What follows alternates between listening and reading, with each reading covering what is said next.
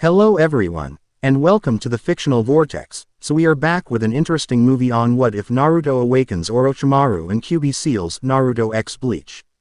But before we start, I just want to remind you to please subscribe to my channel and hit the like button if you enjoy my content. Let's start the story. Prologue. Naruto. Shinigami Chapter 1. Disclaimer. I don't own Naruto in any way, shape or form, sadly. He groaned, coming back into consciousness.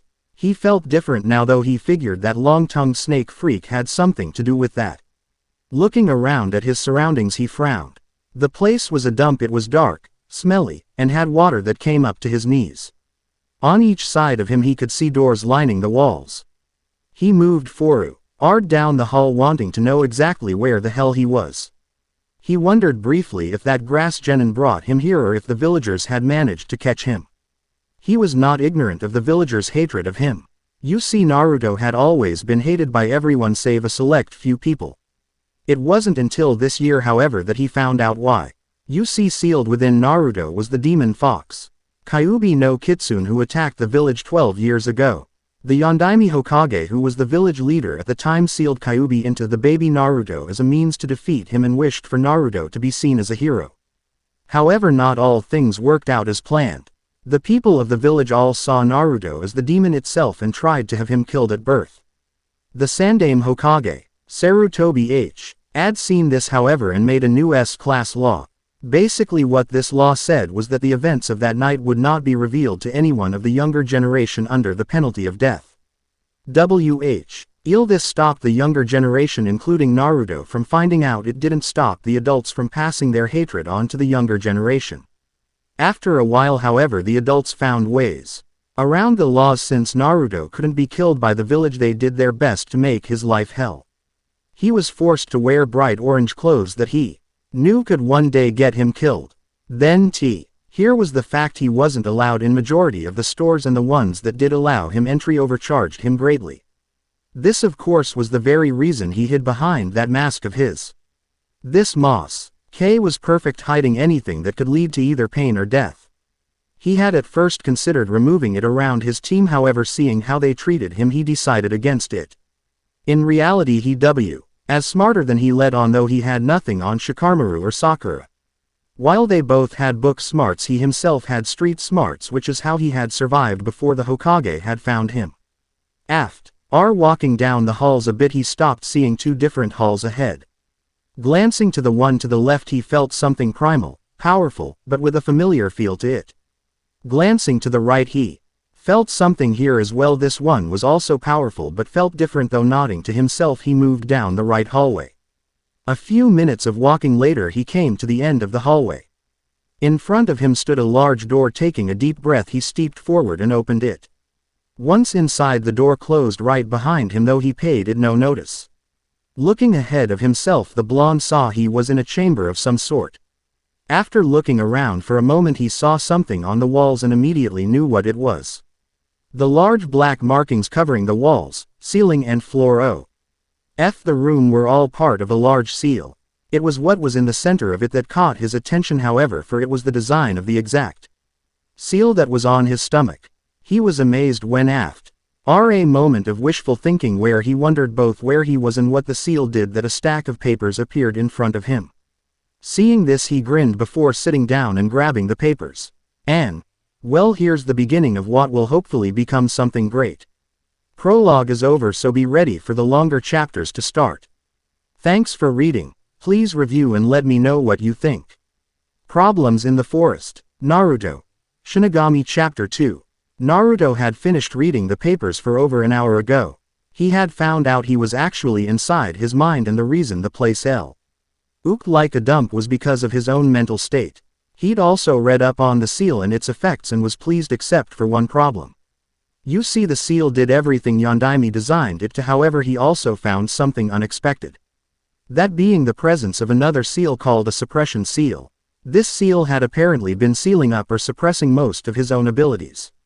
For example, he discovered his spiritual energy was all but sealed away.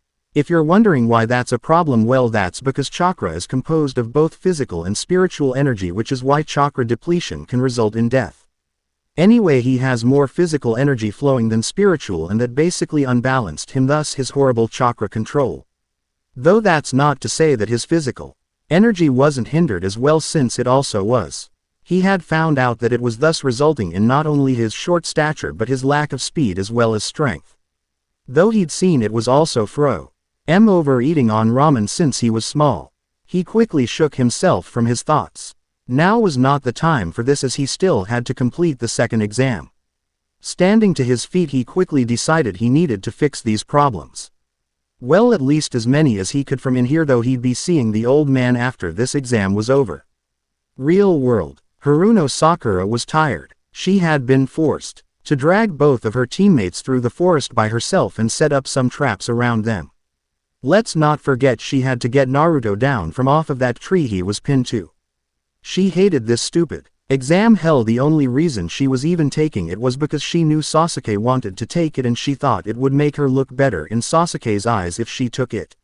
Now, however, she was wishing she hadn't. First, it was because they had to stay in this forest for 5 days, which meant she wouldn't get a bath or anything until they reached the tower.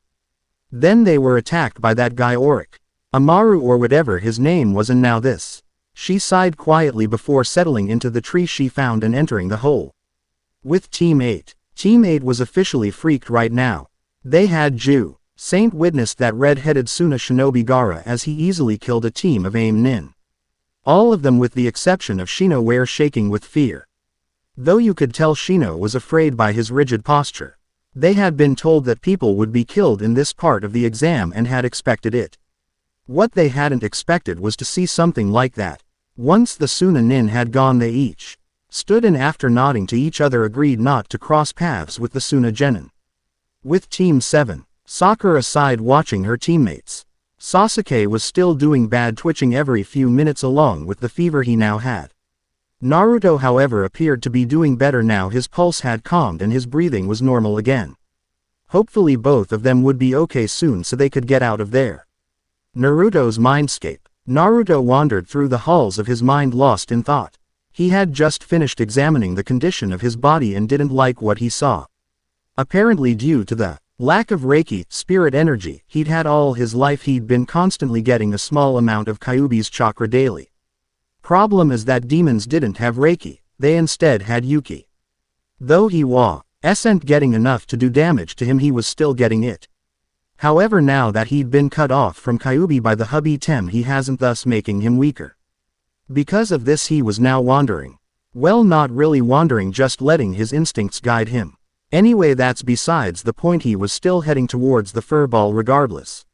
Once he arrived, however, he frowned heavily. All that was visible of the fox were his eyes, while the rest of his body was behind a wall.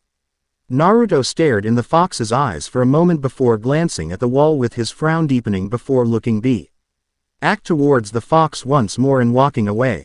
Kyuubi was shocked with the boy. Kyuubi had watched the boy since the fox's awakening in Wave, after which the fox had checked the boy's memory to see what he was about. Honestly, the Biju had little respect for its vessel simply because he was hiding from those measly flesh rats. However, seeing the boy walk in its domain and lock eyes with it without flinching had changed that, if only a bit. The fox could see his intentions through the boy's eyes and knew it wouldn't be long until this extra seal is released. Thinking that put a smirk on the fox's face. Hopefully the boy would keep impressing it. Real world. Sakura was in deep trouble right now. She had stayed up all night watching over her teammates. Well, actually she had stayed up most of the night but had fallen asleep somehow. Anyway, she awoke noticing that it was already daybreak. It was then she heard the bushes shaking behind her. She tensed before grabbing a kunai, holding it in a defensive position, unknowingly shaking the whole time. Slowly she turned her head behind her only to find a squirrel eating a peanut. Soon, however, the squirrel started running closer to her. Sakura Weaver was quick to throw a kunai at it, stopping it in its tracks before it turned tail and ran the opposite direction. So she noticed the explosive note on its back, spoke the spiky black-haired Oto Genin who was hiding in the bushes. No, that's not it at all, spoke the other male Oto Genin. This one was hunched over and resembled a mummy with the way his face was bandaged up. Huh, what do you mean? Asked the first. Well, probably find out when we get closer, spoke the second. So let's get going. Sakura, however, was once again in a battle with her body trying to fight the sleep she knew she needed. She was interrupted, however, when a voice spoke up behind her. Keeping guard all night. Hearing this, she quickly whipped her head around, finding the Oto genin behind her. But it's no longer necessary, spoke the bandaged-up genin, who was obviously the leader. Wake up, Sasuke-kun. We want to fight him, he finished. What are you talking about? What do you want? Called the pink-haired genin, standing to her feet. I know someone named Orochimaru pulling the strings from the shadows, continued the girl, making all the sound nin recoil in shock. Furthermore, what is that weird mark on Sasuke-kun's neck? You did this to Sasuke-kun and now you want to fight. Finished the girl, ending her rant.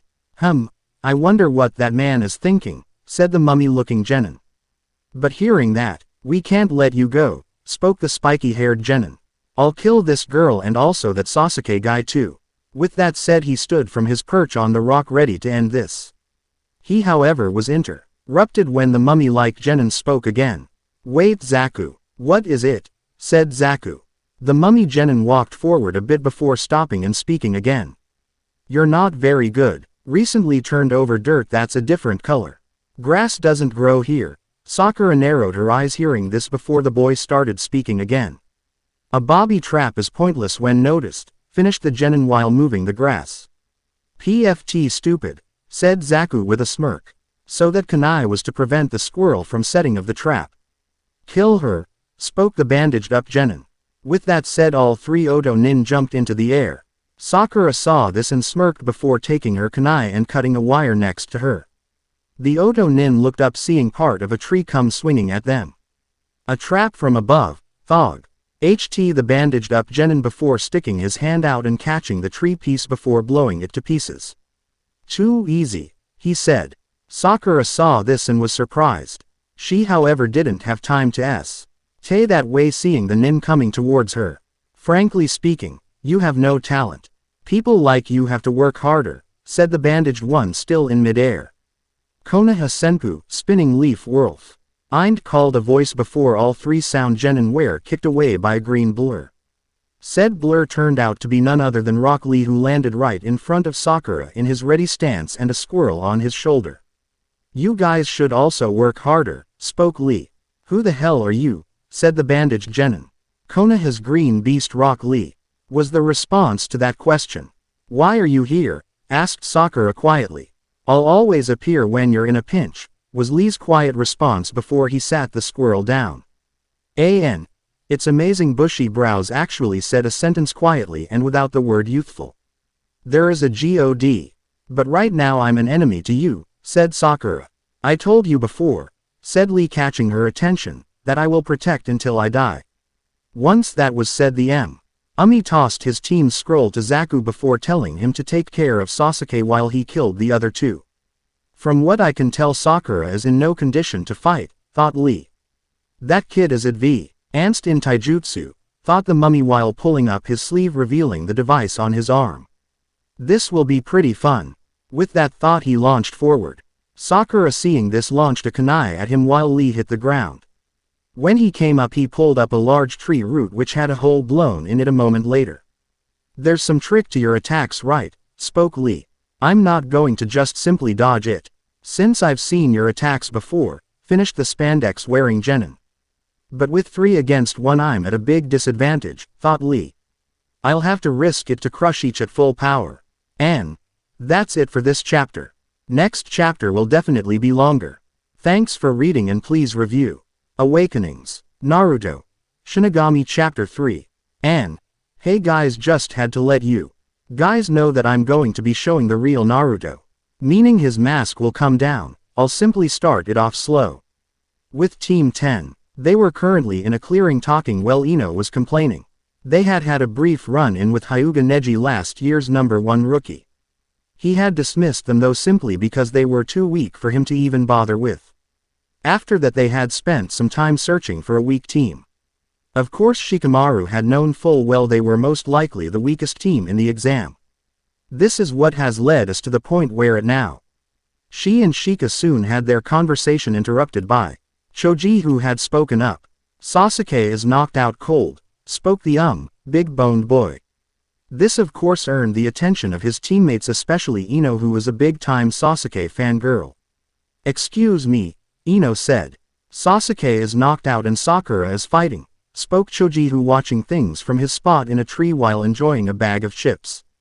Hearing that, both Ino and Shikamaru jumped into the tree on either side of the larger boy, only to have what he said confirmed, much to Ino's shock. With Team 7 and Lee had been unwrapping the bandages around his arms. Guy Sensei had told him about this technique when he first learned it. He had also told Lee that there was a certain time when this technique should be used. For Rock Lee, that time was now. Guy Sensei, thought Lee, I'm using the technique since now is the time for me to protect a precious person. Dosu took this time to rush towards the green-clad genin. However, just as he did, Lee vanished, before reappearing in front of him, crouched low to the ground before delivering a powerful kick to the jaw, launching the sound nin into the air. Using his hand to push off the ground, Lee quickly followed him. Appearing behind his opponent, Lee quickly wrapped him up in the bandages. Once that was done, he quickly grabbed hold of him before directing them towards the ground head first. He wasn't done, however, as he started to spin at high speeds and let go once they were close to the ground with a cry of Omoto Renge, initial lotus. His attack, however, did not have the effect it should have. Zaku had seen what was happening and after a quick series of seals had thrown his hands into the ground. Flowing some air into it, he managed to cushion the landing for his teammate. Looks like I made it in time, said Zaku before his teammate got up. Impossible, said Lee, seeing his opponent rise. What a terrifying technique, this much damage even on a sponge of dirt, Dosu thought before standing to his feet and once more pulling up his sleeve. Now it's my turn. Just then he rushed towards Lee, who was still winded from his use of the technique. Once he reached, he quickly swung his right arm towards Lee's stomach region, making his vision swim. Your moves are certainly fast, said the Oto genin. But ours surpass that with the speed of sound. Now I'll show you a wall that hard work alone can do nothing against, finished Dosu. Suddenly Lee hit the ground before vomiting. Just after this he tensed as blood started to leak from his ear. He cursed inwardly before moving his arm to his left ear.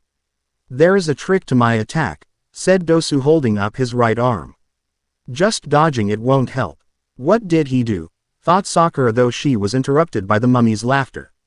It's sound, continued Dosu after his laughter subsided. You dodged my fist but the sound attacked you. Sound, thought Lee. After some explanations from both male sound nin, the mummy rushed at Sakura. Seeing is Sasuke's puppy, I mean Team 7's Kunoichi, pulled her own kunai. Both, however, were surprised when Lee rushed forward to protect her. Once more Lee called out for his signature kick Konoha Senpu, only to freeze in pain mid-kick. Seeing this, the mummy smirked, though it was hidden before using his left hand, sending the leg back towards the ground while he himself rebounded from the ground. You sue. RPRISED me a bit, he said, rushing forward. But I don't see a trace of your combo that was executed in a flash. Once he was close enough, the Oto genin once again swung his right arm out. Only this time using both arms, Lee blocked the arm.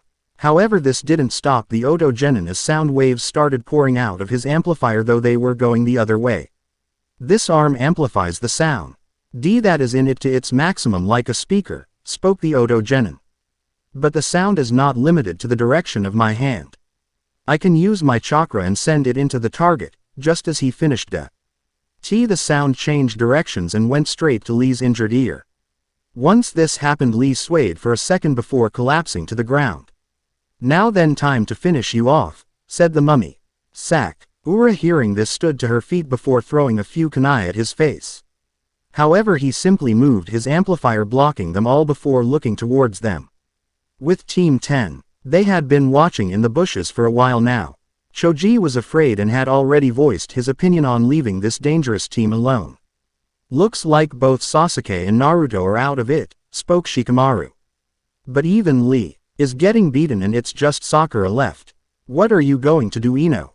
Finished the closet genius. His next sentence, however, made her eyes go wide. Sakura being in danger is okay with you. I mean, you two were best friends, right? That sentence there sent Ino right into her memories.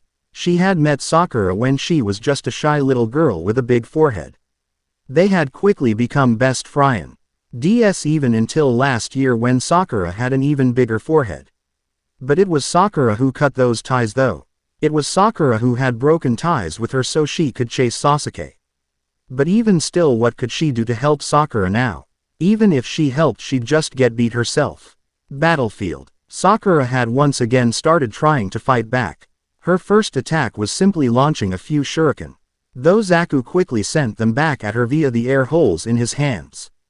It was at this moment the sound Kunoichi, who up until this point had been forgotten, had got involved.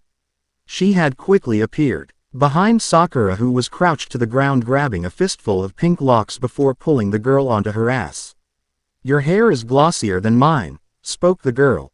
"If you have time to care for your hair, train more." "Are you trying to be sexy?" asked the girl. "Zaku killed that Sasuke guy in front of this bitch." "That sounds good," said Zaku. Sakura, hearing this, tried to move once more. This of course resulted in her getting her hair pulled hard and putting her back down. "Alright, let's do this," said Zaku, walking towards the tree Naruto and Sasuke were currently resting in. Sakura meanwhile as once again thinking about her uselessness. This time however it was enough to bring tears that slowly slid down her face. She was always being protected not by just her sensei but her teammates and now even Lee. Coming out of her thoughts, she once again drew a kunai from her holster. "That won't work against me," scoffed the sound Kunoichi. "What are you talking about?" spoke Sakura with a devious grin on her face that was often seen on her blonde teammate before a prank was pulled. This confused the Kunoichi above her. Sakura however paid it no mind and brought the kunai up before using it to cut off the section of her hair that the girl was holding onto, shocking everyone, especially Ino. The Kunoichi holding her however was sent to the ground due to the fact that she was actually leaning back while pulling on the girl's hair. Once she was free, Sakura stood to her feet with a look of determination on her face. She quickly started on some seals. Zaku, seeing this, called for the girlkin to take her out. She immediately went to do so, only for Sakura to turn into a log when she hit her. Zaku, seeing this, simply held his hands out in front of him. "Who does she think we are? Is she serious? Usly trying to fight me using such a basic jutsu?"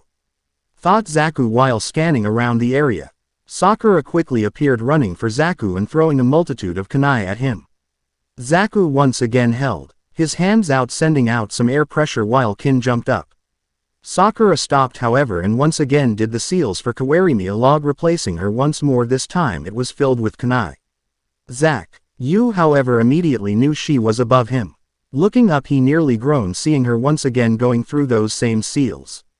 "You know that's not going to work more than 2 or 3 times, he said before digging into his own pouch.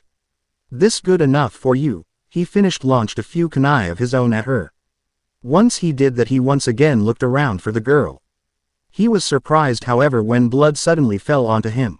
Looking up, he saw Sakura still coming down with a kunai in one arm and holding another cocked back ready to stab him. Seeing this, he raised his arm just in time for her to come down. Landing on top of him, she stabbed the kunai into one of his arm while biting the other. This got various reactions from those watching. Zaku however reacted differently, taking his other fist and slamming it into her head, demanding her to let go. When she held on however, he quickly delivered another and kept pounding. Sakura took it the entire time while still holding onto the kunai lodged into his arm, not that it was stopping him from hitting her though. Everyone watched as he continued to pound on her head, which was already busted open. Because of this, no one noticed the aura coming off of Sasuke. Well, almost no one. Zaku, after finally prying the girl off his arm, tossed her away before standing. "Cut it out already," spoke Zaku. "I have to protect everyone," thought Sakura, sitting up.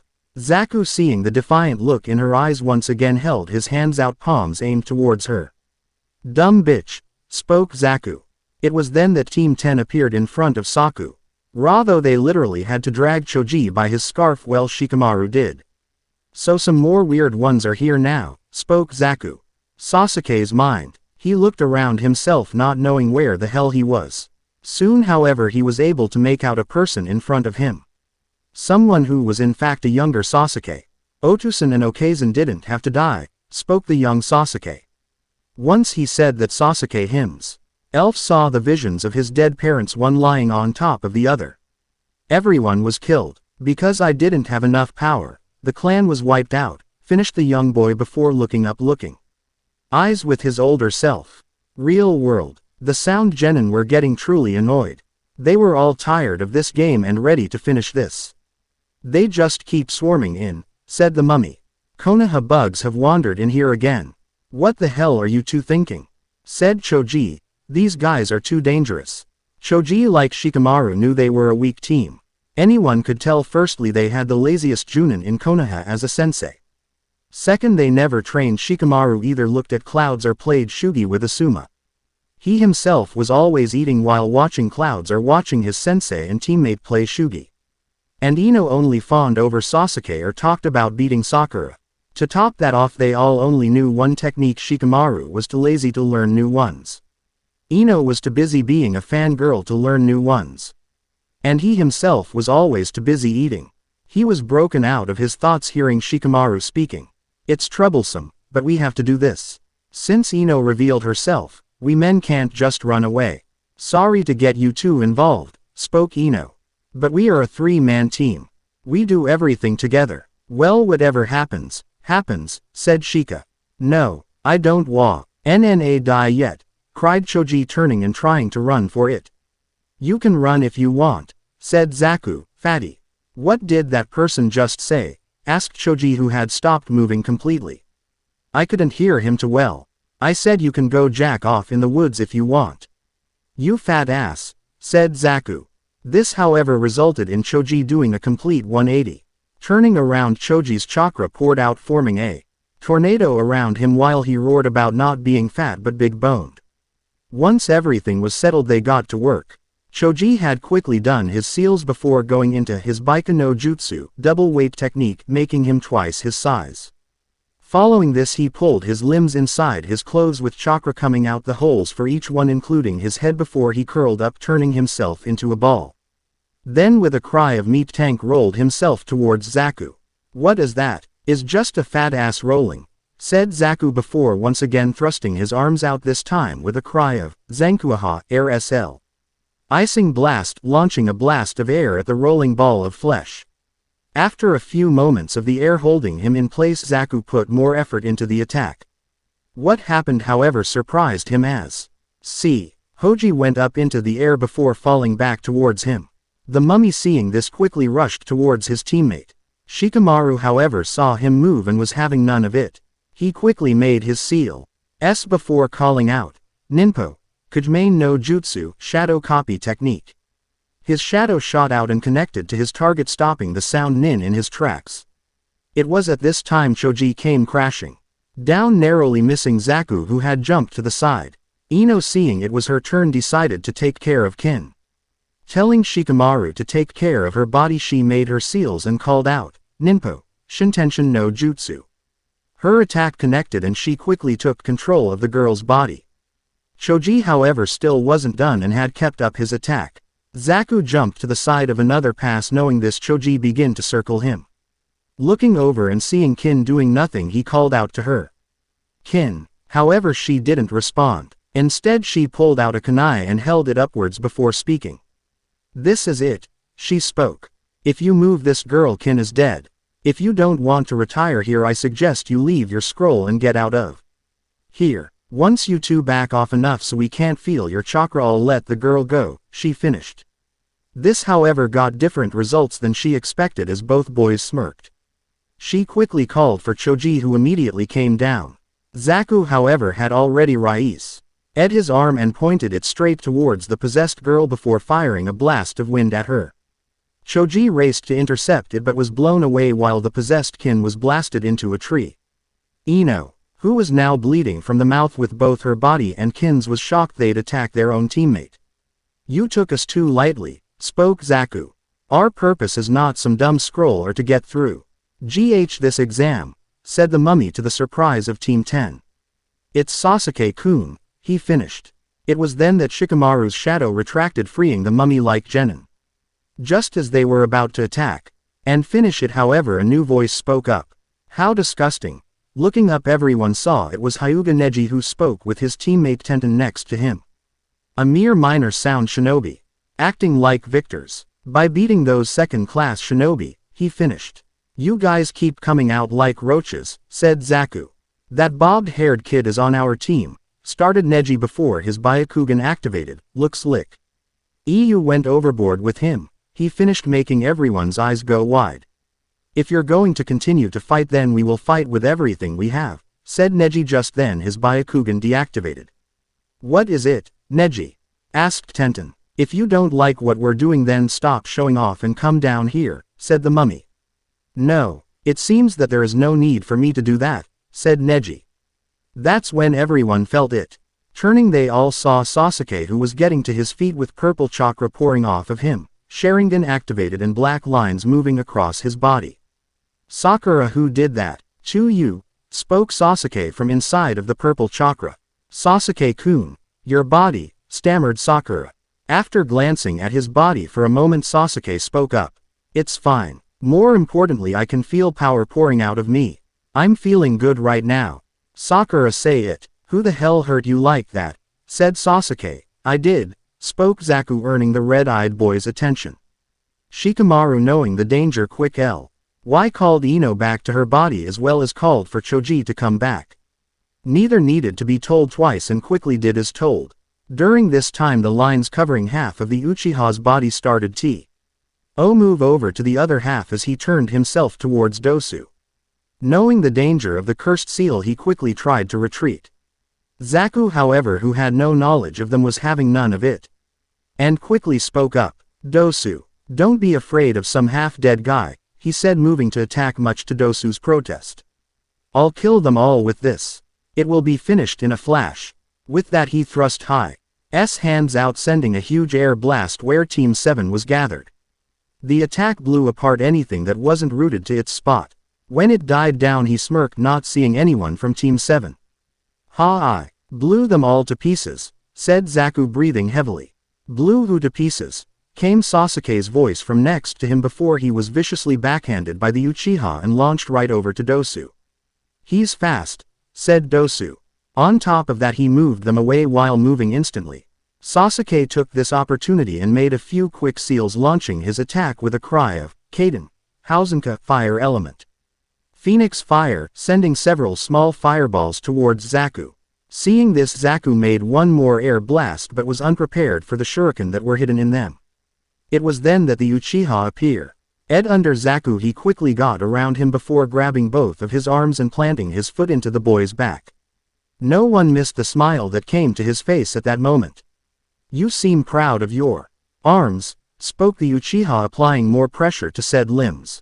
He then proceeded to viciously break the boy's arms while he screamed out in pain. With that done, he turned towards Dosu. You better enter. Join me better than he did, spoke the Uchiha while walking forward. Sakura snapped out of her thoughts and was about to go and stop him when he was stopped. Everyone looked towards him and was surprised to see Naruto up. Sasuke looked over and saw him. He was standing with his back towards Dosu, holding Sasuke by his left arm with his head down and hair hiding his eyes. Naruto had awoken when he first felt the boy's aura change. He had been waiting to see what would happen and had seen enough. Let me go, Dobi, said the Uchiha. Wait. Naruto said it quietly so only Sasuke could hear it. When the Uchiha tried moving forward again, he was surprised when the grip only tightened. I said wait, spoke the blonde, looking at him out the corner of his eye. Sasuke recoiled at the sight. He'd never seen eyes so cold in his life. It was for this reason that he decided to see what he would do. Turning towards Dosu, he looked up, locking eyes with the boy before speaking. You have two choices, either give up your scroll and leave or die, said the blonde, shocking everyone before he continued. And just so you know, I have no intention of wasting my time with you. Though I would let Sasuke here finish he started, he finished, earning a smirk from the Uchiha. Dosu wasted no time in surrendering his scroll before grabbing his teammates and getting the hell out of there. Once they were out of sight, Naruto released Sasuke and walked over before sitting with his back to a tree, breathing heavily. With the rush of battle over, Sasuke himself fell right on his butt, the markings covering him receding. Sakura seeing this immediately rushed over to him. It was thanks to Naruto's enhanced hearing he was able to hear Sasuke tell Sakura not to tell him how the Uchiha got the mark on his neck. Choji and Shikamaru moved over to Naruto while Ino went to fix up Sakura. Tenten and Neji picked up Lee and left then. "You alright, Naruto?" asked Choji. "Not really. I'm still not completely healed. That took a lot out of me," replied the blonde. "Well, that's what you get, troublesome blonde," said Shikamaru, earning a smirk from Naruto. Shikamaru was one of the few who knew that Naruto was holding back. Not he was told he had just happened to see the blonde while he was training once. It was at this time he saw the blonde could do anything required for a shinobi except for make a bunshin. It was then he figured out that Naruto had been purposely failing, though he didn't say anything that would be too troublesome. Finally, after Ino was done fixing up Sakura's hair, they each headed out their separate ways. Sasuke looked towards Naruto only to find that his eyes had changed back to the normal happy eyes he usually saw. Seeing this, he just played it off as a trick off his imagination and forgot about it. "Listen, we're short on time. I suggest we head straight towards the tower and take out anyone in the way," said Naruto, getting nods from the Uchiha who he was speaking to. With that, they put on a little more speed and headed that way. And that's it for this chapter. I've finally got things started. I'll probably mix in the Bleach stuff during the training break. If not, it will be right after the tournament.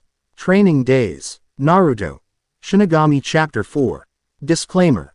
I don't own anything but the OCs. And I would do the preliminaries, but I'm not going to change anything, so I'm skipping it. It's an OT. Like you guys don't know how it goes, though I will do a recap.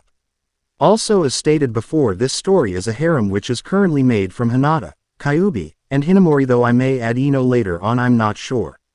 Our hero was currently walking out of the forest on his way towards the hospital. After finishing the second exam, they had ended up having a preliminary round. He wasn't really in a good mood, so he didn't really pay attention to most of the matches. The ones he did watch, however, were pretty good. Sasuke's match was alright in his opinion, though he found it rather disrespectful that the Uchiha had stolen one of Lee's hard-earned moves. He found he wasn't alone in this, as both Guy and Lee had screamed about the unyouthfulness of the Sharingan. He was also able to finally see one of Suna's famed puppeteers in action and had to admit the Guy Conqueror was good. Shino's match was also pretty good. He got a slight bit of satisfaction seeing Shino cripple that big mouth Oto Nin with his bugs. He had completely ignored the match between Ino and Sakura simply because neither of them had any skill whatsoever. One would think he would have paid attention to anything involving Sakura's. He was always asking her for dates, though that was just part of his mask. He did, however, know that if that bitch even tried hitting him again, he quickly shook that thought from his head. Anyway, after that match he himself had to fight Kiba. The dog boy had seriously thought he could beat him. Anyway, since he couldn't use most of his chakra, he had settled for a combination of tricks to win his match. The most exciting match, however, was the match between Fuzzy Brows and that Garagai. Unfortunately, Lee lost both the match and perhaps his shinobi career. Lee apparently was a speed demon and had those ugly orange leg warmers hiding an incredible amount of weights. Then there was Hinata's match. Now that one pissed him off. You see, he had known Hinata for years, however, because of his situation, he had convinced her to keep their relationship secret, which is what they'd been doing for a long time. Anyway, she had fought against her cousin Neji. The prick didn't just want to beat her though.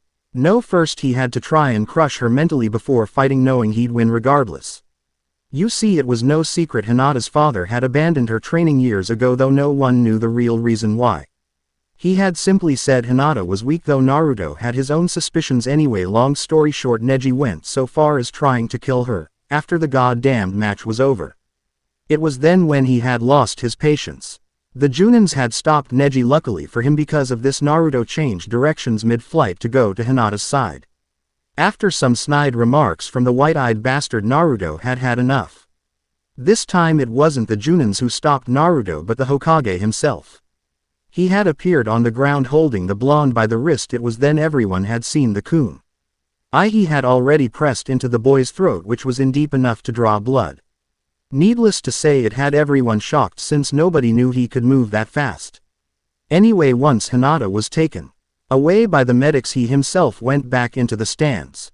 Though not before telling Neji he'd be kicking his ass should they fight in the third exam. This is the reason he was very pleased when he flew. He'd be fighting the Hyuga bastard a month from now in the tournament. He had studied the matchups for a while just to know who he'd fight after he cruised the Hyuga, and this is what he found. First match. Uzumaki Naruto vs.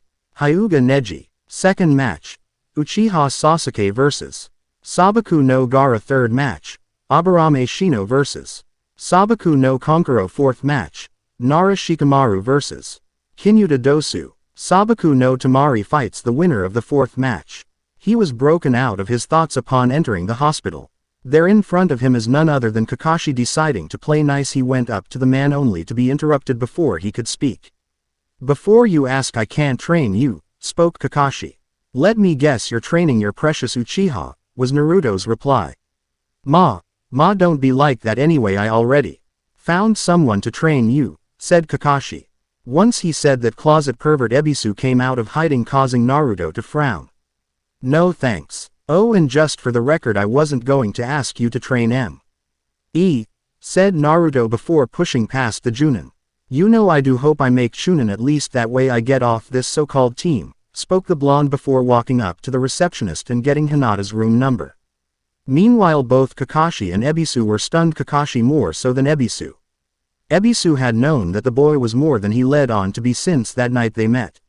While he may have initially disliked the blonde, that opinion had changed upon seeing the good impact he made on Konohamaru. He simply chuckled before leaving. Kakashi still standing there stunned, speechless, before he shrugged it off and went for Sasuke. An hour later found Naruto in Sandame's office. He had actually just gotten in after that rotten secretary decided to do her job.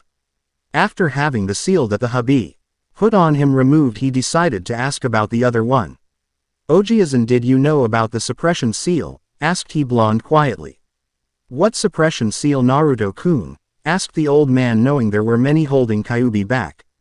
"The one that's been suppressing all of my abilities, and I mean all of them," said the blonde.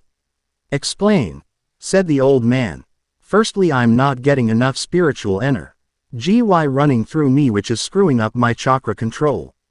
Second, I found out it's affecting my speed, strength and my memory," explained the blonde. "Sorry Naruto-kun, that I didn't know about," said Sarutobi. The blonde nodded hearing this and was just about to leave when he turned back. "Ojiazan, do you know anybody who could train me for the exams?" asked the blonde. "What happened to Kakashi?" asked the old man.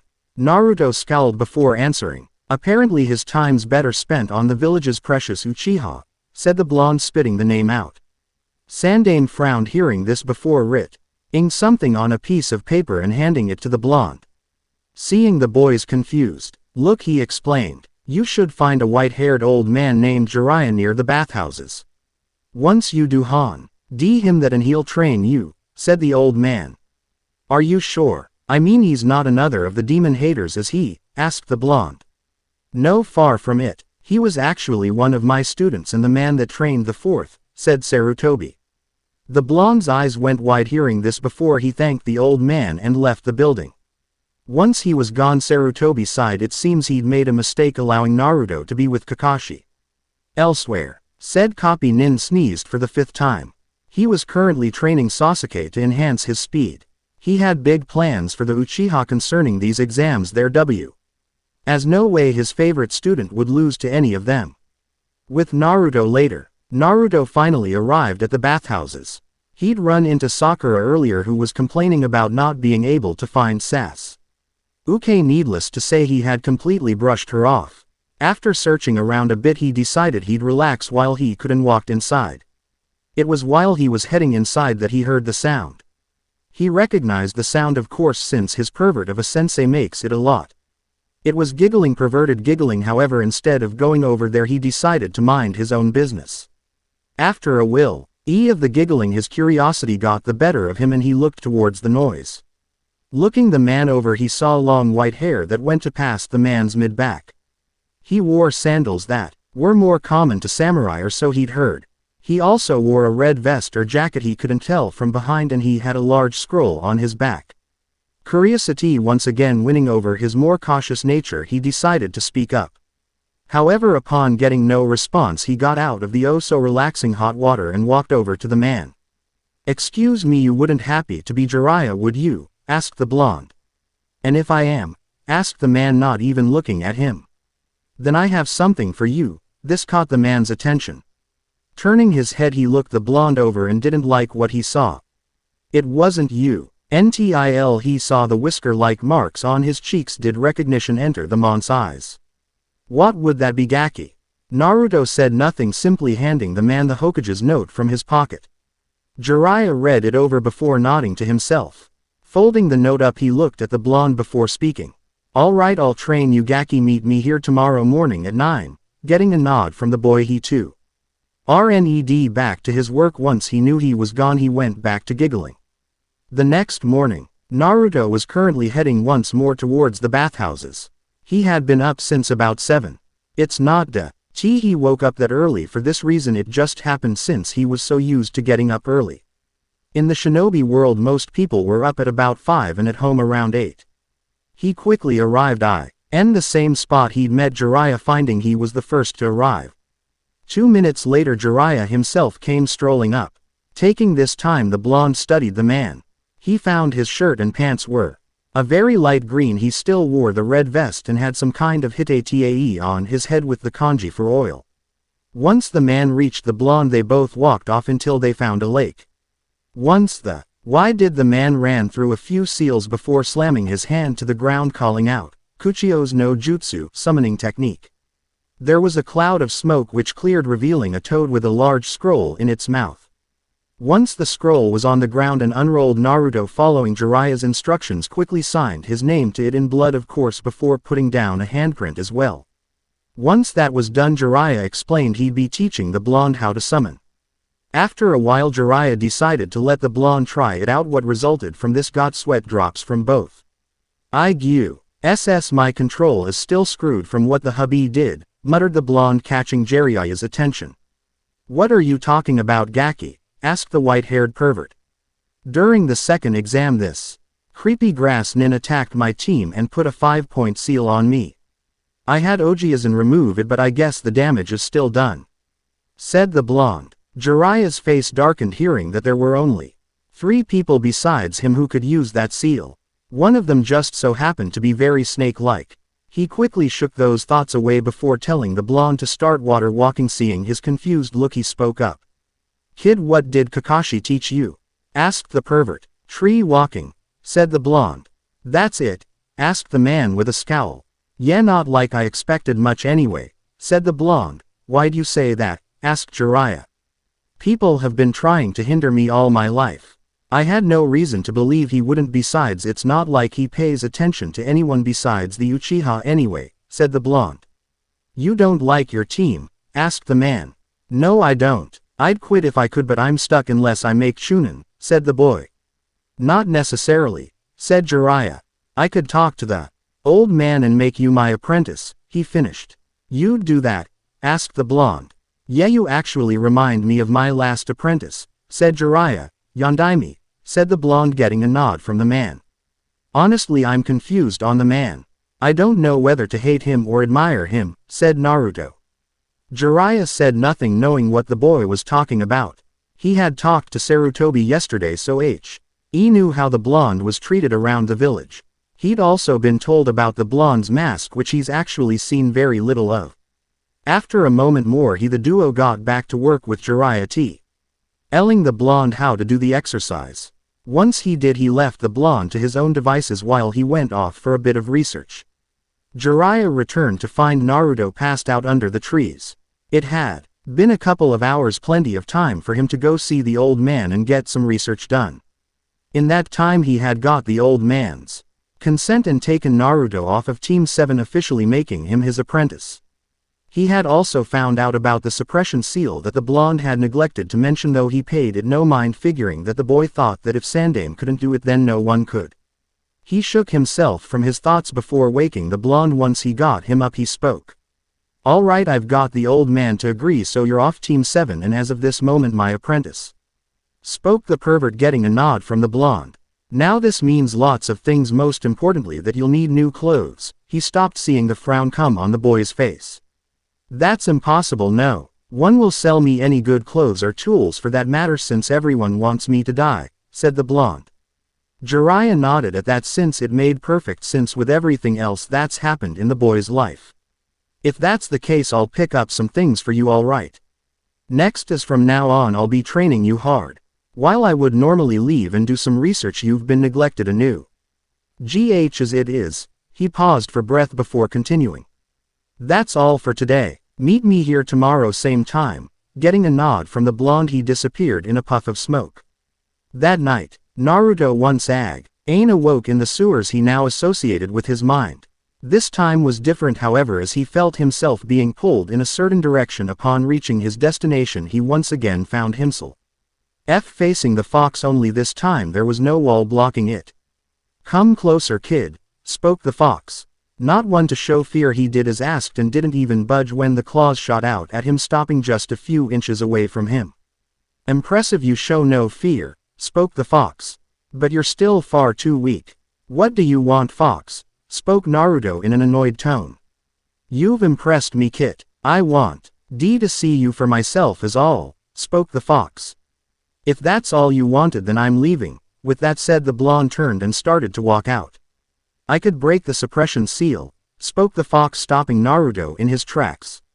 What do you want in return? Asked Naruto warily. I want out, said the fox. No deal, said the blonde before once again turning away. I didn't mean it that way, saw it, the fox getting the blonde's attention. Seeing this, it continued. I meant you could summon me out. I mean it's cramped in here, I need to stretch my legs, said the fox. You sound like such a girl right now, said the boy with a smirk. I am a girl, roared Kyubbi, knocking the blonde on his ass. With that, there was a puff of smoke which cleared to reveal something completely different. Inside the cage now stood a girl who looked to be about 15 years old. She had long red hair, a pair of fox ears and pink eyes. She had a considerable amount of bust as well as 9 tails swaying behind her. It was at this point Naruto realized one critical thing: she was completely naked. This of course resulted in him being launched backwards by a massive nosebleed. Once he regained consciousness and was back on his feet, he looked over, finding her to have some clothes on now. She now wore a pair of black pants and a pink shirt with some black sandals on her feet. He didn't know whether to be grateful or cry because of this. Anyway, like I was saying, I'll remove the suppression seal if you let me out every once in a while, spoke Kyubbi, getting a nod from the blonde. Once she saw that red chakra leaked out the cage before engulfing the blonde while some went down the corridor. She was impressed, since the boy wasn't screaming, though he was whimpering from the pain. Finally it was over, leaving the blonde panting while she looked him over. He had now developed an impressive set of claws as well as some fangs. Finally the whisker marks on his cheeks thickened and his eyes had become slitted but were still blue.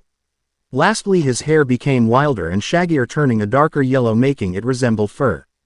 Then just as suddenly as he changed, he was normal again, though his hair remained the same and he was a bit taller. What the hell was that? Panted the blonde. That was your gift for impressing me. If you'll look, you'll notice you now sport a nice set of claws as well as some fangs. Aloe. With that, I've enhanced your senses to that of a kitsune, spoke Kyubbi, getting a nod from the boy. What's the catch? Am I part demon now or something? Asked the blonde. You've been part demon for a while now, spoke Kyubbi, getting a confused look from the blonde. Remember the bridge incident where you took some of my power? Since then, I just activated your abilities is all, said Kyubbi. Naruto nodded, hearing this part, though it didn't change much to him anyway. Alright, you might want to sit down. We have lots to discuss, said Kyubbi. Naruto nodded before making a leather reclining chair appear and sitting down. Hokage Tower. Sarutobi was just finishing up his paperwork when he felt it. He hadn't felt a power like this for 12 years. Looking into his crystal ball, he found Naruto still fast asleep, his body having a blue outline glowing around it which quickly faded. He also noticed his clawed hands just before they returned to their regular shape. Then for just a split second he saw a sword appear by the blonde, though it faded out of existence. It was for this reason he decided to keep watching, just in case anything else happened. The next day, Naruto was awoken to the sound of knocking on his door, which was something quite odd for someone who'd never had visitors. Upon answering the door, he found it was none other than Jiraiya with a large bag in his hand. He quickly tossed to the blonde before walking inside. "Hurry up and get changed, we have lots to do today," said Jiraiya, getting a nod from the blonde who took the pack to change. He came out wearing black shinobi sandals and pants that were bandaged at the ends. He also wore a black shirt which he thought to be rather tight and a large black trench coat. He had also replaced his blue headband for a black one but kept the same tae. Getting a nod from the older man who quickly grabbed his shoulder, both disappeared in a puff of smoke. Hokage Tower. Sarutobi sighed behind the mountain of paperwork he found himself doing. He'd been thinking about the situation with Naruto all night before finally making the decision to tell the boy about his family. He just hoped that the boy would take the news well. With Naruto, to say Jiraiya was impressed would be an understatement. They had come out here and Naruto was stronger and faster than yesterday. He also noticed that the blonde's attention span had increased as well as his chakra control. He had also checked for his elemental affinity, finding the boy's chakra to be wind-natured. They were currently in the middle of a spar since Jiraiya had wanted to test the boy's level. It seems the boy had learned more than one jutsu from the Forbidden Scroll, if his usage of Kage Kanai no Jutsu was any indication. Calling for a stop, he decided to test the boy's summoning skills. A few quick seals and a thumb bite later and Naruto was standing on a medium-sized toad. Naruto dismissed it before using Kyuubi's chakra per Jiraiya's instruct. On this time the cloud of smoke was massive and Naruto was starting out at above the trees. "Jiraiya, why have you summoned me?" yelled the toad. Naruto, who was panting, quickly explained to the toad what was going on. The toad was skeptical at first, but after looking closer at the boy knew he had done it. In the end the toad Gamabunta simply said to summon him if he needed anything, though once he could they were getting a drink. Jiraiya, who was watching from his hiding spot, couldn't believe it. Naruto had done what even he couldn't do in befriending the boss toad. He and the old man would nightly have to talk, and soon something about the kid was far too familiar. Elsewhere, 10 people were currently gathered inside of a large room. Each of them wore a black kimono, a black hakama, a ite sash around the waist and a white haori. They were currently lined up in 2 parallel lines facing each other, with one, the oldest, standing at the head between each. He himself was an older man. He had a bald head and a long white beard that he had somehow managed to bind together with a long black string. In his left hand he carried a large wooden staff, and although he was old he exuded an aura of power stronger than anyone in the room. After looking around and seeing everyone gathered, he spoke up. "Thank you all for coming on such short notice. I know you all have lots to do, so I'll get straight to the point." He paused for a moment, then continued. "Last night there was a massive amount of Reiatsu detected in the human world," stated the old man. After this was said, one person raised their hand and spoke after receiving permission. "Sir, large amounts of Reiatsu are always detected there. How does this warrant any concern?" The speaker was female, judging by the feminine voice. "True. However, what has my concern is that I've been told that in 3 years this person could develop as much Reiatsu as Kurosaki Ichigo had when he first started," spoke the old man, shocking many. The Reiatsu vanished as quickly as it appeared. "However, I will be having the area monitored in case it appears again. It goes without saying that we cannot have eyes in finding the one who emitted such power," said the old man. He paused, then continued. "I will be sending the 10th Division captain to monitor the situation. The rest of you are dismissed." With that, all but the said person left, leaving the two alone. He was young, the youngest in the group, looking to be in his early teens, and had short white hair and green eyes. He also had a sword band wrapped around his back that was made from a long green cloth, which was of course holding his sword. "You will be traveling to the elemental continents, to the village of Konoha. The elemental countries are all currently hidden behind a very powerful illusion isolating them from the rest of the world." He paused for a moment, then continued. "You are to find the one emitting the Reiatsu and monitor them. Any findings you make, report back to me directly. You leave tomorrow," finished the older man. "Hi, Yamato-sama," spoke the white-haired youth before leaving. The man known as Yamato sighed. Hopefully they could prevent anything from getting too dangerous around there. He wasn't worried the Hitsugaya Toshiro, although young, was one of the best, which is exactly why he sent him. Still, something about that Reiatsu was familiar to him. It was for this reason that he was worried. He knew of only one person who had stayed there as well as her child. He quickly shook that thought away as the child was reported to have died the night he was born. With as many people who had died that night, it was definitely possible. He sighed once again before heading outside. He definitely needed some air. And that's it for this chapter. Next chapter, Naruto's heritage is revealed. The tournament starts and I'll try to throw in some Naruhina. Thanks for reading. Please review till next time. Later. Heritage revealed. Naruto. Shinigami Chapter 5. And Furs. I want to thank everyone for the reviews. Now some people are probably wondering why the hell I took so long to update.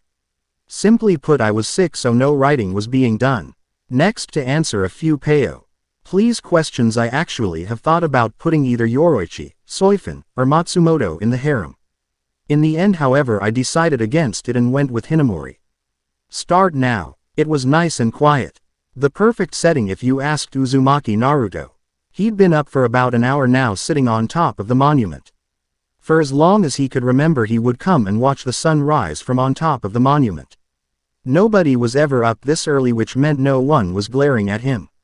Every day was the same for him: wake up and watch the sun rise. Then slap on a cheesy grin and deal with the glares, insults and all around mistreatment all day. Though he truly loved the village, he had long since given up on its people. As far as he was concerned, they were a lost cause, especially the older generation. His generation was in the middle ground, while Konohamaru's generation was fine. It was for them that he would become Hokage. It's funny, in the beginning becoming Hokage had just been a part of his mask, like his infatuation with Sakura. It was Hinata that had convinced him to actually go for it, and it was for her that he would. For them, they had things all planned out. If he were to become Hokage and she the Hyuga head, then together they'd be able to change things. The first of which would be removing and banning the caged bird seal. That is, of course, if he lived long enough to make it happen. While he pretended to be one, he was no one's fool. He had known for a while the council was trying to have him killed, especially Sandame's former teammates. Then there was Danzo to deal with. Since the fool was trying to turn him into a weapon. He shook himself from his thoughts, seeing the sun coming up, and headed back towards his apartment. Once back inside, he settled himself down before going to go see his resident vixen. Navigating through the halls of his mind, he quickly found himself in front of Kyubbi, finding her still sleeping. For a moment he just stood back and watched her as she slept. He couldn't believe the being in front of him was the fearsome Kyubbi. He'd mistake her for an angel if he didn't know who she was. The two had already made peace with each other, though she still wouldn't tell him why she attacked. He had also changed her surroundings a bit, at least what he could. Instead of the cage that once held her, she was now in a bedroom of sorts. She of course had a bed, a desk, a bookshelf and a fireplace. There was a couch in the room as well as 2 reclining chairs. He had created a door which leads to a garden with flowers of every kind he knew. Finally, she now wore a black choker around her neck with the kanji for seal in the front. After a moment more he changed his mind and hopped onto the couch to catch some extra sleep. Hokage Tower. Sarutobi was engaged in the fiercest battle of his life. He was battling against his greatest enemy to date, an enemy far worse than Orochimaru could ever be. This enemy just couldn't stay down and was more annoying than Guy's youth rants. It was the greatest enemy of all cages, the enemy known as paperwork. In all of his years as Hokage combined, he still couldn't stop it. It was Yondaime who had, gaining him the title of greatest cage ever. Sadly, he had taken the secret with him to his grave. Normally the Sandame wouldn't be caught dead in this office at this hour. However, today was different, as he had plans for today. Today would be the day that he'd tell Naruto of his heritage. He had a feeling he wouldn't be around much longer and didn't want to take this secret to his grave. With that though, in mind, he put a bit more effort into his work, hoping to finish this soon. With Jiraiya, he was also up early working. He hadn't done any research since he had taken Naruto as his apprentice. The key D was like a sponge absorbing whatever he could teach him, especially jutsus. He had learned the few jutsus he'd taught him quickly, though he kept going until he mastered it instead of just learning it and trying another one. They'd been mostly working on the boy's taijutsu and chakra control. While his control improved a bit, it still wasn't that good. His taijutsu, however, was just horrible apparently the kid hadn't been lying when he'd said people had been trying to hinder him. While the boy could brawl, it was nothing in comparison to a true taijutsu style. He did notice, however, the blonde seemed to be learning quickly. Though that could probably be because he was tired of losing their spars all the time. He had also learned a lot from his new apprentice, such as the fact Kyubbi's a girl and apparently a hot one. He had been trying to get Naruto to use her chakra when Naruto told him how he met her. That was the first time he had actually wished that Kyubbi was sealed in him instead. He had also been helping the boy hone his new senses. The boy's senses had increased at least 10 times. He could now make an Inuzuka's nose look like that of a regular human. He also now had a great pair of eyes which let him see at a distance, gave him night vision, and apparently could make things out in greater detail. He shook himself from his thoughts before turning back to the springs. He was careful to keep his giggling quiet, as these were all Anbu-level kunoichi he was using for his research. This was the only bad thing about starting this early. All the strong kunoichi were here since they couldn't come any other time. He shook his head quickly and got back to work, praying to not be caught. With Naruto. Naruto had just been awakened by Kyubbi. Once he was, she immediately got down to business.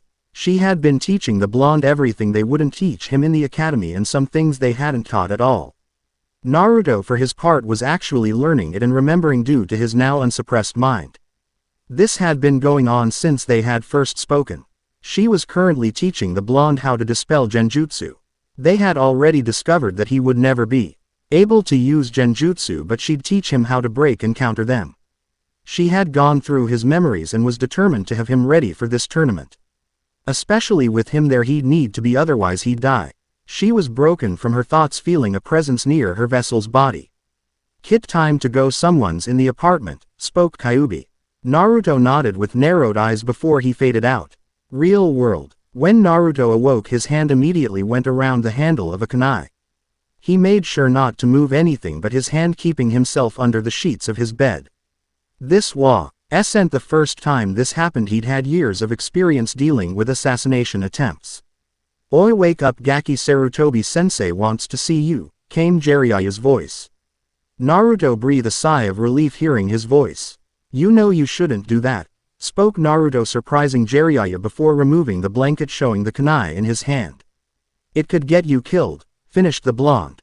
"Anyway, get dressed, the old man wants us there in 30 minutes, spoke Jiraiya, hiding his surprise, getting a nod from the boy. With that, he grabbed the boy by the shoulder before they both disappeared in a poof of smoke. Hokage Tower. The old man was currently gazing out the window towards the Hokage monument. After a few more moments, he sat back in his seat and lit his pipe. Taking a few puffs, he exhaled before turning his attention to the two in the room. "I've given this a lot of thought and have determined that it's time you learned of your family, Naruto-kun," spoke the old man, causing Naruto's eyes to go wide. "Now, before I begin, you must know that this must remain a secret. As such, only tell those you feel you can trust fully," he finished, getting a nod from the blonde. "Your family, Naruto-kun, originated from Kusa grass and is the noblest family in our village. They are also the most secretive clan to exist within Konoha. In fact, they are so secretive except for us no one knows they even exist. Your clan, Naruto-kun, is known as the Senju," said the old man. "Unfortunately, the clan nearly died out during the Great Shinobi Wars. I was never told how just that they nearly died out. Those that managed to survive split up in 2 different directions. Some came and settled here in Fire Country and eventually building and naming our village," said Sarutobi. "Wait, if that's the case, then both Shodaime and Nadaime would be related to me, right?" said Naruto with wide eyes. "That's correct, my senseis. The Shodaime and Nadaime Hokages are in turn your uncle and great-grandfather," spoke Sarutobi, much to Naruto's and Jiraiya's shock. "Wait, you're telling me he's related to Tsunade?" said Jiraiya with wide eyes. "He's her nephew," said Sarutobi. "Wait, what about my parents?" asked Naruto. Yutobi sighed knowing the easy part was over with. Now would be the hard part, hopefully, though Naruto wouldn't overreact. Your mother is a mystery to me, Naruto-kun. Sadly all I know is her name Kushina, spoke the old man. Your father, however, I know plenty about. He was one of the greatest shinobi to ever live. He was actually a lot like you are. His name was Senju Namikaze Minato, spoke Sandame. Waiting for the explosion, he sighed however when it didn't come. Wait, you're telling me he's Yondaime's Gaki, said Jiraiya before he shook his head, mumbling to himself about how he couldn't figure it out. Are you telling me my own father did this to me? Said Naruto angrily. Sarutobi sighed once again, this time looking like the old man that he was. He knew this would happen the minute the blonde found out. While the blonde used to look up to Yondaime, his image of him shattered when he found out about Kyubbi being sealed in him by the man. Naruto himself was beyond pissed. He couldn't understand how the man could be his father yet force him to live a life worse than death. The man had ruined his life before he even had a chance at living it. Tell me, Naruto-kun, spoke Sandame, breaking the boy from his thoughts. Could you sacrifice someone else's child when you had one yourself? Could you trust anyone else besides your own flesh and blood with power like Kyubbi's? The blonde shinobi. I sighed hearing that. Of course he couldn't do something like that. He could never see himself forcing someone else to live his life. He really couldn't see himself handing a power like Kyubbi's to an Yon, especially people like the Uchihas and Hyugas. So what now? Spoke Naruto quietly. With that they discussed other things, namely his inheritance. This of course included a house and a nice portion of the village. It also included some money as well as a few scrolls, including the Forbidden Scroll. Elsewhere, Hitsugaya Toshiro scowled as he walked down the streets of Konoha. He'd been here for 2 weeks and still hadn't found who he was looking for. He had discovered that most of the shinobi had a large amount of reiatsu, though he hadn't found anyone with enough to warrant any concern. He had however felt a presence that was different from the others. When he went to investigate, he had found a young red-headed shinobi with the kanji for love on his forehead and a large gourd on his back. While his presence was different, it wasn't who he was looking for. He had also discovered that the one they had called Hokage had a lot of reiatsu, enough to become a shinigami when he died. He was broken from his thoughts when a different presence hit his senses. Following it, he came to a small stand of some kind. Upon entering, he found a blonde shinobi who looked to be around the same age as he himself looked. He raised an eyebrow seeing the number of bowls the blonde had stacked to the side. Sitting down, he ordered 1 bowl of miso before closing his eyes and focusing on the blonde's reiatsu. It took him a few minutes to find it, which was a surprise, but upon finding it he inwardly smirked at finding who he was looking for. Naruto himself was on his 8th bowl. Jiraiya had given him the day off, not really surprising for what he learned today. I mean, who wouldn't be surprised about finding out they were of the noblest clan in their village after living the life he lived for 12 years. Even still, he knew it wouldn't change anything right now. He couldn't touch anything of his family's until he was either 16 or until Tsunade, who he found out was one of the Sannin, return. As she is his last known living relative. He had been told that the reason no one knows of the Senju clan was because members of the clan don't use the clan name. Apparently the males of the clan always used a different clan name while females dropped it altogether. This was why his father was known as Namikaze Minato and not Senju. He scowled thinking of that man. As far as he was concerned, the man, while noble, was a fool. He quickly shook his head, removing the negative thoughts before finishing the last of his ramen. Once done, he paid, thanked Ayame and the old man, and left, heading for tea. He one spot in the village where he knew he could be alone. Hokage Tower. Both Sarutobi and Jiraiya were still in the office. They had seen how Naruto had taken the news and felt for the boy. Though he blonde had stopped wearing his mask, neither would be able to tell what he was thinking if not for his eyes. The blonde's eyes had changed for just a split second, but they had both seen it clearly. The coldness in the boy's eyes when he looked down at the village would have frozen it over if they had the power. Jiraiya himself was currently lost in thought. How was it he had Minato's son as his apprentice and didn't know it? He should have seen it from the beginning. The two had too many similarities. Both had bright blonde hair as well as those deep blue eyes, which no one else in the village had. Both of them were ninjutsu sponges and neither could use genjutsu to save their lives. Both were extremely protective of their friends as well. Both had a presence that immediately captured the attention of everyone in the room. But the thing that topped all of that was their determination. Both were determined to accomplish their goals so much so that you had no choice but believe they could do it no matter how impossible it seems. For Minato that was stopping Kyubbi and for Naruto that is gaining the village's acknowledgement. That would probably be the only real thing about Naruto when he was under the mask. Everything else was a stretch according to his sensei. While it's true the boy had a playful side, cheerfulness was something he lacked as he had never been cheerful for anything in his life. He quickly shook those thoughts from his head hoping to keep the negativity out. After a few more minutes the Toad Sage stood before disappearing in a puff of smoke leaving Sarutobi to his thoughts. Elsewhere, Sasuke was panting heavily. Upon awakening he had been told by Kakashi that his training would begin immediately. With his Sharingan they had began working on his speed and taijutsu by remembering and focusing on Lee's movements he was able to copy it. He smirked to himself at that thought. Though the spandex-wearing teen had beaten him before he knew it wouldn't happen again. In fact he was pretty sure no one in the tournament could beat him. After all he was an Uchiha so it was only natural he'd be better than them. That night, Naruto sighed staring up at the moonlit sky. He had come directly to this spot after leaving Ichiraku's not stopping for anything. This spot was his getaway that no one, not even Hinata knew about. This spot was where he came whenever the problems of the village got to him. He had also stayed here for a while when he was thrown out of the orphanage.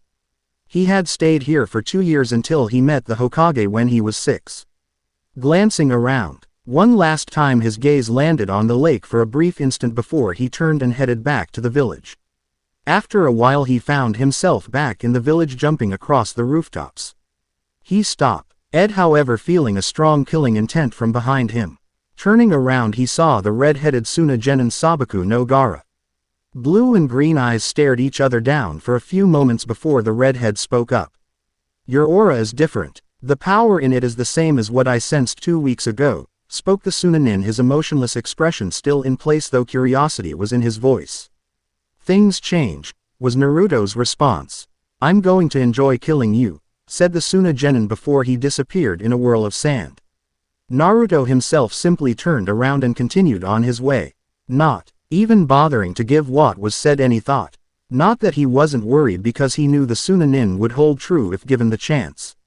As well as the fact he could feel the demonic presence coming from the red head.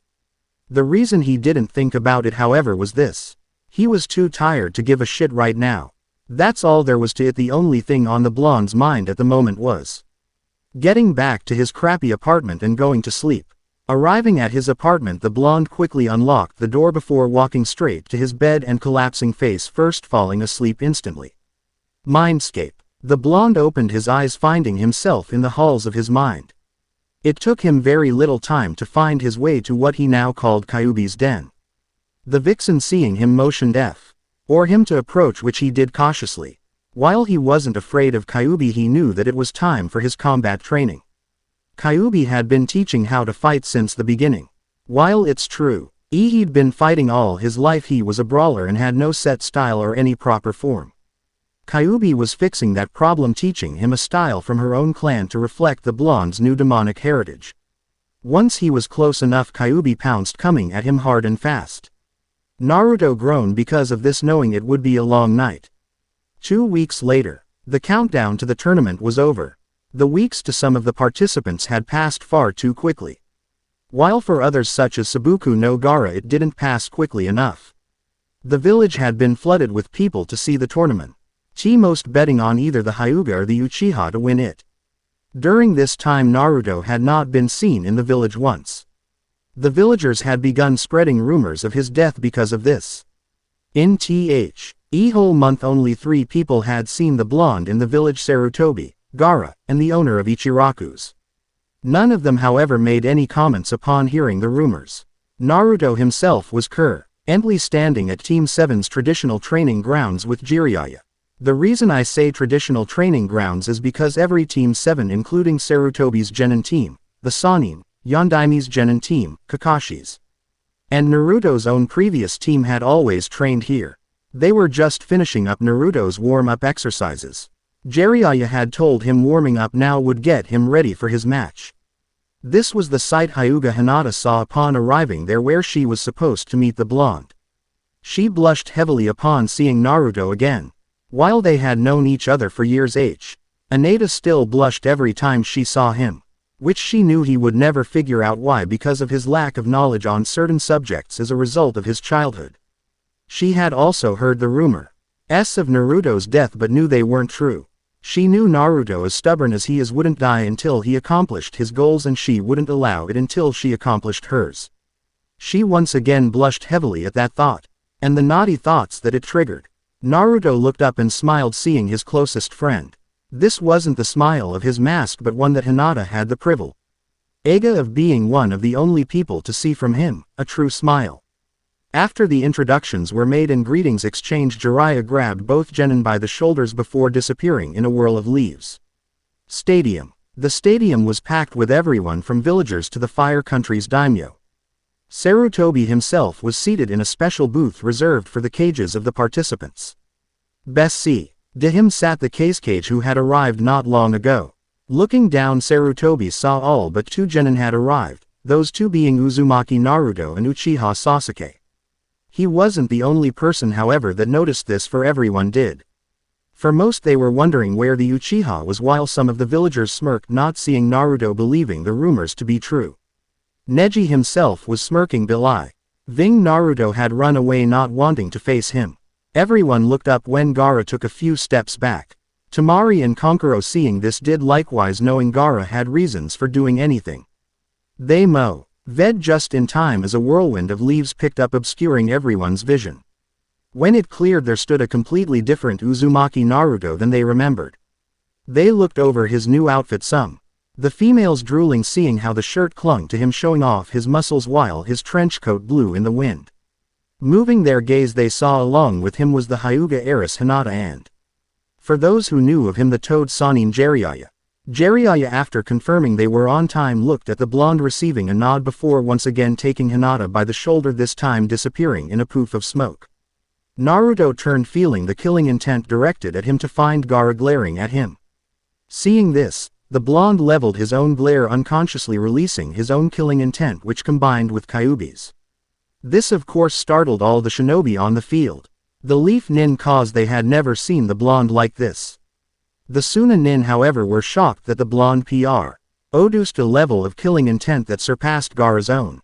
Hayate himself, however, was shivering, feeling Kyuubi's killing intent again, as were any other shinobi who had ever felt it. What shocked him, however, was that Naruto seemed to not even notice. Then just as quickly as it escaped, it disappeared, letting everyone breathe a sigh of relief while Gaara grinned maniacally. Neither Gaara nor Naruto moved, both staring each other down hard. The stare down was broken, however, when Hayate spoke up, catching their attention. Telling everyone not fighting to clear out, which they did. Only Naruto and Neji were left on the ground. Neji stared at the blonde coldly while the blonde looked almost bored. In the stand, Sakura scoffed at the flashy appearance of the blonde. Ino, however, was drooling at what she saw. She had thought Naruto was cute for a long time, as she had seen him before he donned the orange monstrosity. She remembered this version of Naruto from before he had started his pranking career. This was the Naruto that glared back at those who glared at him. This was the Naruto that would hit you before he smiled at you. All in all, this was what was underneath the prankster, the real Naruto, and she couldn't be happier seeing him again. She always did like the bad boy type, after all. It was this Naruto that she liked, which in turn had set off her crush on the Uchiha, as he was what like this Naruto, since he had a badass aura about him, though it was nowhere near as strong as Naruto's is. Sarutobi himself smiled. It seemed it was time to see what Naruto could really do. It was then that Jiraiya appeared in a poof of smoke beside him before sitting in the chair that was left for him. The Anbu members in the arena each had smirks hidden behind their masks. Each of these PLE were once charged with watching the blonde during his childhood and had seen the things he would do to protect himself. They had seen when the mobs would try to get him and he would fight the entire mob even though he knew he'd lose. Another person, however, paid him no mind. This was Hyuga Hiashi, head of the Hyuga clan. In his mind the blonde stood no chance, he was fighting a Hyuga after all. It was for this reason he told Hanabi, his youngest daughter, to watch the match closely. Hayate himself was smirking inwardly. He honestly felt bad for the Hyuga. For this Naruto was different than the other one, he could feel it. Hell, he could tell just by the way he stood. This was the Naruto he had heard about, the one that children were told to stay away from by their parents. For most of the Shinobi it wasn't because of the Kyubi, since they had faith in Yondaime. No, it was because Naruto didn't take any shit and wouldn't hesitate to hurt those who crossed him. He quickly shook himself from his thoughts before speaking. First match, Hyuga Neji vs. Uzumaki Naruto, Hajime. And that's it for this chapter. The action starts up in the next one, so look out for it cause it will be out soon. Thanks for reading, and please review. Constructive criticism is welcome, all out flames are not. Anyway, till next time. Later. Demons Clash, Shinigami's Birth. Naruto. Shinigami. Chapter 6. Demons Clash, Shinigami's Birth. Disclaimer. I don't own Naruto or Bleach, though I wish I did. And hey folks, I know it's been a while, but this chapter was hell for me. Hopefully though I'll be able to update chapters every 2 weeks from now on. Now as far as the harem is concerned, I had wanted to keep it small, however after many requests and lots of thinking I decided to add 2 more people, Soifun and Tatsuki. Now, for the people who asked me to add certain people, I won't, firstly because I had other plans for them, and secondly your only reason was they have big boobs. So with that settled, the harem now officially is made up of Hinata, Kyubi, Ino, Hinamori, Soifun and Tatsuki. Yes, you read right, I'm not removing my Momo-chan. Seriously, some of you guys give her way too little credit. Start now. Neither move. D for a long while, simply staring each other down. Neji, who had already slid into his taijutsu stance, watched the blonde intently, waiting for him to make a move. Naruto himself stood completely still. Hands still in his pockets, the board look not even leaving his face. Deciding to test the Hyuga out, Naruto shot forward before jumping and delivering a spinning heel kick towards the Hyuga's head. Nay. I blocked it easily and pushed it back before sending a palm thrust at the blonde. Naruto, seeing this, grabbed the boy's arm before flipping himself over it, landing in a crouched position. Moving quickly, the blonde brought his left arm forward, kunai in hand, swinging towards the Hyuga's stomach. Neji, seeing this, jumped back to gain some distance before taking his stance. Naruto stood to his feet before turning to the Hyuga, the semi-bored look still on his face. The blonde simply looked at the Hyuga for a moment before speaking, breaking the silence. That was a nice warm-up, but you should forfeit it. You can't beat me, spoke the blonde, shocking many. Neji himself was livid. This Dobi, the dead last of his class, was talking down on him, telling him to forfeit. He was a Hyuga, a member of the strongest clan in Konoha. Calming himself, he also spoke, not moving from his stance. Fate has already declared me the winner, so why would I forfeit, was the Hyuga's response. There is no such thing as fate. Only cowards, weaklings and fools would believe in such a thing. You of course are all 3 of these, said Naruto in return, his hands coming out of his pockets. Neji's eyes narrowed and his body tensed hearing this. Naruto, seeing this, inwardly smirked. Now he would go for the kill. I mean, why else would you have to try to mentally break someone before fighting, other than being either a coward or a weakling, finished the blonde. Neji, hearing this, launched himself forward, rage in his eyes causing Naruto to inwardly grin at his plan working. Neji rushed forward, sending a palm strike out at the blonde. Naruto, seeing it coming, simply sidestepped, avoiding it completely. Neji, however, kept pushing the attack, his hands moving as blurs. Naruto, however, simply kept dodging around the attacks. Naruto was inwardly grinning. He could keep this up all day. Neji, on the other hand, he knew couldn't last like this too long. No one could win against him when it came to stamina anyway. Especially when the attacks were as sloppy as this. Jumping back, he saw the Hyuga come to a stop and smirked. Don't tell me this is all the great Hyuga Neji can do, spoke the blonde, smirk not leaving his face. Stands. Most people watching the match were in shock. In the beginning, many had thought the Uzumaki was crazy, rushing at the Hyuga head-on. The older shinobi in the arena who had heard of the Uzumaki's skill in the past were impressed. Especially since the blonde hadn't shown any of his skill in years except when pulling pranks. The ones who had written the rumors off however were seeing that they held more truth than they believed. The two examiners were impressed with the blonde. They, like everyone else that didn't know the blonde and some that did, had assumed he was an idiot. What they saw however was completely different. Like most Leaf Nin, they knew the Hyuga clan was obsessed with fate. They were just surprised the blonde had used that to his advantage. Hiyashi was also surprised with this turn of events. He couldn't believe it took that little effort to make Neji lose his temper. He could also see the angrier the boy became, the sloppier his movements became. He had to give Naruto some credit, the boy had done his homework. Even still, he was surprised by how the blonde was taunting the boy. But then again, considering the extent of Hinata's injuries, he shouldn't have been. Ally, considering how close the two were. He quickly shook himself from his thoughts before focusing back on the fight. Arena. Naruto observed the Hyuga boy quietly as he panted. After a moment the smirk left his face before the bored look returned. Neji scowled seeing the look on the blonde's face before dashing forward once again. He approached quickly once more, aiming a palm thrust. Naruto seeing it coming, waiting until the last second before catching the boy's wrist with his left hand and delivering a punch to the Hyuga's jaw with the right. Neji staggered back from the blow and looked up just in time to catch an elbow to the face. Naruto watched him stagger back for a moment and shook his head. Neji spat out some blood before forcing himself to calm down. Figuring out his anger was clouding his judgment, the Hyuga took a few deep breaths before settling back into his stance. Naruto seeing this grinned before speaking. Well, looks like you're ready to get serious. In that case, so will I, finished the blonde. With that said, the blonde removed the trench coat before taking it in his right hand and tossing it aside. Once that was done, the blonde's hands formed a few quick seals before he called out, Kaden. Gukaku no Jutsu, fire release. Grand fireball technique, sending a fireball towards the Hyuga. Neji dodged to the side and looked just in time to see a kunai heading towards him. He paled however when the single kunai turning to 50.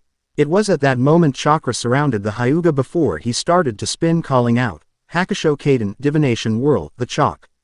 Ra formed a shield around the Hyuga which deflected each of the kunai. Stands. Hiyashi, Hinata, and Hanabi were each in shock seeing the move Neji did. The Kaden was a Hyuga clan technique reserved for main house members. As such, they knew no one would teach it to Neji, which meant he learned it on his own. Such talent wasted on the branch house, thought Hiyashi with a scowl. Arena. Naruto was not happy at the moment. Having known about the Kaden himself, he was also shocked seeing Neji pull it off. Neji seeing this had taken advantage of this and used that time to close off the blonde's tenketsu. The results of this were Naruto ending up on his back, not able to use any chakra. Staggering to his feet, the blonde glared at the Hyuga boy fiercely. You're gonna pay for that, snarled the blonde. Oh, and what are you going to do? I've closed of your tenketsu, meaning you can no longer use any chakra to fight, said the Hyuga looking at the blonde coldly. Like I care, I told you before you had an ass kicking coming, said the blonde. Besides, I don't need chakra to handle someone like you. You're nothing but a coward, living in the past and blaming others and fate for your problems, finished the blonde. What would someone like you know? Said Neji. With that he launched into his rant about the Hyuga's so-called fate of hatred, Hinata's kidnapping, and his father's death. At the end of his rant, he finally noticed Naruto staring at him in boredom once again. Is that all? Questioned the blonde in boredom. If that's so, then it's nothing I haven't heard before. I've lived my life on my own, without any aid from anyone except the old man all my life, so don't expect any pity from me, he finished coldly. Neji said nothing before launching himself forward towards the blonde. Striking out with a palm thrust, he was surprised to hit nothing but air. His surprise cost him however, as he was hit with an elbow to the back of his head, making him stumble forward. Turning around, the Ga saw Naruto standing casually back, still turned to him. Did you know, Neji, spoke the blonde while turning, that the human body can use more than just chakra, finished the blonde. Stands. Hitsugu. Ya was in the stands watching the match by all the rookies and Tenten who didn't make it to the tournament. He had actually been rather bored with the match, having known Naruto was still playing around. Though he was surprised at the techniques the two used. He was even more surprised when the Hyuga boy managed to cut Naruto off from his chakra. However, he couldn't hold back his smirk when he nodded. Naruto's Reiatsu was starting to be released. Well, you're finally getting serious, Naruto. Now I can see what you're made of, thought the 10th Division captain. This is going to be good, he spoke up, causing quite a few people to glance at him. Arena. As you know, chakra is made out of a combination of spiritual and physical energy. Some people likely can only use one these, his being physical energy. I however am different since I can use my spirit energy separately. As I said, I don't need chakra to beat the shit out of someone like you, finished the blonde before a blue aura surrounded him. With that, the blonde blurred forward before burying his fist into the Hyuga's stomach, causing him to lurch forward. Naruto wasted no time before grabbing his hair and bashing the boy's face into his knee. Releasing the hold, he watched as the Hyuga staggered backwards. Looking up with his Byakugan now activated, the Hyuga locked eyes with the slit blue ones of the Uzumaki. Naruto flexed his hands before they turned to claws and he blurred forward. Neji felt the claws before he even saw them. Then the blonde appeared behind him, one of his hands bloody, and Neji fell backwards with 4 slash marks showing on his chest. How? The Hyuga gasped out. Simple, you were so confident you'd already won. All I had to do was let you keep yapping while I released my spirit energy, which I knew you could neither see or sense. He paused, then continued. You should thank Hinata. Had she not convinced me, I'd have probably beaten you to within an inch of your life. Why she cares so much for you after what you did to her, I'll probably never understand, finished the blonde before Neji passed out. Genma, seeing this, smirked around his Senbon before calling out, Shusa Uzumaki Naruto. There was a show. CKED silence in the arena before everyone started to cheer loudly for seeing a good fight. Naruto paid this no attention and simply put his coat back on before heading to the stands as the medics took care of Neji. Stands. The rookies, with the exception of Hinata and Ino, were shocked. Having no idea Naruto was that good. Akamaru was now whimpering in Kiba's jacket while Kiba himself was still in shock. All of them, with the exception of Sakura, who was still in denial, knew Naruto was no dobe. The 2 examiners were both impressed with the blonde's performance. Naruto just might receive the promotion to Chunin himself. Hiashi had taken this time and slipped out of the stands, making his way towards the infirmary. He had to admit that Naruto was far more than he led people to believe. Shaking such thoughts and saving them for another time, he made his way towards the infirmary. It was time Neji learned the truth. Genma sighed. It was time for the Uchiha's match and he still wasn't here. He shrugged. Sandaime had told everyone at the meeting this morning what would happen if the Uchiha wasn't here in time for his match. Due to the absence of Uchiha Sasuke, the winner by forfeit is Sabaku no Gaara, finished the Senbon, chewing Junin. Gaara, hearing this, disappeared in a whirl of sand back into the stands. He called for the next match only for Kankuro to forfeit. Hearing this, he called for the next one, Shikamaru versus Tamari. Originally Shikamaru was supposed to fight Dosu from Oto but got Tamari due to Dosu's death during the 1-month break. Shikamaru, not wanting to fight another girl, also was about to give up before he was pushed over the edge by Naruto. He muttered something about blondes being troublesome. That match had been a long one. Both genins had been using their brains a lot during the fight. In the end, Shikamaru had managed to catch Tamari in his Kage main no jutsu but still had to forfeit due to lack of chakra. After a 15-minute break, Genma called for the next match, which was Naruto and Gaara. Neither said anything as they stood glaring at each other. Suddenly Kakashi and Sasuke appeared in a whirl of leaves, though neither vessel moved their gaze towards them. Kakashi, spoke Genma, catching both of their attention. Get off the field. The Uchiha was already disqualified since he didn't show up for his match, finished Genma. Kakashi himself was shocked. He was sure that Sandaime would overlook it since it was Sasuke, the last Uchiha. He was broken from his thoughts hearing Sasuke's protest. You can't disqualify me for something like being late. I'm an Uchiha. Such things don't apply to me, said the black-haired boy. The rules apply to everyone. Now get off my field. You're interrupting a match, said Genma. Sasuke looked over and seeing it was Naruto and Gaara, rushed at the blonde in a rage. He didn't get far, however, as he was knocked unconscious. Jiraiya, who had knocked the boy out, threw him to Kakashi before speaking. Keep your student on a leash, Kakashi. I won't have him attacking my apprentice again, said the Sannin before he disappeared back to the cage booth. Once Kakashi was gone with the Uchiha, Genma started the match and jumped back as far as he could. Neither boy had heard any of the commotion as they had glared at each other the whole time. Suddenly killing intent was released from Gaara, causing the blonde to release his own. Both boys' chakra levels started rising, passing over Junin level. Suddenly Naruto rushed forward, throwing a few shuriken ahead of him only for the sand to intercept them. Seeing this, Naruto jumped back before creating 4 clones of himself. Each of the clones appeared on a different side of Gaara. Seeing this, the red-headed Sunanin made a ball of sand which surrounded him before creating an eye of sand so he could view things on the outside. The clones, seeing this, each pulled out a kunai before launching them at the sphere. They each performed a few seals before calling out, Kage Kunai no Jutsu. The 4 kunai multiplied to 80 before they each crashed up against the sphere, though they did no damage. The real Naruto meanwhile started on a chain of seals for the last jutsu he had gotten out of the Forbidden Scroll. Stopping on the last seal, one which surprised Kakashi and the Hokage, the blonde called out, Raiden, Raryuden no Jutsu, Lightning Release, Lightning Dragon Technique. The sky darkened a bit as a single bolt of lightning shot down before changing shape into a dragon and charging towards the Sunanin. As always, Gaara's sand rose up to protect him, but his eyes went wide when the dragon blew right through the sand shield and slammed into him. There was an explosion that rocked the arena and kicked dust into the air. When the dust died down, Gaara was shown getting back onto his feet with his right arm bleeding. This of course enraged the Sunagenin, as it was the first time he'd ever bled. In response to his rage, his gourd burst open before turning into sand and covering his right arm.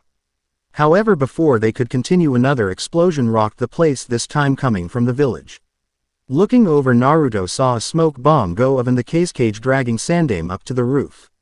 Not long after, he noticed the place begin to flood with both Oto and Suna shinobis.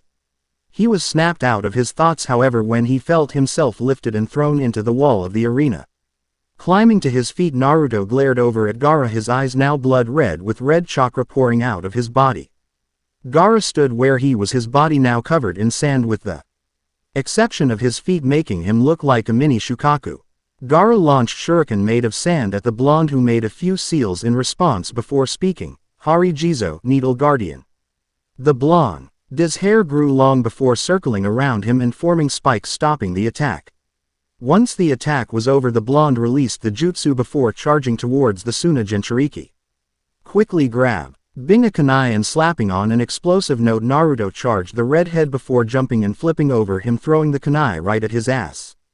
Gaara in response quickly turned and backhanded the boy in the back of the head, sending him flying forwards. Naruto, however, was grinning and while flying said one word, boom. The tag exploded, catching everyone, especially Gaara, by surprise. When the smoke cleared, it showed Gaara, while still standing, was badly damaged, which you could tell from the sand falling off of him. He looked just in time to catch a kick to the face that launched him into the air before he received a few more while in the air, followed by a held to the head with a cry of Naruto Renden, before being sent to the ground and creating a crater. Jiraiya was not happy right now. He had known about Orochimaru's planned invasion, so that didn't bother him. He had even left a Kage Bunshin in the village to deal with the summoned snakes that he knew would come. What pissed him off, however, was that he had no idea Orochimaru had actually finished that rival jutsu. So now here he was facing off against the Nadaime Hokage while Sarutobi took care of the Shodaime. Orochimaru, however, was simply standing there watching with that same sick grin on his face.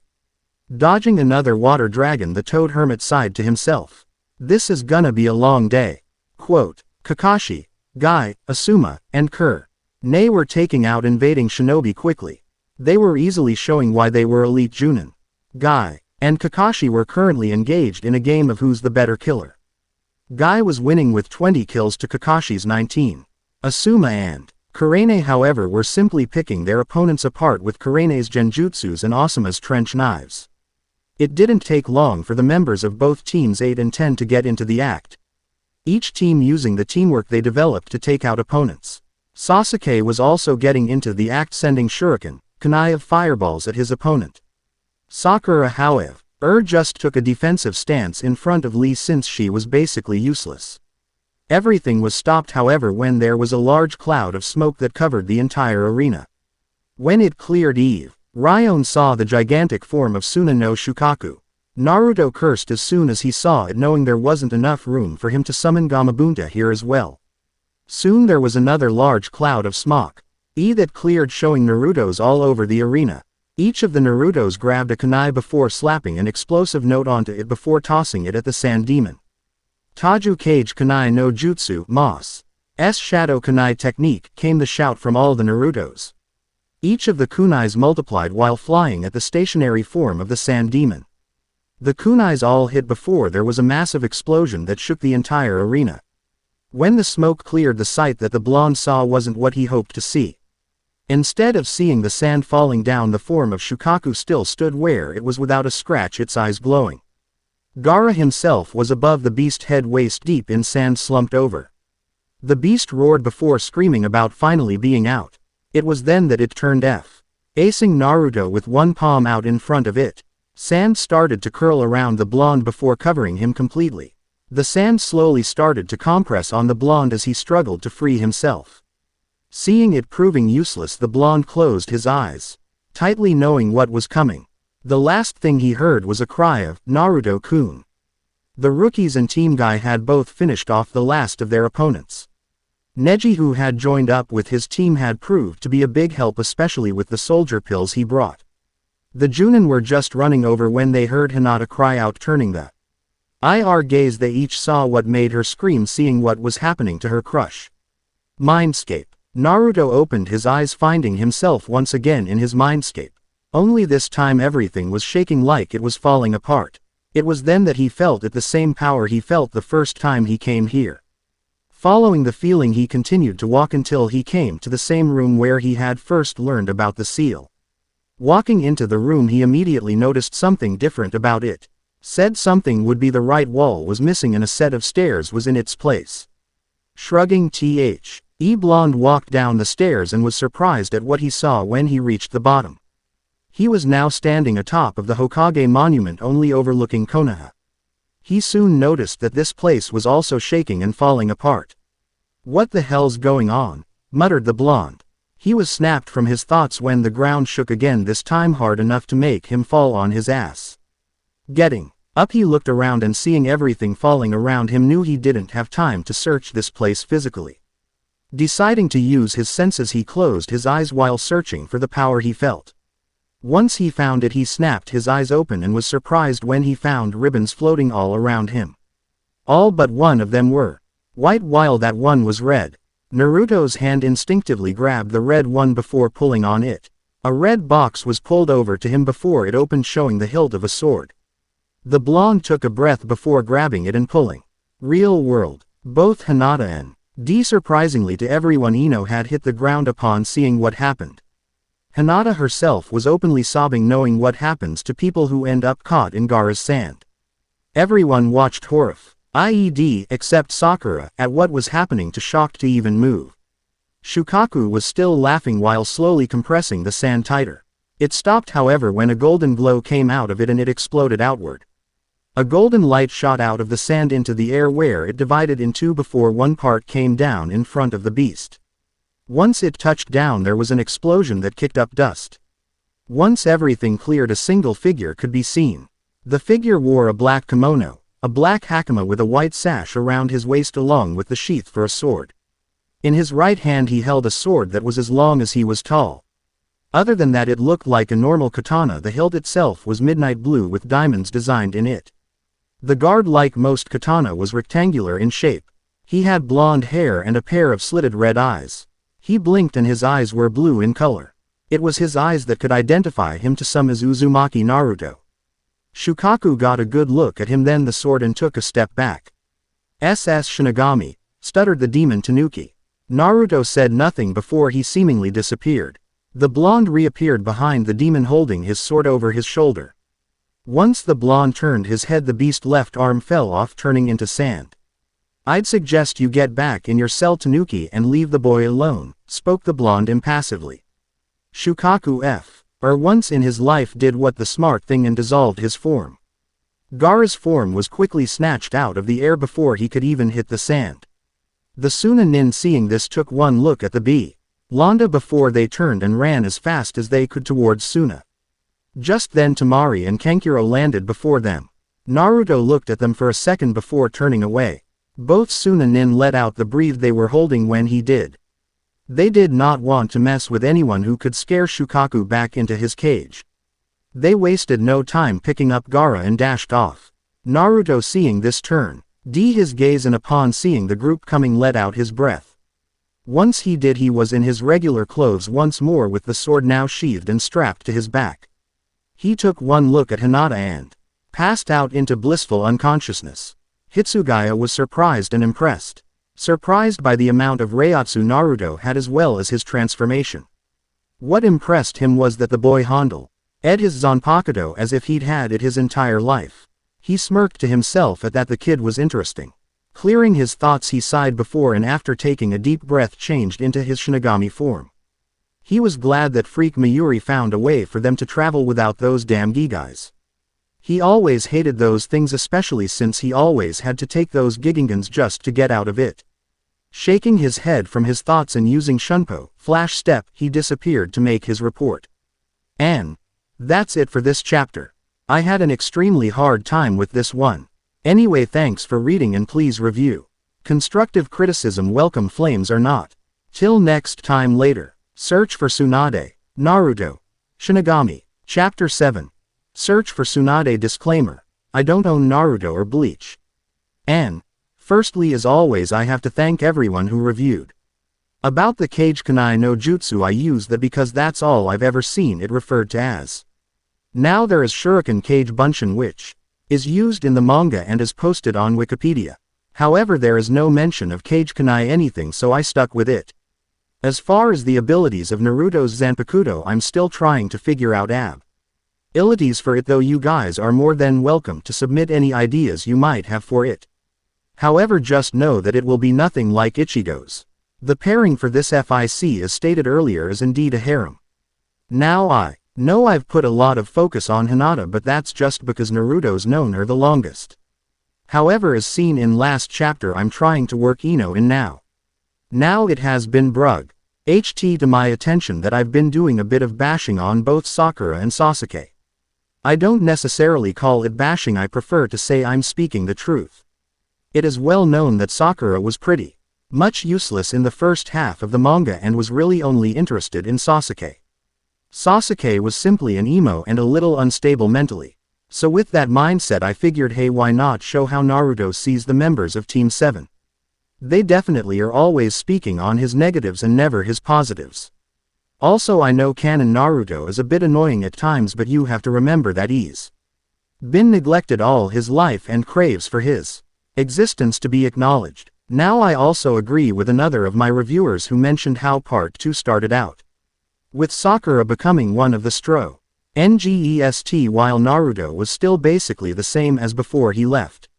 I especially don't like how they've got Naruto acting now that he's back. Sasuke stuck a Chidori through his chest and he still wants to bring his ass back, not to mention they had him crying because of it. That was just so wrong.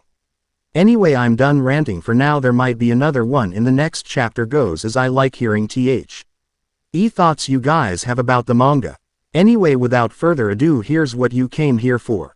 Start now. Once again the captains of the Gote 13 were gathered, only now 2 more of them were in attendance. Both of which wore the normal Shinigami outfit as well as the white haori that captains wore. After briefing the 2, Yamamoto motioned for Hitsugaya Toshiro to give his report.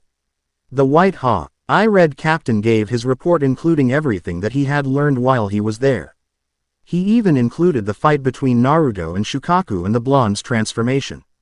At the end of his report, he stepped back into his place in line and Yamamoto once again spoke up. Tell me, what was the child's name again? Hitsugaya Taicho, said the old man. Uzumaki Naruto, sir, responded Toshiro, earning a small smile from the old man. So he is still alive, spoke the old man to himself before turning his attention back to the white-haired boy. Hitsugaya Taicho, I want you to return and watch over the bee. Oi, and take Momo Fukutecho with you, said Yamamoto. With that he dismissed everyone save one person. Once they were alone, the old man sighed before speaking.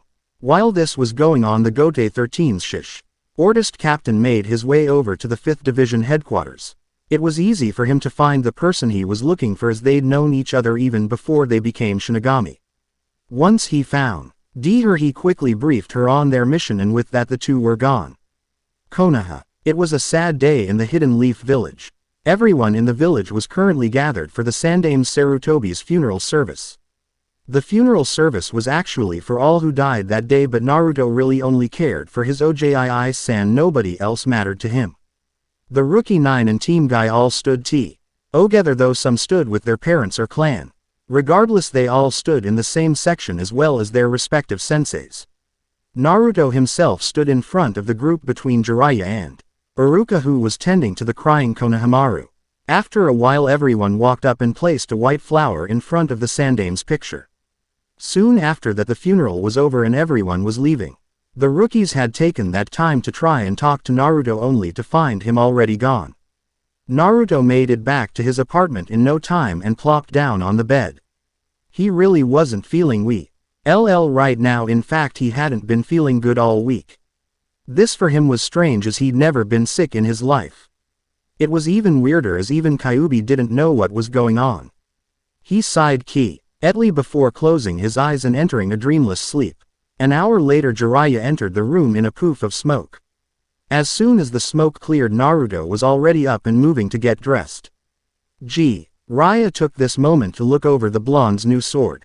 It was exactly 60 inches, 5 feet in length and 1 3/8 inches wide. It had a silver blade which gleamed in the light. The guard was rectangular in shape and gold in color, while the hilt was blue with a diamond pattern running up it, which was also golden in color. Once Naruto was dressed, he took the sword belt, which was also blue, and fixed it so his sword was on his back. As soon as that was done, Jiraiya grabbed him and they disappeared in a poof of smoke. Not long after that, they arrived at the north gate and walked right out. With Sasuke. Uchiha Sasuke was not a happy person. He hadn't been happy in years, but right now he was beyond pissed. First, he had waited for 2 hours for Kakashi to show up to a meeting he called. During said time, he had to put up with Sakura's pathetic attempts to date him. If that wasn't bad enough, when Kakashi had finally shown up, it was only to tell them that Naruto was no longer on the team. He went on to say he'd been taken as an apprentice to one of the legendary 3. That right there had pissed him off, but not half as much as what Kakashi said next. Since this team is short a member, it's been put on the reserves. You can train all you want, but no missions for a while. Once he had said that, the copy ninja disappeared before they could say anything. Sasuke scowled before stalking towards Kakashi's apartment to find out what the hell was going on. With Naruto and Jiraiya, they had been walking for a while in a serene silence.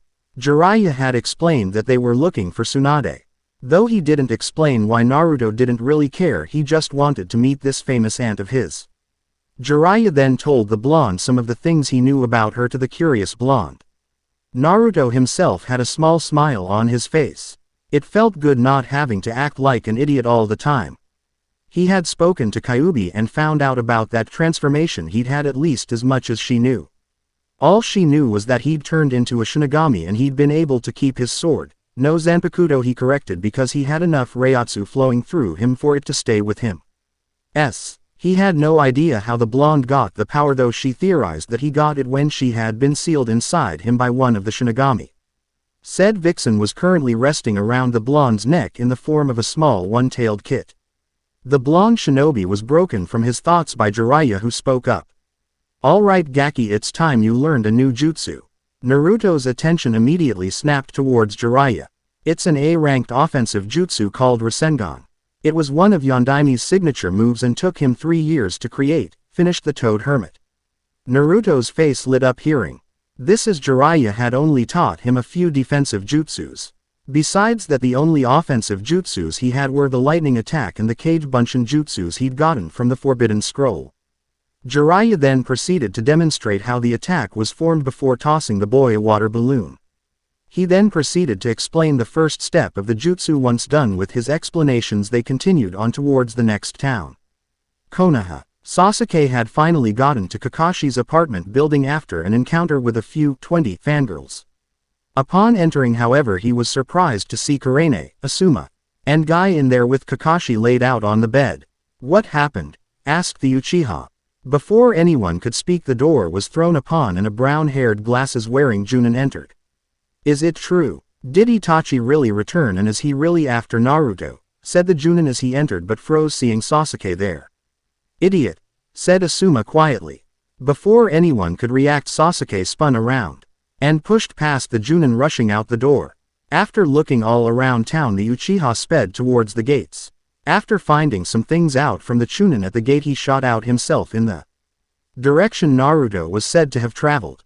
With Naruto, our favorite blonde shinobi was currently laid face down on his bed in an inn. He had already mastered stage 1 of the Rasengan and could now pop the balloon in a matter of seconds with one hand. He was currently working on the second stage, this one involving rubber balls. He quickly shook thoughts of training from his head, burying himself deeper into his pillow. Jiraiya had left as soon as some girl winked at him, though he had at least given the blonde the keys to the room. Kyubbi was currently in her humanoid form, sitting next to the blonde with a frown on her face. As soon as they had gotten into the room, Naruto had run straight to the bathroom and thrown up. The weird thing is that he had thrown up water after that he had gotten right on top of the bed and hadn't moved since. To top that off, she still couldn't find anything wrong with him, no matter how hard she looked. She was broken from her thoughts when there was a knock at the door. Naruto groaned into his pillow at the sound but didn't move. Kyubbi looked at him for a moment silently, asking why. "Ero-sensei has a key, don't worry about it, Q-chan," muttered the blonde when he felt her gaze on him. Kyubbi blushed at the name but did as he said and leaned back on the bed to lie beside him. Again there was a knock at the door, which repeated 2 more times until the blonde finally relented and got up, moving towards the door. Naruto grumbled the entire way towards the door before opening it. "This had better be good, I was trying to sleep," said the blonde while pulling the door open. When it opened completely, he was greeted to the sight of 2 men in black cloaks with red clouds on them. Correction, make that one man and a fish. The fish-like man was the taller of the 2. He had blue skin and what looked like gills on his face. The second was the one who caught his attention, however. He had black hair tied in a ponytail and a pair of blood-red fully developed Sharingan eyes. "An Uchiha," muttered the blonde, surprised. "Uzumaki Naruto," said the Uchiha, "you will come with us."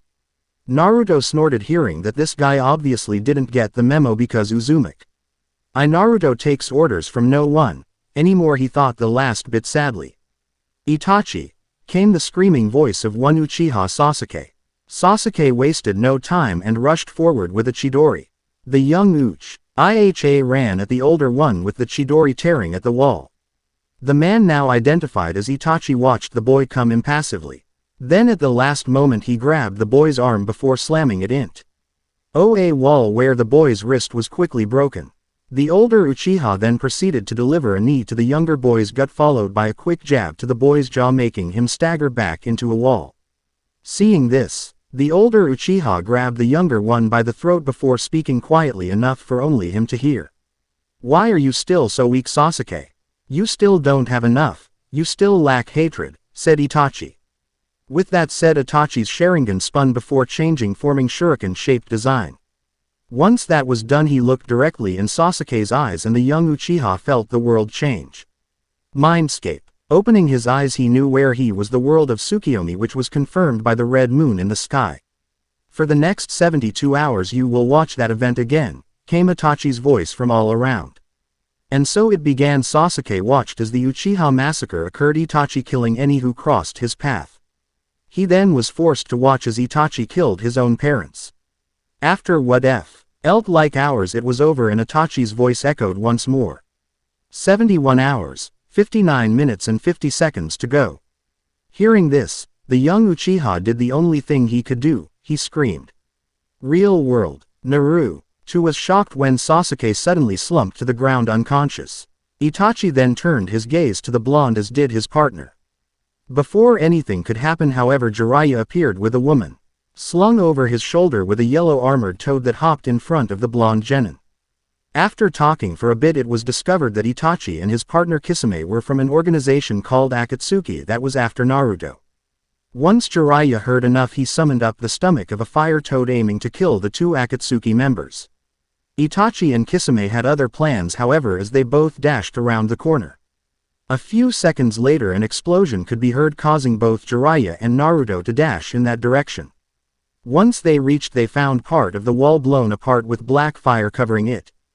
"Don't touch it," spoke Jiraiya before the blonde even moved.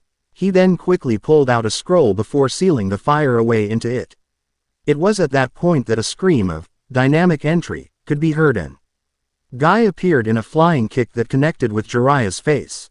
After this, Guy frantically began apologizing, stating that he had used his Hitae as a mirror and misjudged Jiraiya as an enemy. It was stopped, however, as Naruto shot past both of them back to the room, with both following behind him after exchanging glimpses. When they arrived to the room, they found Naruto in the bathroom retching up water in the toilet. They also noticed the red-haired girl that was rubbing the boy's back, though only Jiraiya knew who she was. Once he was done, he got up and washed his face before quietly heading back towards the bed. Jiraiya took this time to instruct Guy on what to do about Sasuke, as well as finding out about the attack in Konoha. Once they were done, Guy picked up the unconscious Uchiha and was off in a blur. Jiraiya then told Naruto to pack up and that they were leaving before the manager billed them for the mess. They had packed up quick, basically because nobody ever unpacked. Kyubbi, however, knowing Naruto wasn't feeling well, decided to speak up. "Naruto-kun," she spoke, catching his attention. "I think now would be a good time for you to test out the Kitsune summons," she said, getting a nod from the boy. Naruto simply rolled up the sleeve on his shirt, exposing a kanji tattoo for Kitsune.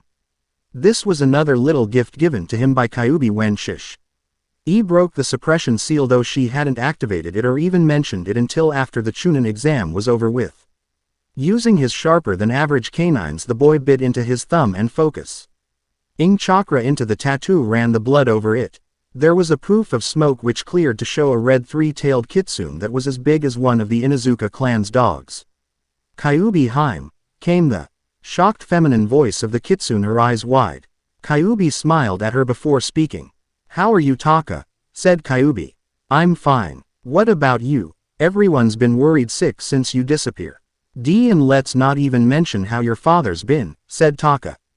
Kyubbi laughed sheepishly, seeing the looks Naruto and Jiraiya were sending at her. "Kyubbi Haim," repeated Naruto slowly, as if asking for clarification. "What I said I'd explain sooner or later," said Kyubbi. "Well, it will have to wait until later," said Jiraiya, snapping from his stupor. "We seriously need to leave. I'm not paying for that wall." With that said, they were gone well after Kyubbi went back into her kit form and curled around Naruto's neck again. Naruto himself had chosen to ride on Taka's back as he still wasn't feeling too good. Said Vixen smirked foxily at Kyubbi, who was happy she had red fur to hide her blush. Konoha. While Naruto and Sasuke weren't around, the rest of the Rookie 9 and Team Guy had met up at Ichiraku's. Their topic, of course, was the change in our favorite blonde shinobi. While everyone else was talking, Hinata had stayed quiet. Most didn't pay it any mind since she was always quiet. However, Neji, Shino and Shikamaru, who were the most observant of the group, had noticed that instead of looking anywhere but at them, Hinata was watching all of them intently. "I still can't believe how much he changed in just a month, but somehow he seems more real," said Kiba, earning a chuckle from the stand's owner. Seeing them looking, he explained. "Naruto doesn't get any more real than how he's acting now," said the old man. "What do you mean?" asked Sakura curiously. The old man looked at the group for a moment before nodding to himself. "Most of you have probably had your parents tell you to stay away from him in the past, right?" said the old man, getting nods from all but Tenten and Lee, though Hinata only did it to not stick out. "Most of your parents are shinobi too as well, right?" This time the ones who didn't nod included Sakura. "Well, to put it simply, it's because kids talk too much," said the old man before explaining. "Unlike you guys, Naruto didn't have anybody while he was growing up and had to do everything on his own. Several people had tried to pick on him or hurt him as a result, knowing that he didn't have anyone. Lots of times Naruto would end up in the hospital, but he would always make sure he wasn't the only one going." He paused, then continued. As a result he became someone who didn't play around much and wouldn't hesitate to hurt those who would try to hurt him. Children ho. Weaver seemed to say and do stupid things a lot of the time. Because of this you were told to stay away from him as it was well known how Naruto was, finished the old man. Wait, I don't get it, said Sakura. If that's the case, why'd he act like he did during the academy? That was originally only a game he thought up. However, he quickly saw the usefulness in acting like that. After all, shinobis are masters of deception, which is something he excels at, explained the old man. Brilliant, said Shikamaru, catching on seeing everyone looking. He explained. Think about it, Naruto has been acting weak and dumb for years, which is the exact opposite of what he is. With him doing that, it takes the spotlight off of him and puts it on someone else. He paused here for a breath, then continued. Not only but he purposely held back in the academy, making everyone think he's weak. The end result is what happened to Neji. Troublesome blonde, finished the Nara, mumbling at the end. With Naruto. A few days later, the group of 3 Taka went bye-bye had arrived in what appeared to be a gambling town. Both Naruto and Kyubbi stiffened when the scent of snakes hit them. Naruto, who was now feeling a little better, quickly told Jiraiya and they took off towards the source. When they arrived, the scene that greeted them left Naruto stunned. The place looked like a battle zone. The castle that once stood was now nothing but rubble. There was also a sizable hole in a cement wall off to the side.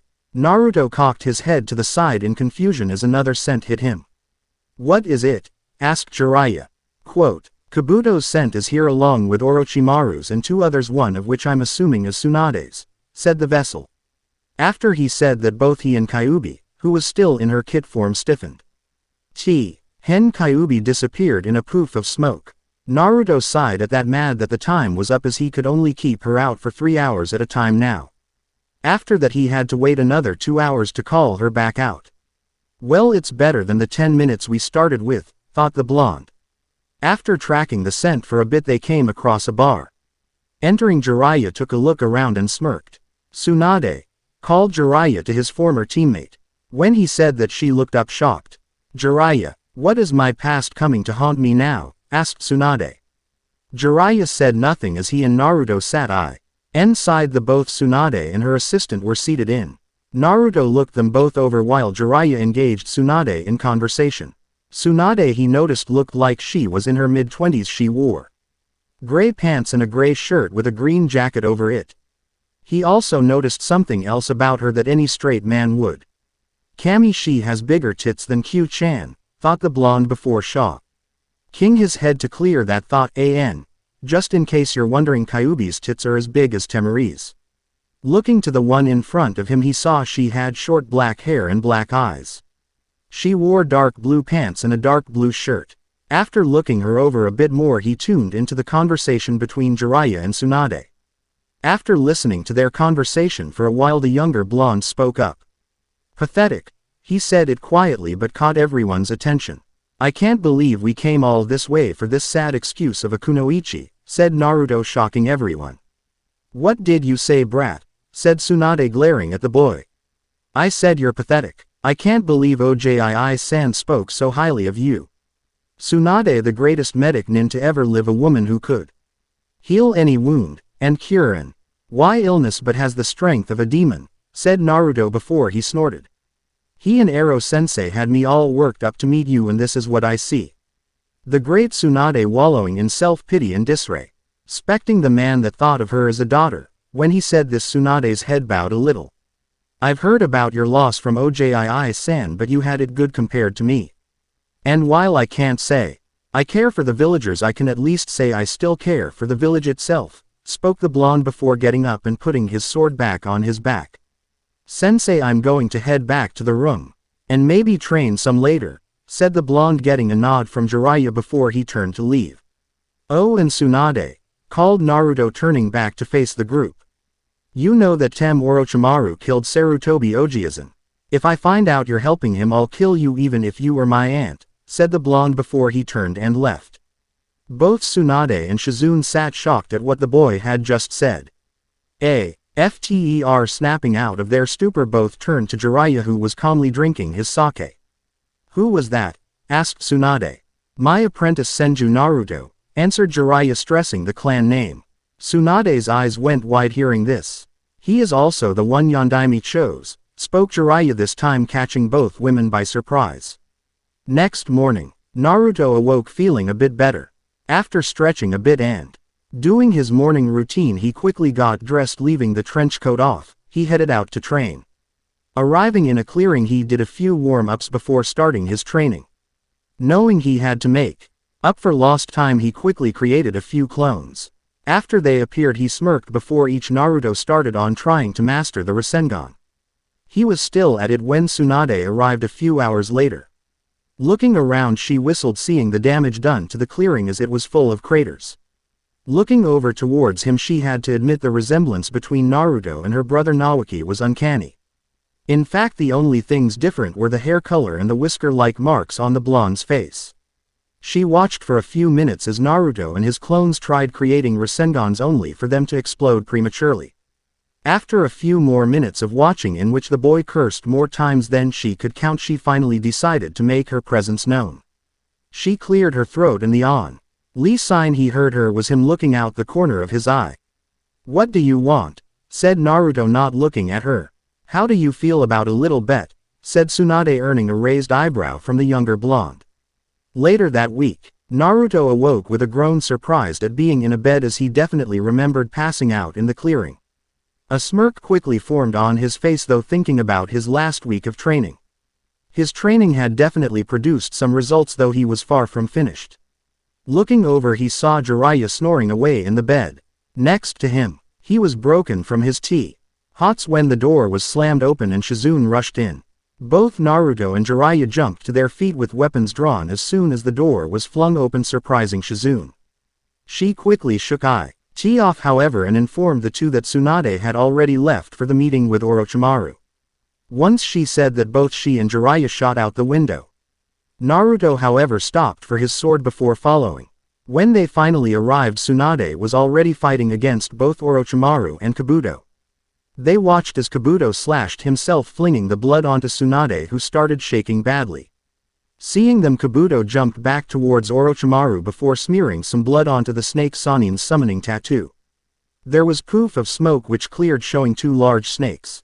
Jiraiya, however, took quick care of the snakes, making a few seals before placing his hands on the ground and mumbling, Doden, Yomi Noma, Earth Release, Swamp of the Underworld. The land under the snakes turned into a deep swamp, sucking them in. Not wanting to waste too much chakra, Jiraiya stopped the jutsu once they were halfway in. Shizune wasted no time, rolling up her sleeve and firing poison needles at Kabuto from the launcher on her arm. The silver-haired Nin jumped back, dodging them, Jiraiya seeing this shot in at Orochimaru. Naruto, however, at Kyubi's request, stood and watched, waiting to see if he'd be needed.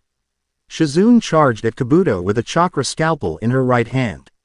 She quickly sent out a forward thrust which Kabuto dodged by sidestepping. Undeterred, Tsunade's assistant kept up assault, turning the thrust into a side slash which was ducked under. Kabuto, who had formed his own chakra scalpel, used this time to sever one of the tendons in Shizune's leg. Shizune, losing her balance, fell to the ground. Kabuto merely smirked at her before moving around towards Tsunade, taunting her the entire way.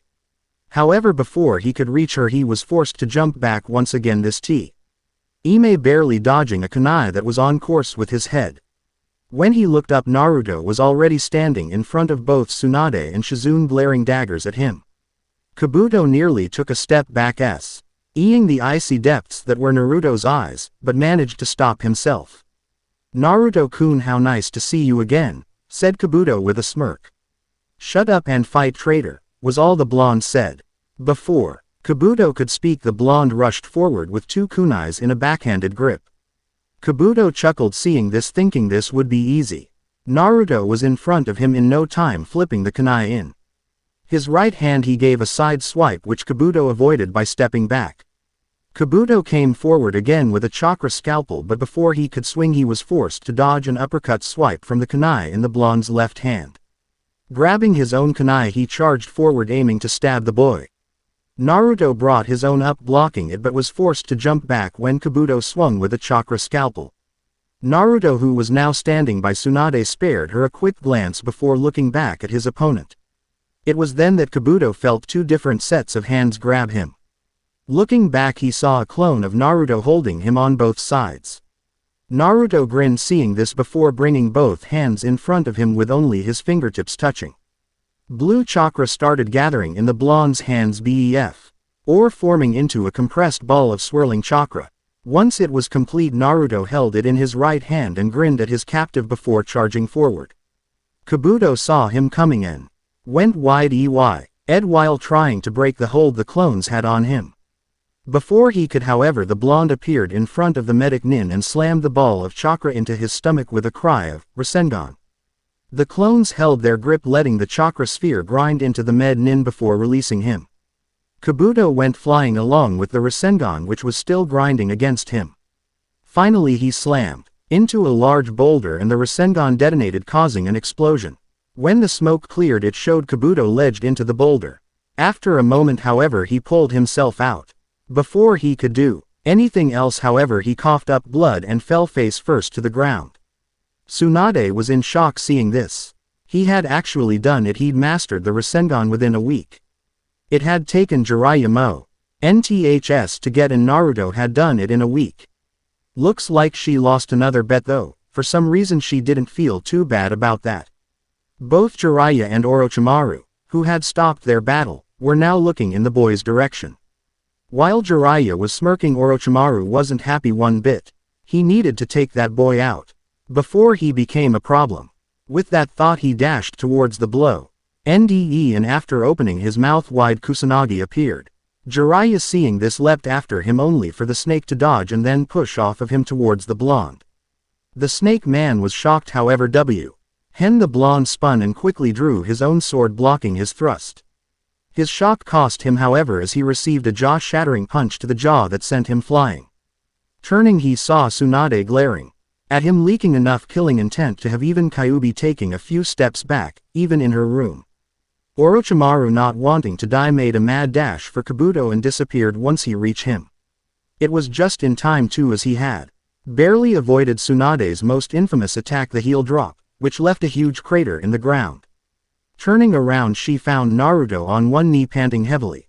He smiled for a second before his eyes closed and he fell backwards, passed out. Next day, Naruto awoke with a groan of pain. His body was sore all over, though it was the ass-kicking he got from Kyubbi last night that got him. Sadist actually calls beating me to death training, thought the blonde with a scowl which deepened hearing Kyubbi's laughing. How about I put you back in that cage, said Naruto. ND was satisfied hearing the laughing stop. You wouldn't really do that to me, would you? Asked Kyubbi, a horrified look on her face. Only if you don't tell me what I want to know soon, Kyubbi replied the blonde, making Kyubbi blush at the name. Before a response could be made, the door opened and Tsunade, Jiraiya and Shizune walked in. Before anyone could say anything, however, Naruto shot off towards the bathroom. Washing his face after he was done, he noticed a jade necklace dangling from his neck and smiled before walking back into the room. Well, now it seems someone's bloodline is Awa Kenning, said Tsunade, shocking the blonde genin. Get dressed, brat, we're leaving. I'll tell you everything when we get home, said Tsunade, getting a nod from the younger blonde. Once Naruto was done driving, the group headed off, walking at a relaxed pace. They traveled for about a week, during which time Naruto got to know about both his aunt and Shizune. Naruto sighed seeing the gates up ahead and prepared himself for the glares that were sure to come. And that's it for this chapter. I had fun writing it. Next chapter, Naruto learns of his bloodline, Kyubbi's attack, and I'll probably start the retrieval mission. Anyway, thanks for reading and please review. Constructive criticism is welcome but no all-out flames. Welp, until next time, later. Sasuke's defection. Naruto. Shinigami. Chapter 8. Sas. Yuke's defection. Disclaimer. I don't own Naruto or Bleach. And first off, as always, I have to thank everyone who reviewed. Firstly, I'd like to say that the harem is being changed once again, only this time I'm taking from it. Both Tatsuki and Ino are being taken out of it simply because I had already had plans for them that I liked and couldn't figure a way to add them in, Tatsuki more so than Ino. So the harem is now set for Hinata, Kyubbi, Hinamori and Soifun. That's better as I don't have to strain to make things believable. Also I didn't put the harem up for votes because you get limited like that. Even still I was convinced to add to it because some people had better explanations than just, she has big boobs. In case you haven't figured it out yet, I won't be convinced by something like that. Also I already have plans for certain characters and don't want the troublesome task of changing anything. So yay, the harem's set and I ain't changing it for nothing now, it's too late. Next a few people brought up the shuriken kunai bunshin thing. Well, I took the troublesome task of checking and I found Cage Shuriken, the one with the hidden shuriken in the shadow of the first. It had two different names. I remembered it was used as Fuma Shuriken, Cage Fusha Wind Demon Shuriken, Shadow Windmill, which is what was used in the anime. The manga may have just used Cage Shuriken, but I'm not sure, since I only saw the anime of the Wave arc and never the manga. In fact, I didn't start reading the manga until Kakashi Gaiden, so I may have missed a lot before then. If so, let me know, give proof meaning an example, and I'll fix it.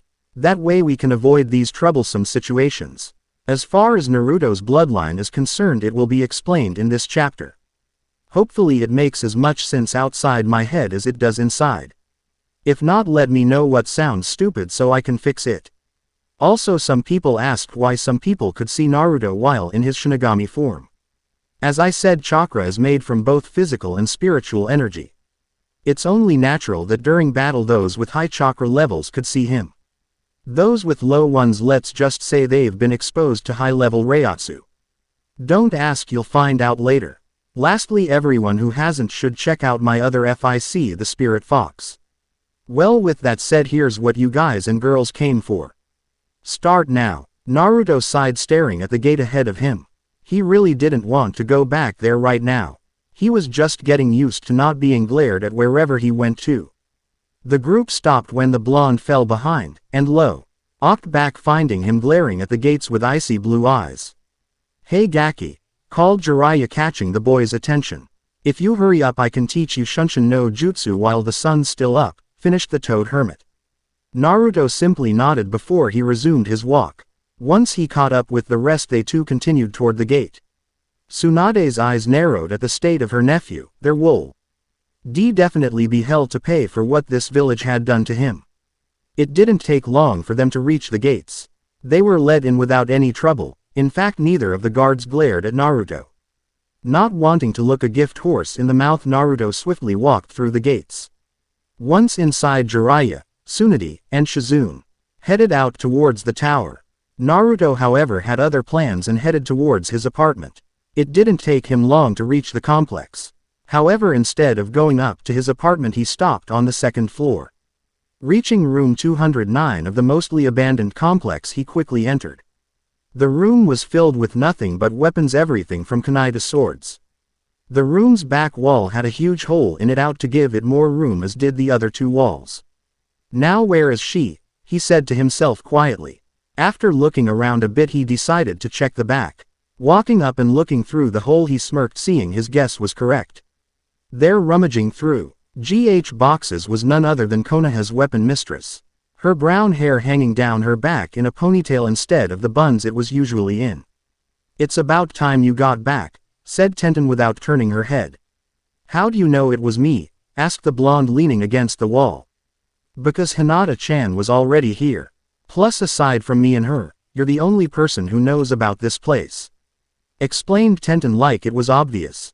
So I'm guessing you need to restock, said the weapon specialist. What makes you think I didn't come just to see you? Said Naruto. The fact that you just came back from a mission, said Tenten. Fine, I did come to restock. Though just for the record, I did want to see you, said the blonde. So how was your mission? Said Tenten, still going through boxes. A success, though we did have some trouble, confessed the blonde, causing Tenten to turn her head. Orochimaru showed up, said the blonde simply. Tenten froze at the name and her eyes narrowed. Her head slowly turned to Naruto, who backed away, seeing the look in her eyes. Knowing an angry Tenten was a dangerous Tenten, he hastily explained the encounter. By the end of the explanation, he was behind the wall, peeking around the corner. He did, however, leave out a few details, such as Tsunade being in the village. Once he finished, Tenten closed her eyes, took a deep breath and let it out. She was extra melly happy she had taught the boy how to wield a sword when they were younger. Opening her eyes, she saw the boy hiding behind the wall and had to stifle a giggle. Naruto, seeing this, came out of hiding and sat down next to her. "So I'm not gonna die," said Naruto nervously. "No, you're not gonna die, Baka," said Tenten with a small smile before hugging him to her. Naruto breathed a sigh of relief at that one and rested his head on her shoulder. Tenten ran her fingers through his hair, noticing it had gotten longer. In fact, it just about reached his shoulders. "Come on, Ototo, let's go fix that hair of yours," said Tenten, standing to her feet. Naruto did likewise and grabbing the pouch she had filled for him. Once done, both headed out of their personal armory and headed towards her apartment. This coincidentally was right next to his council chambers. Tsunade glared at the people in the room. With the exception of only a few, all of these people were on her shit list. Those few being Nara, Shikaku, Akamichi Chusa, Aburame Shibi, Inazuka Sume, Yamanaka Inoichi, and surprisingly Hyuga Hiyashi. According to Sarutobi's notes, these were the people keeping Naruto alive. The rest of the council consisted of civilians, Sarutobi's former teammates, and that bastard Danzo. The last one was the one she was having problems with. Apparently word of Naruto's feats during the Chunin exam finals specifically. Shukaku's defeat had spread through the ranks. While this wasn't a problem, what was Danzo trying to draft her nephew into root. "I don't see what the problem is with this Tsunade," said Danzo. Quote, "The problem is you trying to turn him into a weapon," snarled Tsunade. "That's what he is," said Danzo angrily. "That boy is a monster. His only purpose, Tsunade, is to be a weapon. Why you and that fool Sarutobi don't see this? I'll never understand." By the end of his little rant, Tsunade had had enough and had crossed the distance between them in a flash. Grabbing the man by his collar, she hoisted him up so she could look into the man's eyes. "I'll say this only one more time, the answer is no. And if you ever disrespect him or my sensei again in front of me or not, I'll kill you," said Tsunade called DL. "Why?" before throwing him back into his seat. "Tsunade," called Homura, catching the attention of the entire group. "What is so special about that boy that you would threaten an elder in the presence of the council?" he finished. Tsunade inwardly smirked at that. She could wait to see their faces. Though this goes against all clan regulations, she didn't care, as she and Naruto were the only two left. Furs. "Tly Homura, you should remember this council means nothing to me. I could dismember it just as swiftly as my uncle created it," said Tsunade, her eyes cold. "Secondly, that boy, as you put it, means more to Konoha than all of you," she said, shocking everyone. "He is the great-grandson of the Nadaime Hokage and my nephew," finished the slug Sanin. This left everyone shocked. Even the normally stoic Aburame and Hyuga had it showing. Hiyashi by the widening of his eyes and Shibi by his raised eyebrows. Homura and Kaharu, however, looked like they'd been slammed in the chest with a Rasengan. Both had their jaws dropped and eyes wide in disbelief. "Oh, so you get it now," mocked Tsunade. "If you'd ever bothered to think, you would have figured something out. Why Naruto was chosen to hold Kyubbi and why Sensei protected him so much. Or, how about why he wants to become Kage of a village full of ingrates," said Tsunade. I don't understand," said Kaharu. "If Sensei had had a family, why weren't we told?" "Because it's against the rules," said Tsunade, simply catching everyone's attention. "The only one who's supposed to know is the Hokage. Which is why Sarutobi Sensei knew," finished the slug Sanin. "Then, why tell us now, Tsunade Haim?" said Hiyashi. "Because the clan is already dead. The rules no longer apply," said Tsunade tiredly. Saraiti Yamamoto Genryusai, captain of the 1st Division and commander general of the Gote 13, was a man of little fear. There were a few things he did fear, one of which was paperwork. He had just gotten back to his office to find the desk covered in stacks of paper. His grip on his staff tightened, seeing that. However, he smirked and called in his lieutenant. It didn't take long for the man to enter, and Yamamoto's smirk widened. "You called for me, Taicho, Sai. D. the Fukuteicho, lieutenant of the Gote 13's 1st Division. Hi Chojiro, I have an extremely important mission for you," said Yamamoto, trying hard not to laugh. Hearing silence from behind him, he continued. I need you to take and fill out all of these forms, said Yamamoto. Hi Taicho, said Chojiro. Yamamoto smirked once he was gone. He couldn't wait until someone replaced that guy, he was a weakling and a suck-up. Sitting in his seat he reached into his robe before pulling out a small orange book. Flipping it open to the first page he lost himself into his book. If anyone from Serite, I walked in they'd only see him reading a common thing for him they would completely overlook the book's title, Ichi Ichi Paradise Volume 1 Foot, Konoha Hospital. Naruto leaned against the wall, eyes closed as Tsunade worked on Sasuke. He had completely ignored Sakura's presence, not that she noticed his either. After a few more minutes however he walked out of the room down to Lee's. On his way there he ran into both Tenten and Neji. His eyes twinkled mischievously seeing them together, but he quickly smothered his impulse and calmly walked beside them. Tenten for her part acted her part flawlessly, mocking it seemed like they were merely acquaintances. When they entered the room they found that Guy was also there and looked like he'd been there for a while. Lee was also awake when they walked in and strapped down to the bed. Naruto snickered at this. Everyone looked his way when he did, and he explained. They used to strap me down too.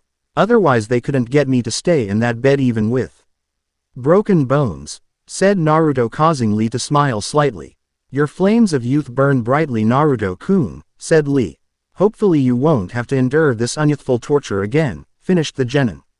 Yay, but don't worry, you'll be good as new in no time, said Naruto confidently. How do you know that, said Neji. I brought the best to fix him up, said Naruto. Guy's face brightened upon hearing this, as he had known where Naruto went with Jiraiya. Neji saw this and just had to ask. And just who did you bring? Me, came Tsunade's voice as she entered the room. Tenten's eyes went wide seeing the woman she considered her hero. Then they quickly narrowed in anger as she rounded on Naruto, who gave a startled meep, very much like a certain Hyuga, and took a few steps back. Tenten seeing this took a few steps forward. This continued until Naruto's back was on the wall. You brought Tsunade-sama back, said Tenten, slowly getting a hesitant nod from the blonde. And you didn't tell me this earlier. Why? Said Tenten dangerously. You didn't ask, said Naruto, looking anywhere but at her. Tenten took a deep breath before turning her back on the boy, causing him to breathe a sigh of relief. Thank Kami, he said quietly. Kami's got nothing to do with it, said Tenten, turning her head towards him. I just decided to torture you later, Ototo, said Tenten, causing Naruto to shudder. Sorry Lee Ji, oughta go, said Naruto before he bolted and jumped out the open window, dashing across the rooftops. It was only when she turned around did Tenten realize she slipped up. Everyone had their eyes on her, disbelief clearly seen. Did she just say, started Neji. Ototo, finished Lee. Tenten mentally slapped herself for her slip-up before looking towards Tsunade for help. Elsewhere, Jiraiya giggled quietly from his perch in the bushes. His invisibility technique active and telescope in his hand, he looked at the bathhouse before him. Occupying said area were two of Konoha's most delectable, dangerous, and elusive Junin. The Genjutsu mistress, Yuhi Kurene, and her best friend Mitarashi Anko, both of which clad in nothing but towels. If that wasn't enough right there, the most beautiful women in the Anbu, Azuki Yugao, had just joined them. Jiraiya took that moment to silently thank Kami for allowing him to see this sight. Once he did, a perverted giggle escaped him as he quickly pulled out his notepad. Hospital. Sakura sat staring at the Uchiha before her worriedly. Tsunade had come in and healed, then left saying he'd be fine and only had to rest. She had tried feeding him only for him to slap her hand away and glare at her. Sasuke himself was staring blankly ahead of him, lost in thought. His encounter with Itachi had done nothing but darken his spirit. He couldn't believe there was still such a gap between them. What was worse, that when Itachi showed up it wasn't for him but for Naruto of all people. He hadn't even paid him any mind at all. His hands clenched to fist at that thought as he continued to lose himself in his thoughts. If either Sasuke or Sakura had been paying any attention they would have both noticed his cursed seal pulsing. Next day, Hokage Monument. Naruto sat on top of Sarutobi's head looking out over the village. When he had first come this morning he had frowned seeing the large crack running over the face of the sculpture. Unlike most times he came up here, however, this time he wasn't alone. as a small one-tailed kit could be seen lying on his lap as he ran his hand through her fur. Kyubbi purred as the blonde continued to absent-mindedly stroke her fur.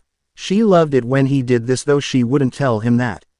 She shuddered as he hit a particular spot that made her weak in the knees in any form. Snuggling up to him, she closed her eyes, drifting off to a peaceful sleep. Her last thoughts were on the inevitable meeting between her and her father, and the effect it would have on him. Hyuga Estate. Hiyashi was still in shock over the meeting that occurred less than 24 hours ago. He'd never really had anything against the boy except thinking he was a bit immature. So it was no surprise, to him at least, that he never busted up his secret friendship with his eldest daughter. While no one else knew of their friendship, he had known for years. His mastery over the Byakugan had allowed him to see it. He had also seen through Hinata's mask, which was why he was so hard on her. He knew Hinata was stronger than she appeared, and while she couldn't beat Neji, there was no way Hanabi could beat her if she was serious.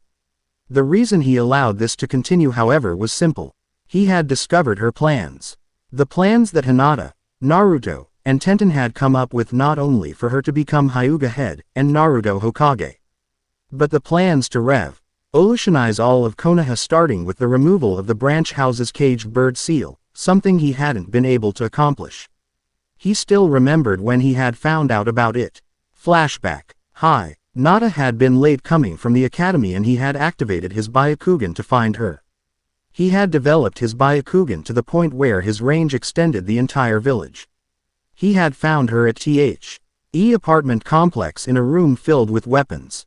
With her were the 8-year-old Tenten and 7-year-old Naruto. Though he wasn't able to hear, he was still able to lip read. So he was surprised at the conversation they were having. He was especially surprised to find Hinata not stuttering or shying away. In the end, he was surprised at the slyness of the three, especially of his daughter, that she had even fooled him. After observing the conversation, he decided that he would help out by keeping suspicion away from Hinata. Flashback end. After that, he would continue to watch them as they met, though never as they trained. He could only tell Hinata held back because of the small, almost unnoticeable twitches she made whenever she and Hanabi sparred. He smirked to himself as he walked off. He couldn't wait to see the looks the elders had when things came to pass. Hokage Tower. Tsunade stared at the faces of the former Hokages from the window in the office. She had her inauguration ceremony today, but that didn't bother her. Looking over the faces of first her grandfather, then her uncle, to her sensei and father figure, she finally came to the gaze of her cousin. She was broken from her musing when there was a knock at the door. "What is it?" she asked. "Tsunade-sama, Naruto-kun is here," said Shizune. "Send him in," said Tsunade. Not a minute after she said that, the blonde walked in. Neither said anything, simply staring at the monument. After a few moments, Tsunade spoke, breaking the silence. "What do you want to know about first, the clan or bloodline?" "The clan," Naruto answered quickly. "All right, as you are aware, the Senju are extremely secretive," said Tsunade, getting a nod from the blonde. "The clan originates from Kusa no Kuni, Grass Country. Kusa, which was once one of the major villages, was nearly destroyed in the First Great Shinobi War, and the clan along with it. This was caused by a poison that had spread throughout the village. Those who survived split up, going different ways. Shodaime and Nadaime, among others, came here and created Konoha. The other half left, heading towards Mizu no Kuni, Water Country. Most of those that came here died out during the Second and Third Great Shinobi Wars. The rest, however, died in the Kyubbi attack, which is why we are the last," explained Tsunade. She had noticed the kid around his neck stiffen at the mention of the Kyubbi attack, but paid it no mind. "Our bloodline is unique," said Tsunade, catching the blonde's interest. "Our bloodline allows us control over water. This, of course, is what Nadaime is famous for," said Tsunade, getting a nod from the blonde. "Of course, that's not all. Our bloodline naturally merges compatible chakra alignments. For my grandfather, it created the Mokudan element. While people usually had compatible alignments, some like myself didn't. Mine being water and fire. As you know, the two cancel each other out," she explained, getting another nod. "I have no idea what your father's alignment was, Thog. I know for a fact Nawaki would have gotten Mokudan," said Tsunade. "How so?" asked Naruto. "As I said, our bloodline naturally merges two compatible chakra natures. Nawaki had a Doden chakra nature. At combined with water if his bloodline had awakened would result in Mokuden, explained the slug Sanin. So if someone had say wind as their natural element, asked Naruto. Is that your element? Asked Tsunade getting a nod from the blonde. Seeing this she pulled out a piece of paper and handed it to him. Knowing what it was he focused chakra into it and was surprised. First it split into 3 pieces before one split in half. One soaked through and the other froze. I knew it, said Tsunade quietly. Knew what? Said Naruto. There was once a small clan of people in Kiri that were able to use ice. I had suspected them to be of Senju blood but I wasn't sure. Explained Tsunade. Haku. Naruto thought with a pang of sadness. Anyway, said Tsunade catching his attention. I'm moving you your sister out of that apartment. She finished getting a raised eyebrow. You'll be moving in with me and Shizune at the Hokage mansion. After about 20 more minutes they finished and Naruto left the room. On his way out he stopped and looked towards his side before shaking his head and leaving. Toshiro and Hinamori who were in their Shinigami forms had seen this. Why didn't he see us? Asked Hinamori. Could you feel his Reiatsu? Asked Toshiro knowingly getting a shake of the head from the girl. He's developed a way to contain his Reiatsu which he always does unless in battle. As he has so little flowing through him he can't see us, but we also can't track him, explained the captain. I see smart move, said Hinamori. Yes with his level of Reiatsu and lack of training he'd be nothing more than hollow bait if he didn't contain his Reiatsu, said Toshiro. 3 weeks later, Naruto could be found in the training grounds of the Hokage mansion, where he spent most of his time. Tenten had been ecstatic when she had first gotten the invitation to move in from Tsunade and had hastily agreed. In that time Naruto had also noticed majority of the shinobi had stopped glaring at him and wondered why though he appreciated it. Like most boys with a new toy he spent most of his time tinkering with it. As such he was always found training his bloodline, along with a few thousand clones. He had read that Nadaime had gotten to the point where he could draw water from the molecules in the air. He set himself to be able to do that as well. He had noticed that it took virtually no time for him to master Suiden techniques. In fact he had already mastered Mizu Bunshin no Jutsu, Kurigakur no Jutsu, Suiden, Teppadama water release, gunshot and Suiden, Sujinheki water release, water encampment wall. He had even gotten to the point where he didn't have to use all the seals to use the jutsus, meaning they couldn't be copied. At least that's what Tsunade had told him. Almost wouldn't be able to improve so fast with the help of Kage Bunshin. Naruto knew he was now equal with Sasuke in terms of ninjutsu. He had also found out he didn't get the promotion to Chunin. Though he wasn't worried since he now had his apprenticeship.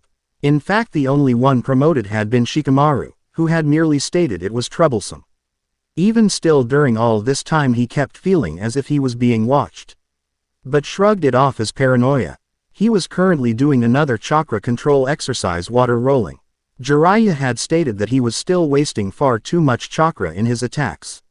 He was also still working on perfecting the Rasengan, though that was proving to be a little difficult as Jiraiya would not allow the usage of clones for that. After watching the boy FALL in a few more times Jiraiya called him over. Oi Gaki, called Jiraiya waving the boy over. Once he continued. The senseis have asked me to bring you over for a group spar. Interested? Asked the pervert. Are you a super pervert? Replied Naruto with a grin. With that Naruto dried off before dressing. Once he was dressed once more they both ran through a few seals and disappeared in twin puffs of smoke. Training Ground 9. The rookies and Team Guy had gathered at Training Ground 9 for a little sparring at Kurene's suggestion. Guy had picked this training ground as it had a Lake Ju Saint in case Sasuke missed one of his fire jutsus. They were all gathered with the exception of Shino, Naruto and Jiraiya when the latter two people appeared in twin puffs of smoke. The Junins raised Yebros seeing Naruto do the Chunin level skill while Sasuke's eyes narrowed. Lee and Hinata weren't participating. Lee because he couldn't and Hinata because she didn't want him to feel left out. Shish. Ikamaru also wasn't participating saying it was too troublesome, and Shino was gone on a diplomatic mission with his father. The matches had gone by rather quickly. Ino had given up after drawing Neji. And Sakura had been put down in one move by Kiba. Tenten and Choji's match had been rather entertaining, though it ended with him being surrounded by weapons and surrendering. Tension immediately Entei read the group, knowing the next match was Naruto vs. Sasuke. Once they were on the field, neither spoke for a few moments. Then out of nowhere Naruto chuckled, catching the attention of the black-haired boy. "What's so funny, Dobi?" said Sasuke. "Nothing's funny, Tem," replied Naruto. "Just thinking about how easy it's going to be to beat you," he finished. Sasuke, who had wanted to fight him since he woke up, growled hearing this. Then without warning he shot forward. Naruto, seeing this, charged as well, meeting him in the middle. Both struck out with right hooks, which were both caught in the other's left hand. They struggled for a second before they broke apart. Jumping forward, the Uchiha rushed at the Uzumaki again, throwing a flurry of punches which were all dodged. Sasuke jabbed with his left hand. Naruto, instead of dodging, caught it before pulling him forward. Before Sasuke could react, he had been punched in the chest and sent skidding back a bit. Sasuke, whose head was down, looked up, showing he blood-red eyes of the Sharingan, 2 commas in each eye. "So you want to get serious, huh?" said Naruto. Sasuke didn't answer and quickly ran through seals, launching a few fireballs at the blonde. Yuto jumped to the side, avoiding the fireballs. Landing on his feet, he looked up just in time to catch a kick to the face before puffing into smoke. "Shit Bunshin," thought Sasuke. He turned just in time to see a ball of water flying at him and dodged out of the way. He was caught by surprise, however, when dozens of Naruto emerged from the water. Focusing chakra to his legs, he leapt into the air while running through seals. Taking a deep breath, he exhaled a huge fireball while thinking, "Kaden, Gokaku no Jutsu."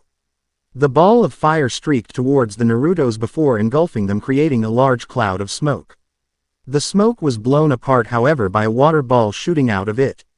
Sasuke, seeing this and knowing he couldn't dodge, quickly made the needed seals before calling out, "Chidori," and plunging through the water ball and towards the blonde.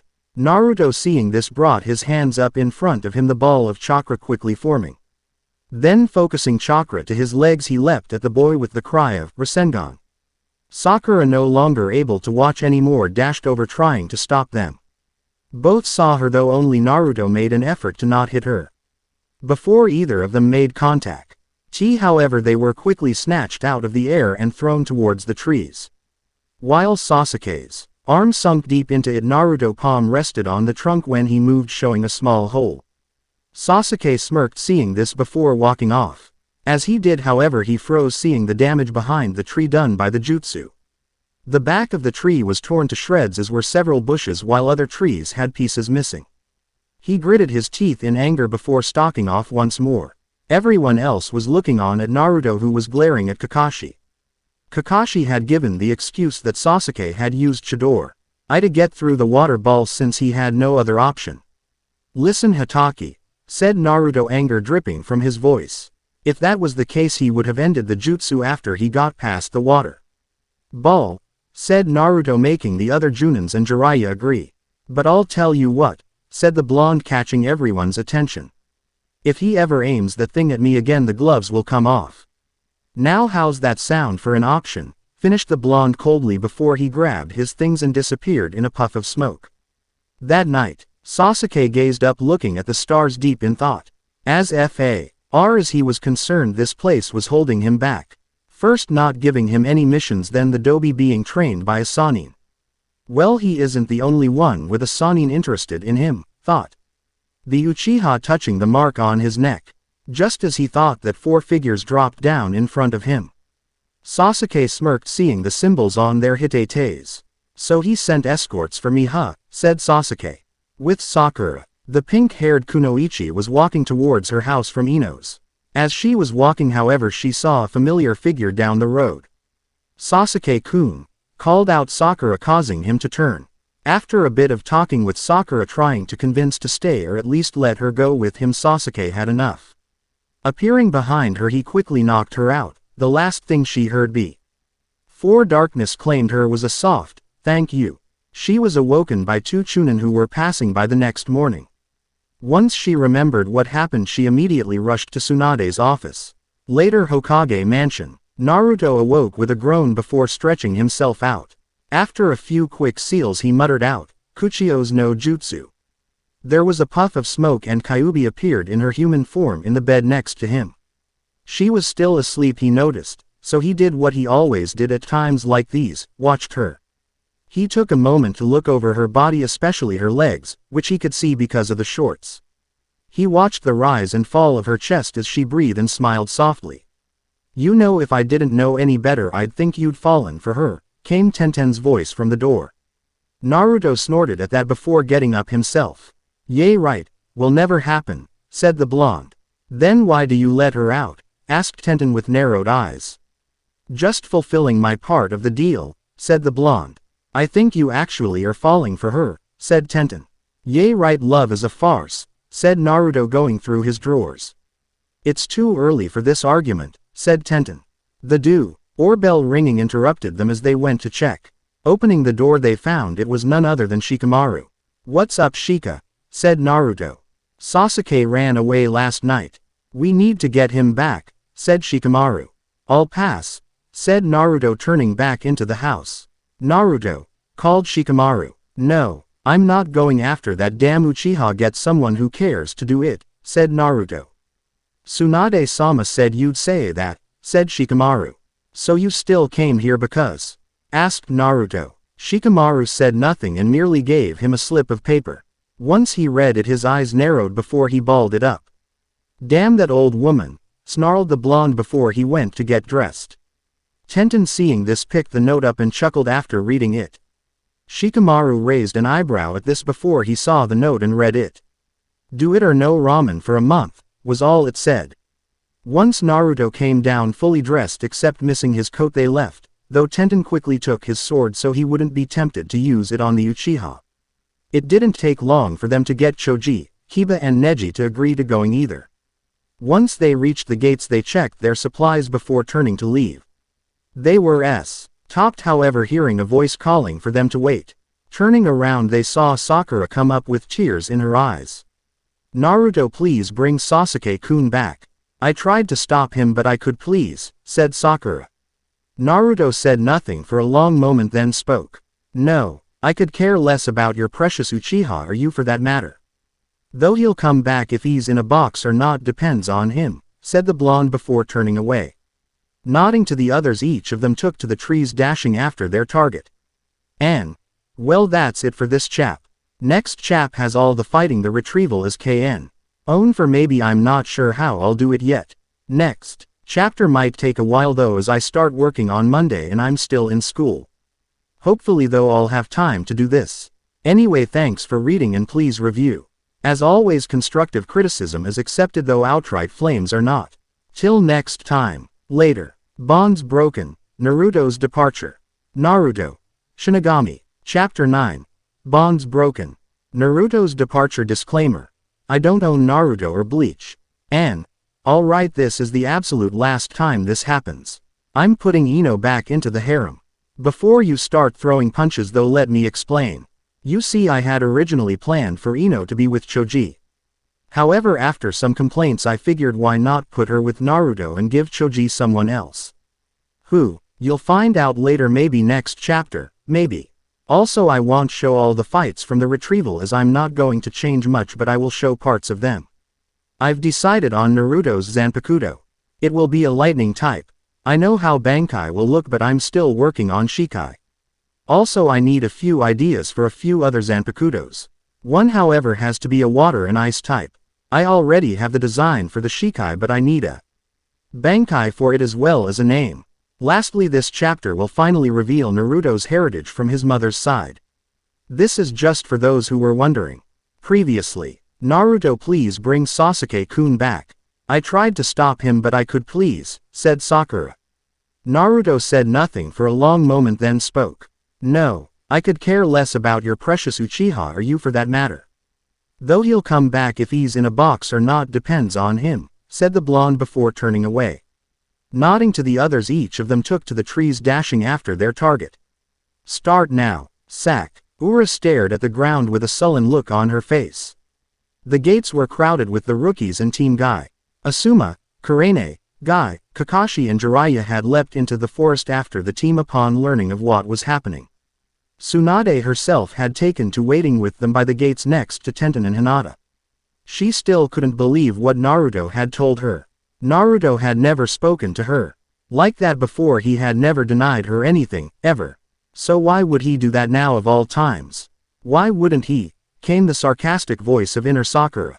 After all, what have you ever done for him? You were always belittling him just so you could feel better about yourself. You were always hitting him just to take out your frustration on someone. And lastly, you were always trying to re him to that faggot Uchiha, said inner Sakura, yelling the last part. Hey, Sasuke-kun is not a faggot, defended Sakura. What's your point? Asked Sakura, trying to change the subject. My point is all you seem to care about lately are yourself and that Uchiha, said inner Sakura. It was then that several high chakra signatures could be felt moving at high speeds. Looking up, all anyone could see were dust clouds heading towards the village. Soon a green blur flew past the gates, and the crowd followed closely by several others. They didn't even slow down when one snatched up Tsunade and kept going. Reacting quickly, each of them moved quickly in the direction the blurs traveled. When they stopped at the hospital, it was immediate chaos as everyone could see the state of the team members. While Shikamaru was fine, everyone else was a wreck. Choji was now extremely skinny and pale. Neji had a hole going through his chest and most likely his lung as well. Lee looked like he'd just fought Gaara again. Kiba had a deep stab wound in his side and was cradling Akamaru, who looked to have a few broken limbs. The worst, however, was Naruto. The boy's blonde hair was covered red in blood and his left arm was hanging limp like it was dead. The worst, however, was the hole going through his stomach. Jiraiya, who was holding the blonde, was also covered in blood that was most likely Naruto's. Soon, Ade froze seeing the amount of blood coming from her nephew, but quickly snapped out of it. She wasted no time snapping out orders to every medic she saw. Before anything could happen though, a white RTAL opened up and a dozen people stepped out. Each person wore a black kimono and hakama set tied together with a white sash. The final person to step out was a female with long black hair braided over her chest. She was as tall as Tsunade, and like all others she wore the black kimono and hakama set. Unlike others, however, she also wore an obi instead of the sash and a white haori on the back of W. Hitch was a black rhombus with the kanji for on the back. She took one glance at the group before speaking in a calm and relaxed voice. Azane, take one squad and take care of the unnaturally skinny child. Hanataro, I want you to take a squad and deal with the one with the hole through his chest. Hi Taicho, said the mentioned two. Before anyone could blink, they went about their assigned task, taking both Choji and Neji with him. I want you four to take care of the boy with the dog, she continued, pointing to a group. The group immediately obeyed and disappeared to take care of the assigned task. Another group of four she sent to take care of Lee. Finally she turned to Naruto, moving his hair from his forehead. She sighed, seeing a small seal on it, before taking him from Jiraiya's arms. Turning towards Tsunade, she spoke up quietly and politely. Tsunade-san, I will need both yours and your assistant's help to care for Naruto. Who are you? Asked Tsunade, snapping from her shock. Oh, where are my manners? I'm Retsu Unohana, captain of the Gote 13's 4th Division, she answered. That can wait, however I still need your help, said Unohana politely. Both Tsunade and Shizune complied, before making their way towards one of the operating rooms. Once they were inside, Unohana spoke up once again. We have to hurry, his preserver seal will only last a little longer. Preserver seal? Questioned Shizune. Hide the seal on his forehead. Apparently the seal on his stomach was destroyed. The captain who was watching over the battle had been able to apply the seal before sending for my division, said Unohana before setting the blonde teen down. We'll need to work fast. Once it's removed his body will react, said Unohana, sitting on the floor with her legs crossed. Once she was set, a blue glow surrounded her before surrounding Naruto as well. After a few moments the seal on the blonde's forehead pulsed a few times before dissolving. Once it did, the boy's eyes snapped open and a blood-curdling scream came from his mouth. Then before anyone could react, red chakra burst forth, covering him so much so that it was hard to see him. Kami, what is he holding? Asked Unohana in shock. Rokungai. A black-haired woman's head snapped up as a presence filled her senses. She was dressed in a black kimono and hakama set. She also had the white haori with the kanji for 6 in the rhombus on the back. On her side was a sheathed katana with a red hilt. Anyone who saw her would immediately recognize her as a Shinigami.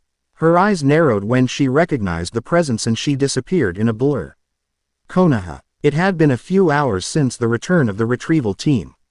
Everyone was now fine and in perfect health with the exception of one Uzumaki Naruto. The members and senseis of the R.Uki 9 and Team Guy were now sitting outside of the operating room the blonde was in. They weren't the only ones however, as each of the clan heads that supported the blonde were there as well as the Suna Sibs. Everyone was broken from their thoughts when the door opened and the exhausted forms of Tsunade, Shizune, and Unohana walked through the door.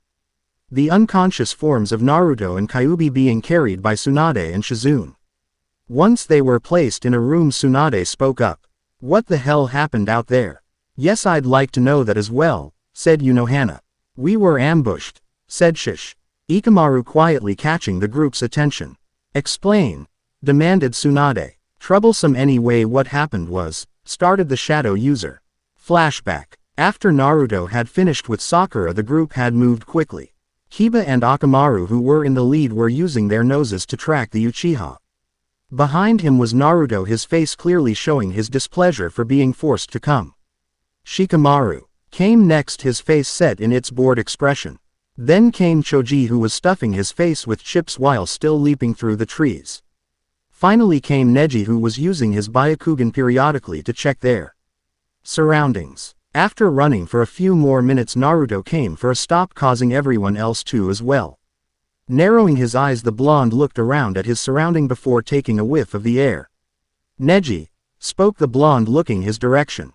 Neji, catching on, silently activated his Byakugan and cursed as soon as he did.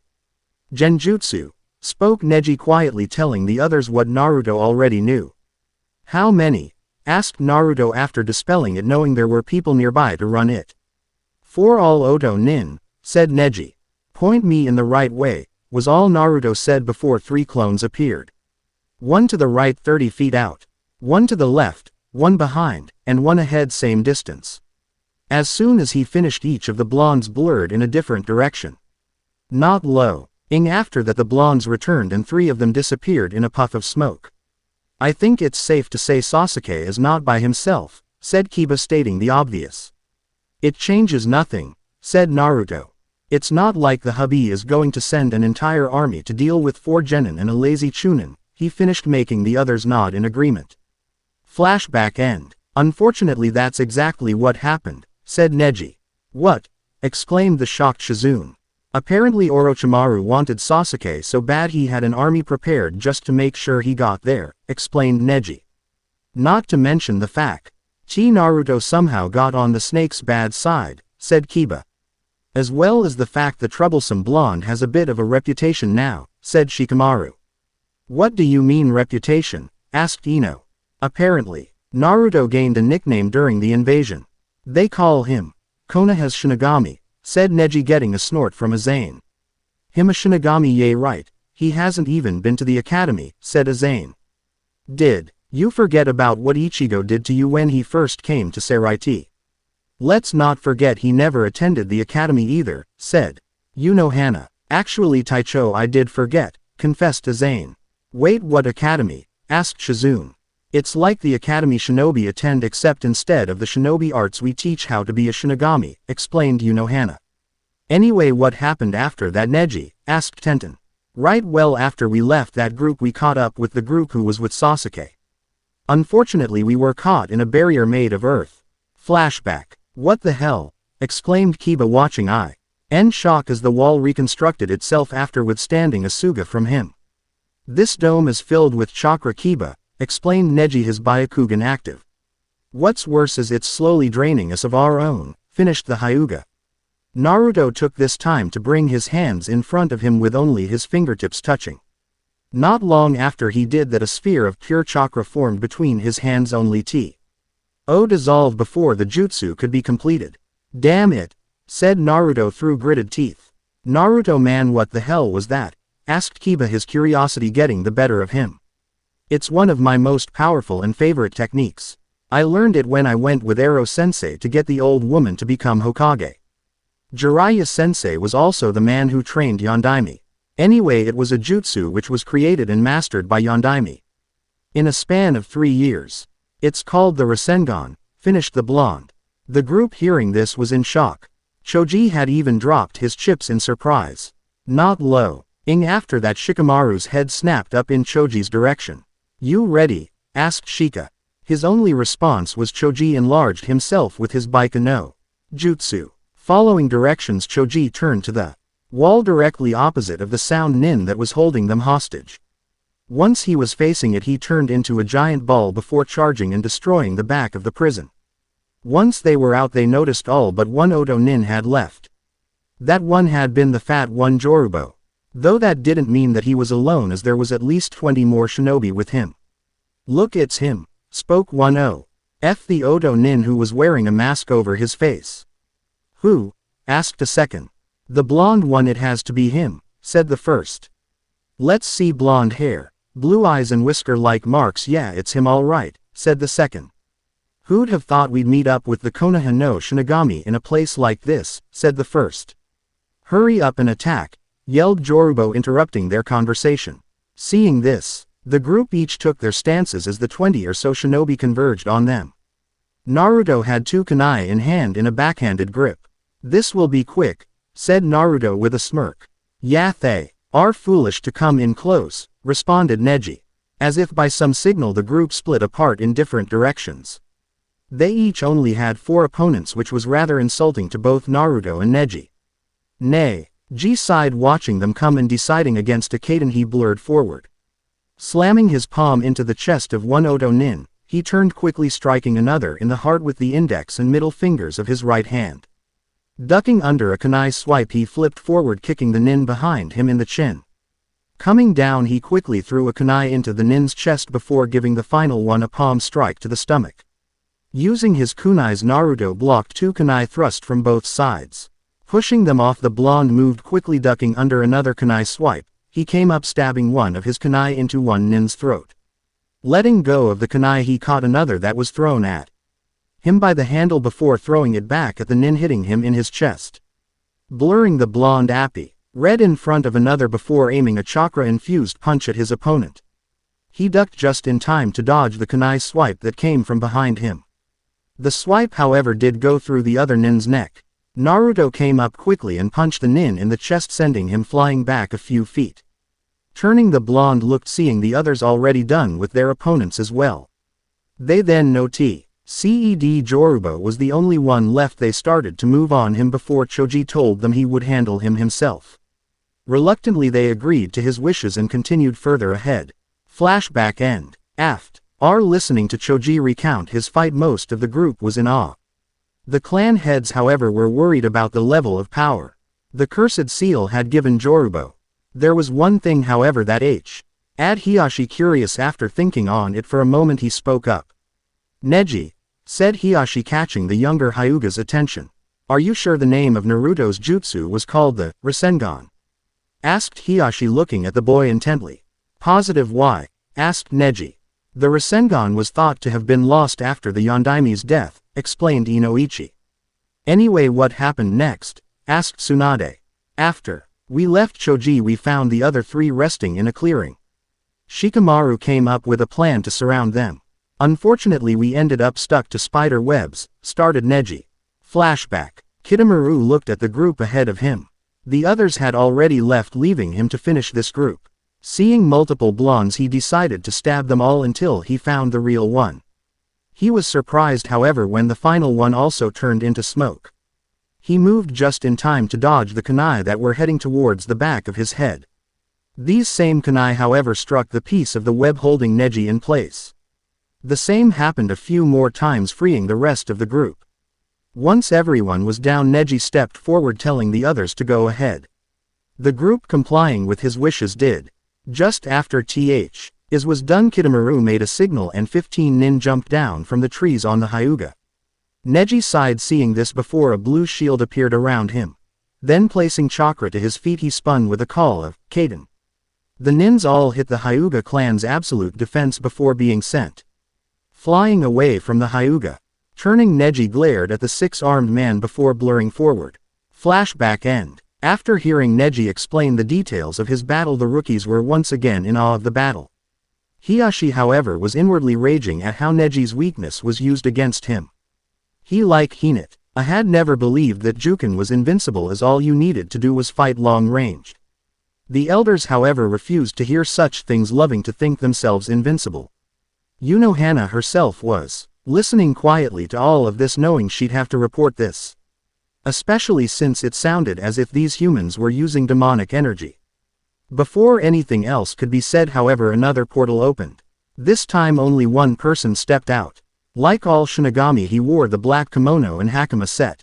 He also wore the white haori that showed him as a captain, on the back of which was the kanji for 6 in the black rhombus. He had long black hair with a whitish silver hairpiece and an extremely long white scarf around his neck. Byakuya Taicho, I thought you'd be a bit later, said Unohana. Yes, well, I managed to finish up early, spoke the newly introduced captain. He's in the room if you'd like to see him, said Unohana. First, I'd like to know what has happened that would force me to come here so early, responded the Kuchiki head. Oh, Tsunade-san, this is Kuchiki Byakuya. He is the current head to one of the 4 noble families of Soul Society and the captain of the 6th Division, said Unohana. Right, well, Shikamaru here was just about to explain what happened next, said Tsunade, motioning to the Nara. Troublesome, muttered the Nara. After we left Neji, we caught up to the rest of the other 2.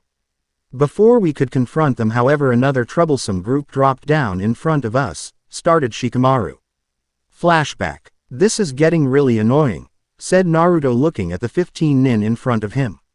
Yeah, I don't even like the Uchiha that much, said the dog boy. Regardless if we like him or not, we have to take him back.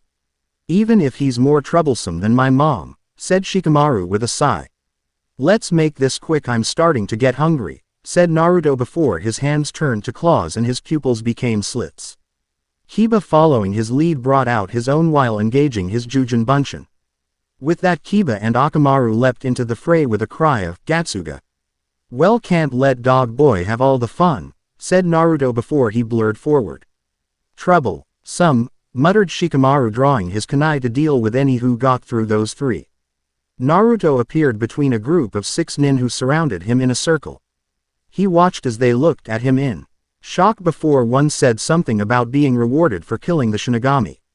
The blonde smirked before rushing towards that one. Faster than the man could react, Naruto had ripped into the man's throat with his claws. It will take a lot more than you losers to kill me, spoke the blonde. Blurring forward, the blonde planted his fist into one nin's stomach. Then grabbing him, he turned, throwing high in the direction of the 2 tornadoes that were Kiba and Akamaru. Catching a punch aimed at his face, he kneed his attacker in the stomach before giving him a backhanded punch to the back of the head. The other 4, seeing this, charged towards the blonde, who stood still. Naruto simply watched, arms crossed and smirk on his face. Once they were close enough, he dropped down as the twin tornadoes slammed into the 4.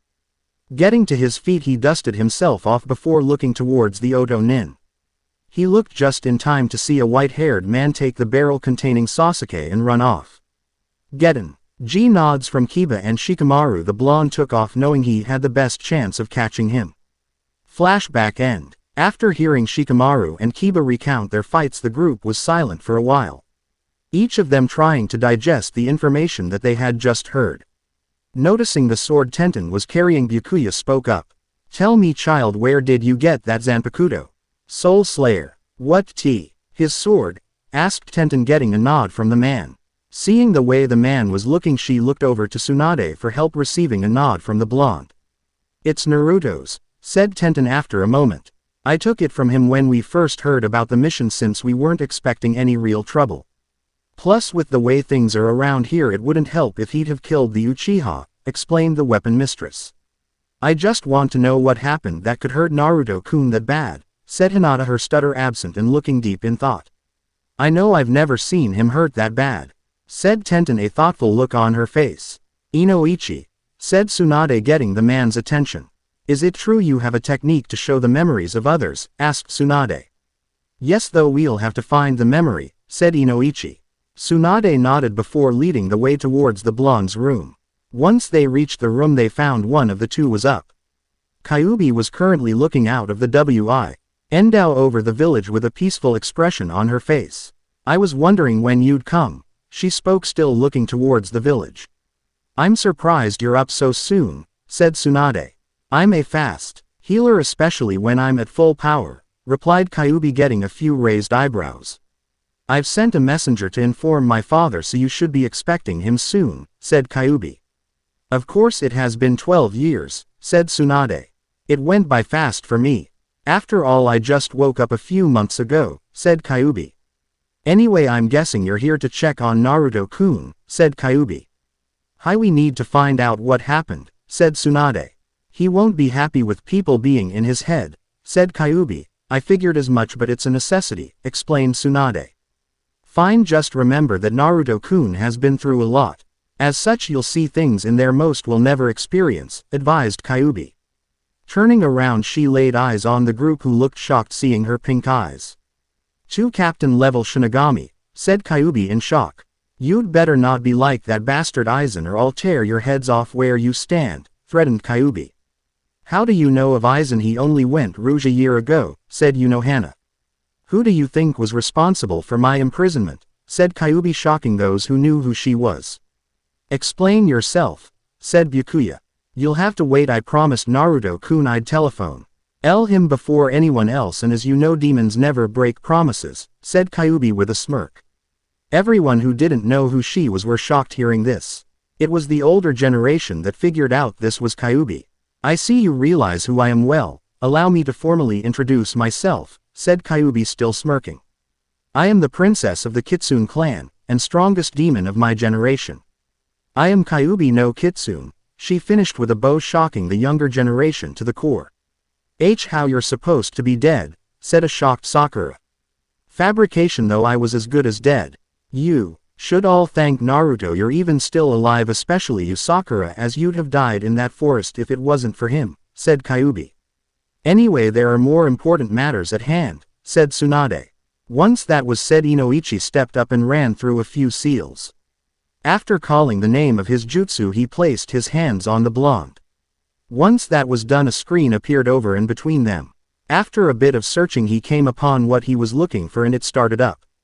On screen, Naruto stared at the person before him with annoyance clear in his eyes. He had had a very annoying day so far. First he was threatened into taking this mission in the first place, then running through the forest. Then getting trapped into that earth barrier which had drained his chakra. After that he had to fight all those weaklings and run through this forest some more before running into that bone user. Lee had showed up before anything could really happen though. Now he was staring out from one of the statues at the Valley of the End. Sasuke, near the edge, stared back at him with hatred in his eyes. Why'd you come here, Dobi? Asked Sasuke still glaring. Cause that old hag made me. Why else Tem? Replied Naruto casually. Did you know, Naruto, this place is called the Valley of the End? A fitting place for our final battle, said Sasuke.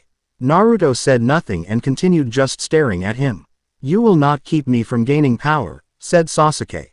And you're going to stop me how? Responded Naruto walking forward. He stopped however when the Uchiha drew a kunai. You don't wanna do that. You can't win. You don't even know the rules of the game, said Naruto with a smirk. Sasuke looked confused for a moment, which was all Naruto needed. Faster than the Uchiha could react, Naruto crossed the distance and delivered a crushing punch to the boy's stomach, knocking him over the edge. Sasuke recovered quickly though and flipped, landing on the water below. Not long afterwards Naruto landed himself. Neither wasted any time before they charged at each other. They both sent out punches which collided with each other a few times. At the same time both jumped back and ran through a few seals. Then each taking a deep breath exhaled, thinking. Kaden. Gukaku no Jutsu. Sweden. Teppadama, water release, gunshot. While Sasuke blew out a giant fireball, Naruto blew out a water ball the same size. Both attacks streaked at each other before colliding, canceling each other out and creating a wall of steam. When the smoke cleared both boys were standing still staring at each other. Warm-up's over, said Naruto. Ah, was all that came from the Uchiha. With that said, the Uchiha closed his eyes, which quickly reopened, showing the blood-red orbs of the Sharingan 2 marks in each one. Naruto smirked, seeing this. Now he could crush him at his best. With that thought, he blurred forward, streaking at the Uchiha. Jumping, he delivered a vicious spin kick towards his head. Sasuke's eyeing it coming blocked it before throwing his own punch, which Naruto flipped over. Sasuke, seeing this, swung down on him, which Naruto dodged by dropping into the water. It didn't take long for the blonde to emerge away from the Uchiha. When he did, he wasted no time going through seals before calling out, Kurigakur no Jutsu. Just after he said that, a thick mist rolled in surrounding the area. Asuke cursed. Even with his Sharingan he could barely see. Naruto himself was perfectly fine and watching the Uchiha as he looked around. Flexing his hands, he watched as they turned to claws and blurred forward. Sasuke bit back a scream as he felt the claws tear across his skin. Luckily it had only been his arm that had got hit that time. Not wanting to deal with any more of this, he quickly activated his cursed seal, the purple chakra, dispelling the mist. He looked up just in time to catch a punch to the jaw that sent him flying into a wall. Before Naruto could do anything else, however, another group of Oto nin appeared, jumping over the edge of one of the statues. God damn it, snarled Naruto, seeing the group. Before most could even land, his hands blurred through seals and he blew out a large fireball. Most managed to dodge it, though some were incinerated. Once they landed, the blonde looked at the 10 that had dodged his fireball. Then once again running through seals, the blonde called out, Mizu Bunshin no Jutsu, water clone technique. 10 clones were created. Then with a mental command, Naruto sent them forward. Hearing the sound of chirping birds, he turned just in time to catch a Chidori to the shoulder. Sasuke took this opportunity and quickly grabbed the blonde by his neck and prepared to strike him again. Just as he was about to strike, red chakra burst out of the blonde. He watched as his claws became shaper and his eyes turned red. The most horrifying, however, was the wound on his shoulder healing. The now officially pissed off Naruto charged at the Uchiha, leaving after images behind him. Arriving in front of him, he delivered a devastating right punch to the Uchiha's stomach, followed by 3 more punches, the last of which sent him into the water. He emerged quickly, trying to put some distance between the two of them. Naruto was having none of this, however, and sped after him. Running on the walls, the blonde jumped off, landing in front of the Uchiha and giving him a crushing kick to the side of the head. Sasuke went flying, but Naruto was on him quickly, once more grabbing him by the neck, pinning him against the wall. If I'd have known this would happen, Uchiha, spoke Naruto quietly with anger lacing his voice, I'd have let you die in that forest, finished the blonde. Sasuke, in need of air, swung a kunai for the blonde's side. Naruto jumped back reluctantly, releasing his hold on the Uchiha's neck. Sasuke, taking the opportunity, jumped after the blonde, catching him by surprise and sending them both towards the water. Naruto recovered quickly, however, and quickly kneed the Uchiha in the side, causing his grip to loosen. Then moving quickly, he flipped and using his arm tossed the Uchiha towards the water, followed quickly by a ball of water. Sasuke, who was running through his own seals, turned, dodging the water ball which streaked past him. Then once he reached the water and finished his seals, exhaled a giant fireball at the Uzumaki. Naruto saw the attack and let loose a yell. Just using a blast of chakra, he sent the attack right back at the Uchiha. Once that happened, Naruto watched, waiting for the smoke to clear. When it did, it showed who Naruto assumed to be Sasuke. He now had longer light blue hair and a black mark that went over his nose. His eyes were now fully matured Sharingan eyes against a black background. Finally, a pair of large hands had burst from his back, which Naruto assumed had blocked the fireball, as they had been covering the Uchiha.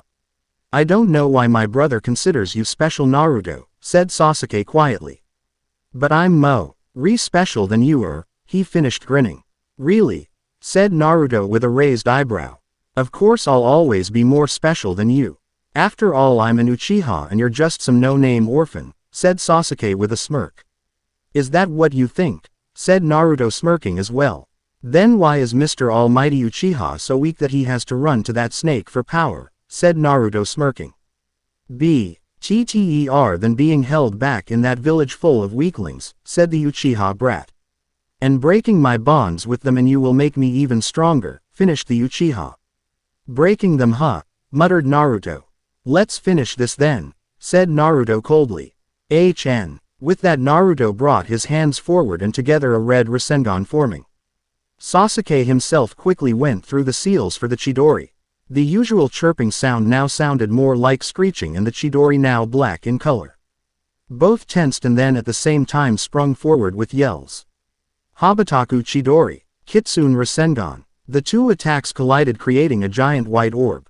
Inside the orb, however, both were struggling to gain the upper hand. Finally, Naruto won the power struggle, going through the Chidori and the orb of swirling chakra into the Uchiha's chest, sending him flying into a wall before hitting the ground. Naruto, who was panting heavily and back to normal, smirked seeing this. However, it was short-lived. A scream ripped out from his throat. Looking down, the blonde saw the steel of a blade going through his stomach from his back. It was then he felt several hands grab him and hold him still. "Hello, Naruto-kun," came the sickening voice of Kabuto. Kabuto walked over to the Uchiha and shook his head before healing the damage done by the Rasengan. Naruto growled seeing this, though he coughed up blood as a result. "Don't die now, Naruto-kun," said Kabuto lightly. "After all, Orochimaru-sama wants Sasuke here to kill you," he finished. Naruto said nothing as the pain had already gotten to him. Inside his head, Kyuubi's screams of rage could be heard, as well as her promises of revenge. "You know, I'm going to kill you," said Naruto, grinning weakly with blood dripping down his chin. Not long after that, the Uchiha stood up and turned towards the blonde. "You know, Naruto, killing you means a lot, as it gets me closer to killing my brother," said the Uchiha, a Chidori quickly forming in his hand. Once it was fully formed, the Uchiha charged forward, slamming it through the blonde's stomach and out of his back. Once he pulled his hand free, the hold on the blonde was released and he fell into the water. Once that happened, Sasuke, now in his normal form, left along with the sound nin. Once they were gone, Naruto was immediately pulled from out of the water. Looking up weakly, he saw the person was a white-haired teenager with a black-haired girl beside him. "Naruto, listen, the seal on your stomach was destroyed. If something isn't done about it, it could kill you.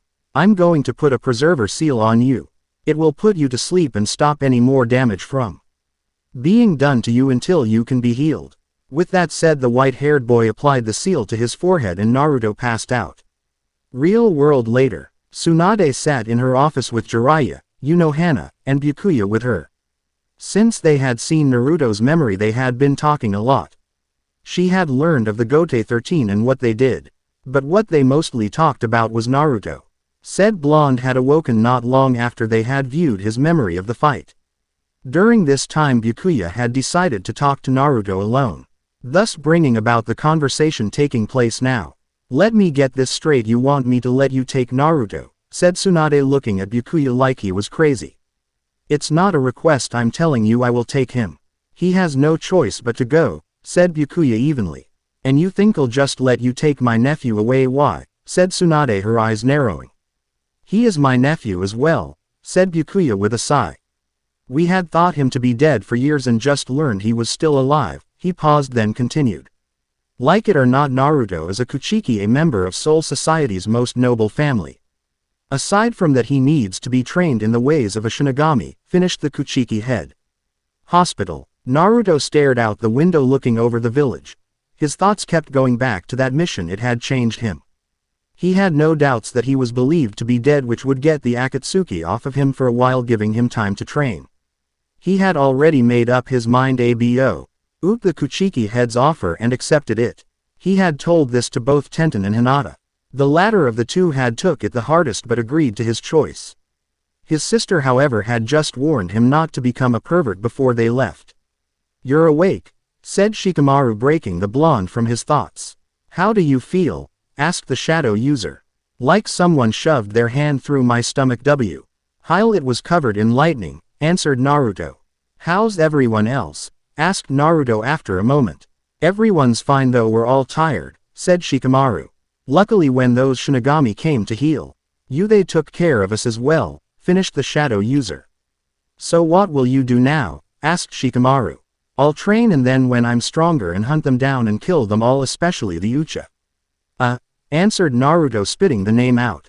Shikamaru said nothing and joined the blonde in looking out the window. Sakura, who was outside, had silent tears running down her face from what had happened to her team. That night, Naruto stared out over the village from atop Nadime's head on the monument. He was dressed completely, his coat was on and Zanpakuto strapped to his back. Kyubbi, who was standing next to the blonde, would be staying in the village until her father's arrival. Byakuya and Unohana were both standing behind them. After a moment more, Naruto, Byakuya and Unohana left through a portal. "Be safe, Naruto-kun," whispered Kyubbi before she too disappeared except in a whirl of fire. And, well folks, that's it for this chapter. Hope you guys like it cause it was hard as hell to write. And yes, you read correctly, Naruto is the nephew of Kuchiki Byakuya in this fic. Well, next chapter will be all about Saraiti and Naruto starts the Shinigami Academy. Also about the Naruto, Sasuke.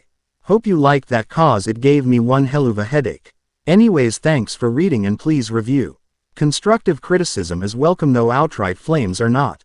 Till next time later. Saraiti. Naruto. Shinigami Chapter 10. Saraiti. Disclaimer. I unfortunately don't own neither Naruto nor Bleach. If I did, it would be like this. And this is just to clarify a few things. Firstly, for those of you who don't know, retired captains can still wear the captain's haori when in their Shinigami forms. Such a case being Kuroshiki Isen and Rantu, the former captain of the 12th Division. Secondly, as I stated before, most shinobi, i.e., shunins and above, have levels of Reiatsu, they just don't know how to use it. So that's why Naruto could be seen in his Shinigami form, though for those who don't have high chakra levels and in turn high Reiatsu levels, let's just give the exposure excuse, okay.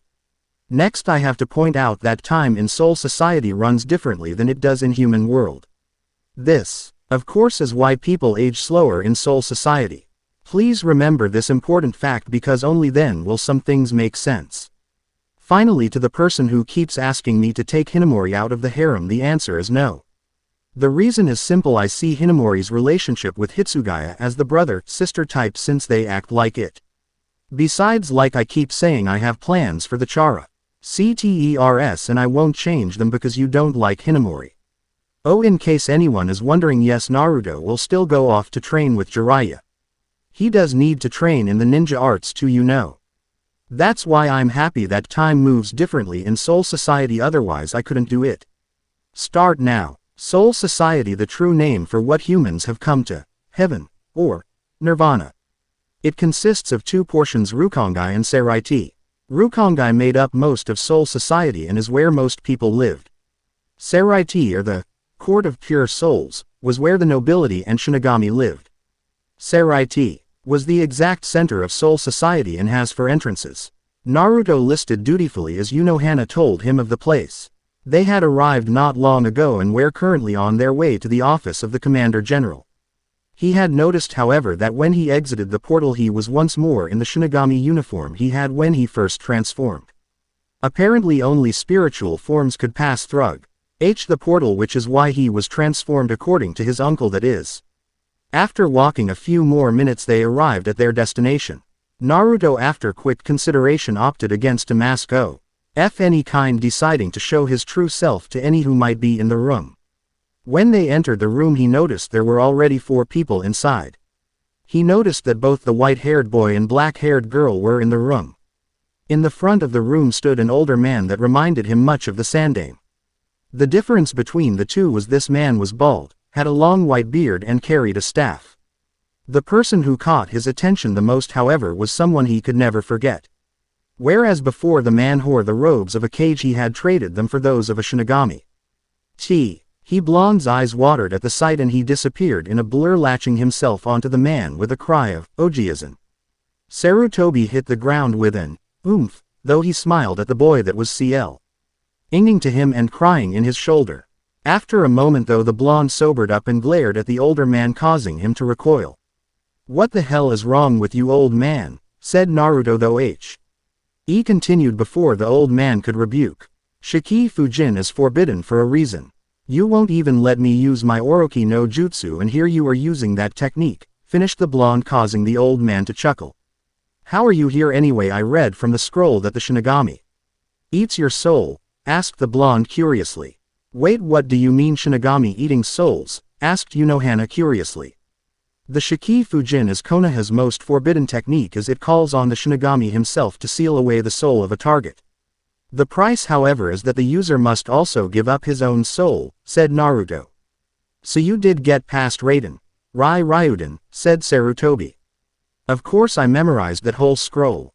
I'm just not crazy enough to try all the techniques, said Naruto with a smirk. A cough from Ab. Ove quickly brought the two back to focus as they quickly got to their feet. Once that was done, everyone turned to the old man that was standing in the front of the room. Satisfied he had their attention, the man spoke. Kuchiki Namikaze Naruto, spoke the old man, getting a nod from the blonde. It is good to finally meet you. We've actually been searching for you for over a decade, as we had heard you were dead, said the old man. Yes, Byakuya-sama has told me as much, said Naruto, slipping into a role he'd once seen Neji play after he'd removed the stick from his ass. Tell me, how has your life been in Konoha? Said the older man. To put it simply, said Naruto, looking him right in the eye. It was hell, finished the blonde, shocking many. If it wasn't for Sarutobi Ojiazan I would be dead, explained Naruto. Yes, he's told me as much, though you must have friends there, said the old man. A few, answered Naruto simply. Though I'm starting to question that as well, finished the blonde Getty. Ing a raised eyebrow from both older men in the room. Sasuke defected to Oto, said Naruto simply to Sarutobi. Anything else? Asked Sarutobi wearily. He shoved a Chidori through my stomach and left me for dead, said Naruto, his eyes turning icy. Sarutobi sighed hearing this. He'd always known that boy was trouble, but the council wouldn't hear of such things when concerning their precious Uchiha. Huff, the moment Naruto's name was brought up, half of them called for his death. That thought alone made his eyebrow twitch. A Chidori? Asked the older man. It's an A-rank assassination technique. Readed by one of Konoha's finest, the copy ninja Kakashi. It's basically a blade made of lightning that can cut through anything, explained Sarutobi.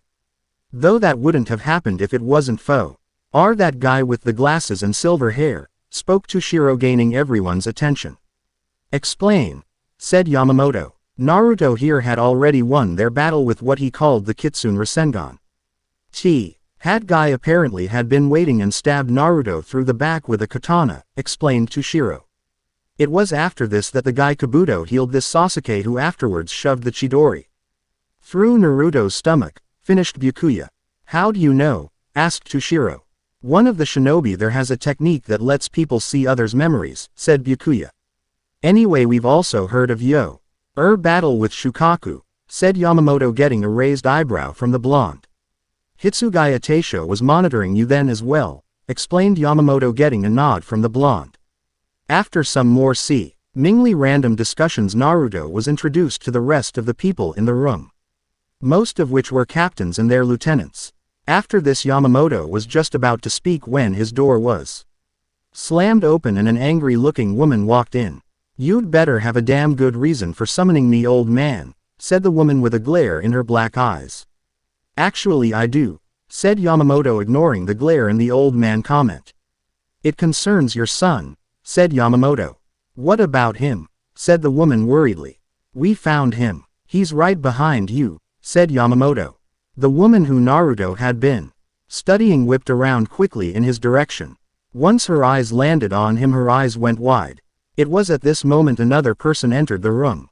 Kushina, was that really? His words died in his throat at who he saw. Naruto snapped around at the mont's entrance. Naruto knew immediately who this was, and the glare in his eyes would have froze the mont's soul if they had the power. You, snarled the blonde. Just then the genin blurred and appeared in front of him, delivering a heavy right hook to the mont's jaw. The man skidded back a couple of feet before he brought his hand up to his jaw and rubbed it. When he looked up, it was to the enraged eyes of one pissed off Naruto. See, I told you that would happen, said Sarutobi with a smirk. Was that really necessary? Asked the man. I've got half a mind to shove a Rasengan down your throat, snarled Naruto. But I can settle with just my claws, finished the blonde, flexing his hands which turned into claws. Naruto, would you really kill your own father? Asked the man. No, but I'll settle for tormenting you, said Naruto. But it's Aizen's blood that I want, finished the blonde with a demonic grin more suited for Gaara. This got reactions from just about everyone in the room. Most of the people in the room quickly turned serious eyes on the blonde. The exception is those who didn't know of Aizen. How do you know of Aizen? Asked Yamamoto. It was Aizen that caused Kyubbi's rampage through Fire Country, answered Byakuya. Every Shinigami in the room remembered that. They had sent plenty of pluses to Soul Society during that time. As Salt, each captain was also swamped with paperwork. This thought made several eyebrows twitch and one old man tighten his grip on his staff. After a few more moments they were once more immersed in conversation. When it got down to Naruto's training, however, Yamamoto spoke up. Naruto's situation is rather unique. As it stands, I believe he would have most likely been raised in the ways of a Shinigami. Am I anyway? Said Yamamoto, getting a nod from Sonia. Because he lives in the human realm he cannot go to the academy, said Yamamoto.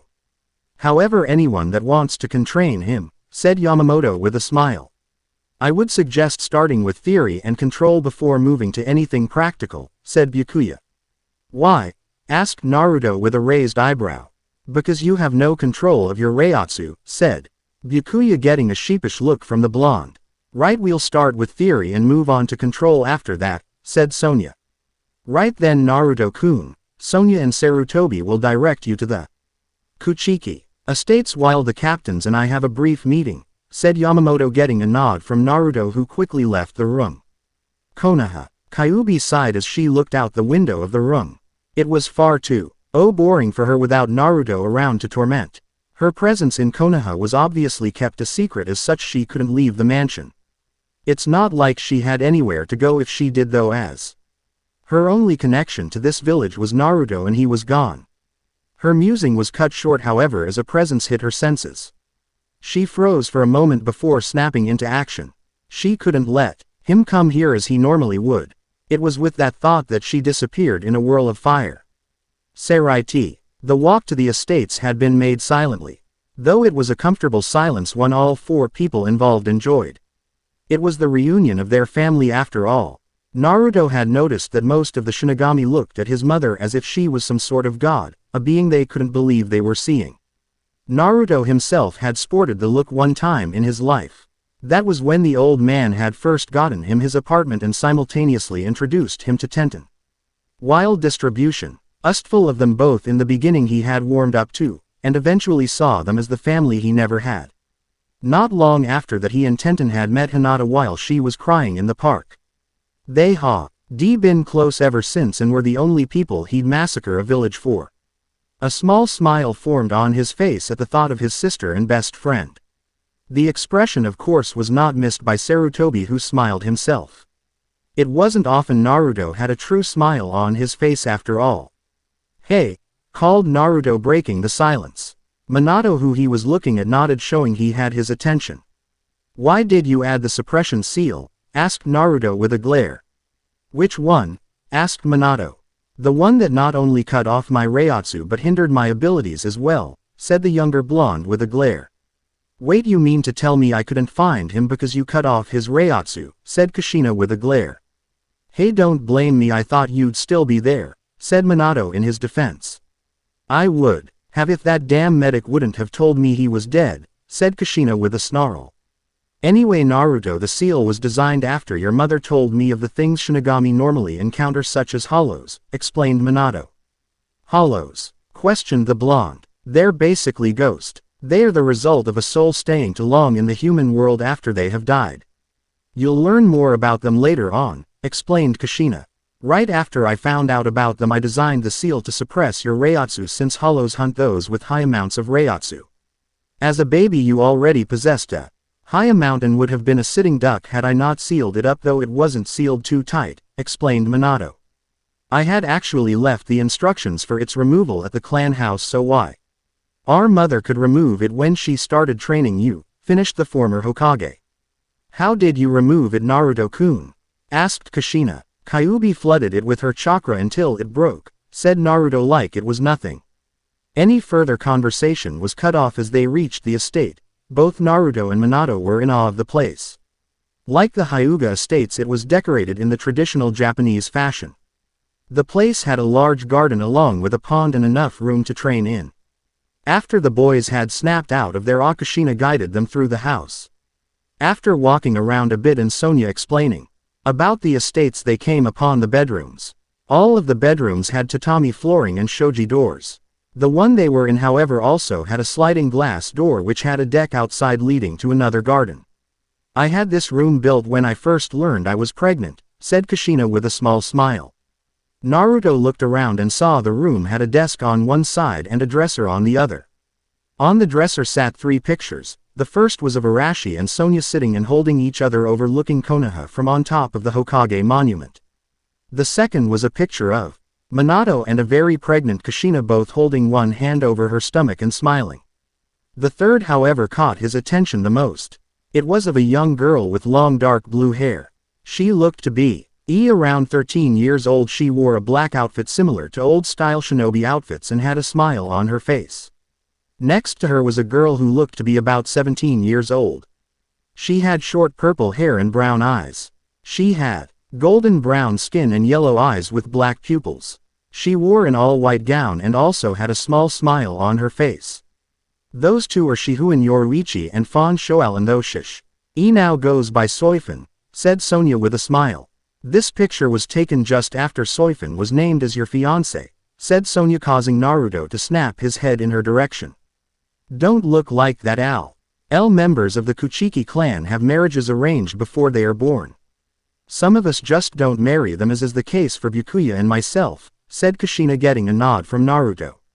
I had planned on raising you in human world and then bringing you here to meet her when you were close to her age, which is why you were born in Konoha, said Kushina. Yoruichi and I had served as captains Toget, her in the Gote 13, and were best friends. She had been watching Shoalen, who was her cousin, for a while and decided to take her as an apprentice. She had made plenty of plans for the girl as she held great potential. We eventually decided that you two would be good together and arranged the marriage, said Kushina. Anyway, as you probably guessed, this is your room. Ours is down the hall and around the corner to the right. The one across from you I had designed for Soifun for when she stayed here. The rest are all guest rooms for whoever you invite over, said Kushina before she turned and left the room. Naruto, said Minato, catching his attention. I don't know if you noticed or not, but you no longer have access to your chakra. Regrettably, I can't train you myself as I still don't have Mu. Reiatsu, as unlike Sarutobi, I didn't die before that technique. Finished, said Minato, getting a nod from the blonde. However, I will design a training manual for you for when you return to human world. Said Minato, getting a nod from the younger blonde. Konoha. Kyubbi walked with her father by her side towards the tower. It had taken a bit of convincing, but she'd talked her father into taking on his human form here. Unlike her, however, her father completely loathed his human form, though she didn't blame him. The man had far too many fangirls for her liking. Arriving at the tower, the two wasted no time entering and walking up the stairs towards Tsunade's office. Along the way, Kyubbi noticed that they were receiving curious glances from the nin who worked there. Once they reached the top floor, the pair walked right by the secretary and into Tsunade's office. Tsunade, who was engaged in a fierce battle against paperwork, looked up as the two entered the room. Raising her left hand, she watched head as several puffs of smoke appeared around the office. Nodding towards the door, she watched as the Anbu members complied with her request and left the room. Once they were gone, the male sighed before leaving his human form for his demon form. Once he was settled, he had a pair of red fox ears on his head, and 9 tails that swayed behind him. Along with that, he had long red hair and slitted gold eyes. Otu-sama, this is Tsunade, this village's leader, introduced Kyubbi, getting a nod from the man. Tsunade, this is my father, the original Kyubbi, and the man your stories are about, spoke Kyubbi, getting a nod from the Godime as well. Now I have waited long enough, Kyubbi. You will explain why I have not heard from you in over a decade, said the man in a commanding tone of voice. I was sealed, said Kyubbi immediately, though looking away. Surely these humans couldn't have a seal that could contain for long, asked the Fox Lord, spitting out the word human in distaste. Actually, spoke Tsunade, gaining their attention. The seal that held her was designed by my cousin and the former leader of this village. It actually called on the Shinigami to seal the target away into the body of a newborn. N is nothing else would be strong enough to contain her, explained Tsunade. The Fox Lord snarled hearing this. These flesh rats had the ability to summon the Shinigamis.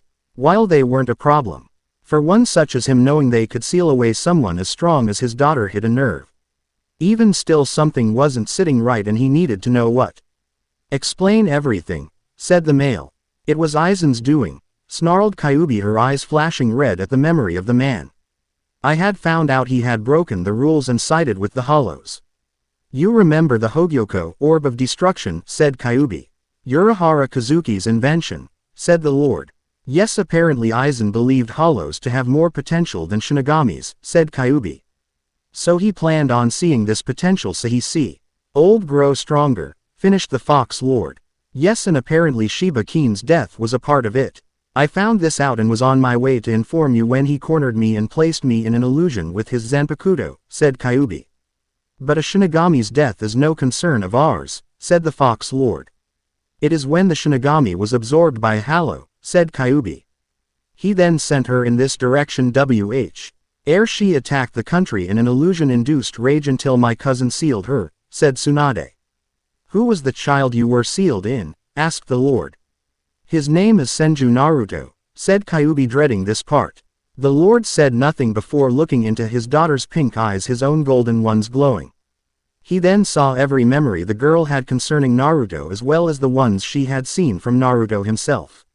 In the end he was impressed with the child, though when he backed away his eyebrow was twitching. Oh shit, thought Kyubbi with a bit of panic. You gave some of our blood to a human, said the Lord. Then we have no choice, he said with a sigh. Oh shit, he's going to kill him. I knew this would happen, thought Kyubbi, inwardly shaking. You will become his mate, said the Lord, causing Kyubbi to nearly fall on her face. What? Stuttered Kyubbi, unsure if she'd heard correctly. You heard me. The boy is now part demon and has the blood of a Kyubbi going through him. You have no choice now but to do it. Besides, it's not as if you don't want to, finished the Lord. Now we are returning home. Your sister has been awaiting your return, said the Lord, getting a nod from his daughter. Tsunade, I will be here when Naruto returns, said Kyubbi, getting a nod from the Godime. With that said, both father and daughter disappeared in a whirl of fire. Once they were gone, Tsunade sighed before pulling the sake from the hidden compartment in her drawer. Makai. The Council of Nine, demon worlds equivalent to the Shinigami. However, where the Shinigami kept the balance of souls in man world, the Council of Nine kept the balance of power. Meaning anyone who gained more power than what the king allowed was destroyed. As the Shinigami had the Gote 13, the Council had the Biju, its elite forces. It was with them all actions that were done by the Biju were accounted for or assigned. In fact, with the exception of summoned creatures, all demons were monitored by the Council. As Uch Kyubbi was now in front of them once more, explaining the circumstances of her disappearance among other things. This is most distressing, said one of them, a brown three-headed dog with a distinctively male voice. Yes, it is, and I'm beginning to think the disappearance of all the other Biju was no accident, said another, this time being a green seven-tailed dragon. I knew of Shukaku, but the others are gone as well, asked Kyubbi. Yes, they all started to disappear around the time you left for your last mission, said the Fox Lord. Well, if it helps, I know where Shukaku is, said Ky. Ubi, causing everyone to shift their attention to her. She then proceeded to explain about Gaara and then the Akatsuki who she had found out about from Naruto. This is most disturbing indeed, mumbled a black two-tailed cat after the vixen had finished. Saraiti 6 months later. Naruto sighed as he stared up at the sky. He was currently on his back staring at the clouds and lost in thought. In the last 6 months he'd learned quite a lot about Saraiti and Shinigami. He'd also tracked down Haku and had his reunion with her. Both had been working on using their bloodline with Reiatsu Inst. Of chakra, though they had little success. He had also gotten to know both Hitsugaya and Hinamori as well. Hitsugaya reminded him a lot of himself and they had quickly become friends. Hinamori, however, had been different, as she'd been in a funk for the last year. He had learned that she once served under Aizen as his lieutenant. He had also heard how the man had used her and left her for dead after she'd served her purpose. It had taken him a while, but he eventually managed to convince her that Aizen had never cared for anyone but himself and that he didn't deserve her loyalty. His relations with his family had also developed nicely. He and his father were alike in many ways and trained in his taijutsu every day. His mother had been determined to make him book smart instead of just STREET smart and was working him to the bone. His uncle, however, had named him as the heir to the family as he himself never had any children with his wife. All in all, the last 6 months had been rather good for the blonde. Elsewhere, the captains of the Gote 13 had gathered once again. This time, however, it was to discuss the placement of the academy graduates. After a while it had came down to the final person who Seraiti had dubbed as a genius's Senju Haku.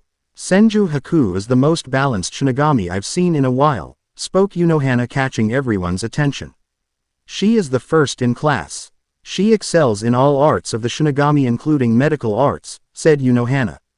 She has also been working on a side project, spoke Unohana, catching just about everyone's attention again.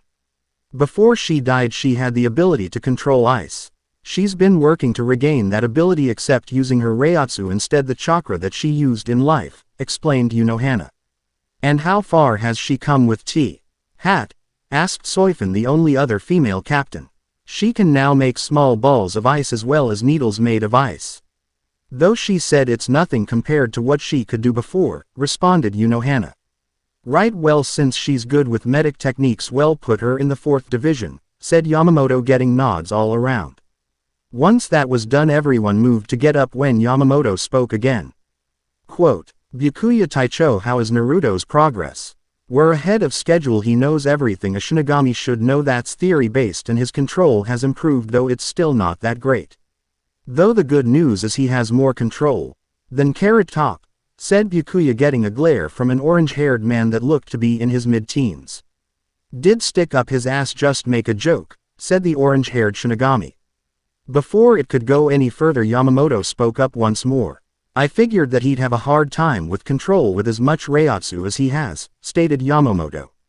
Let's send him to Rakura in 2 days' time for further training. Soifin Taicho and Momo Fukutecho shall join him. I've talked to Kurosaki Aizen, who will be training his control. Kazuki has agreed to teaching him to use his Zanpakuto, and Yoruichi would train him anyway once she knows who he is, said Yamamoto, getting nods all around. With that done, everyone but Soifin left, leaving the general alone.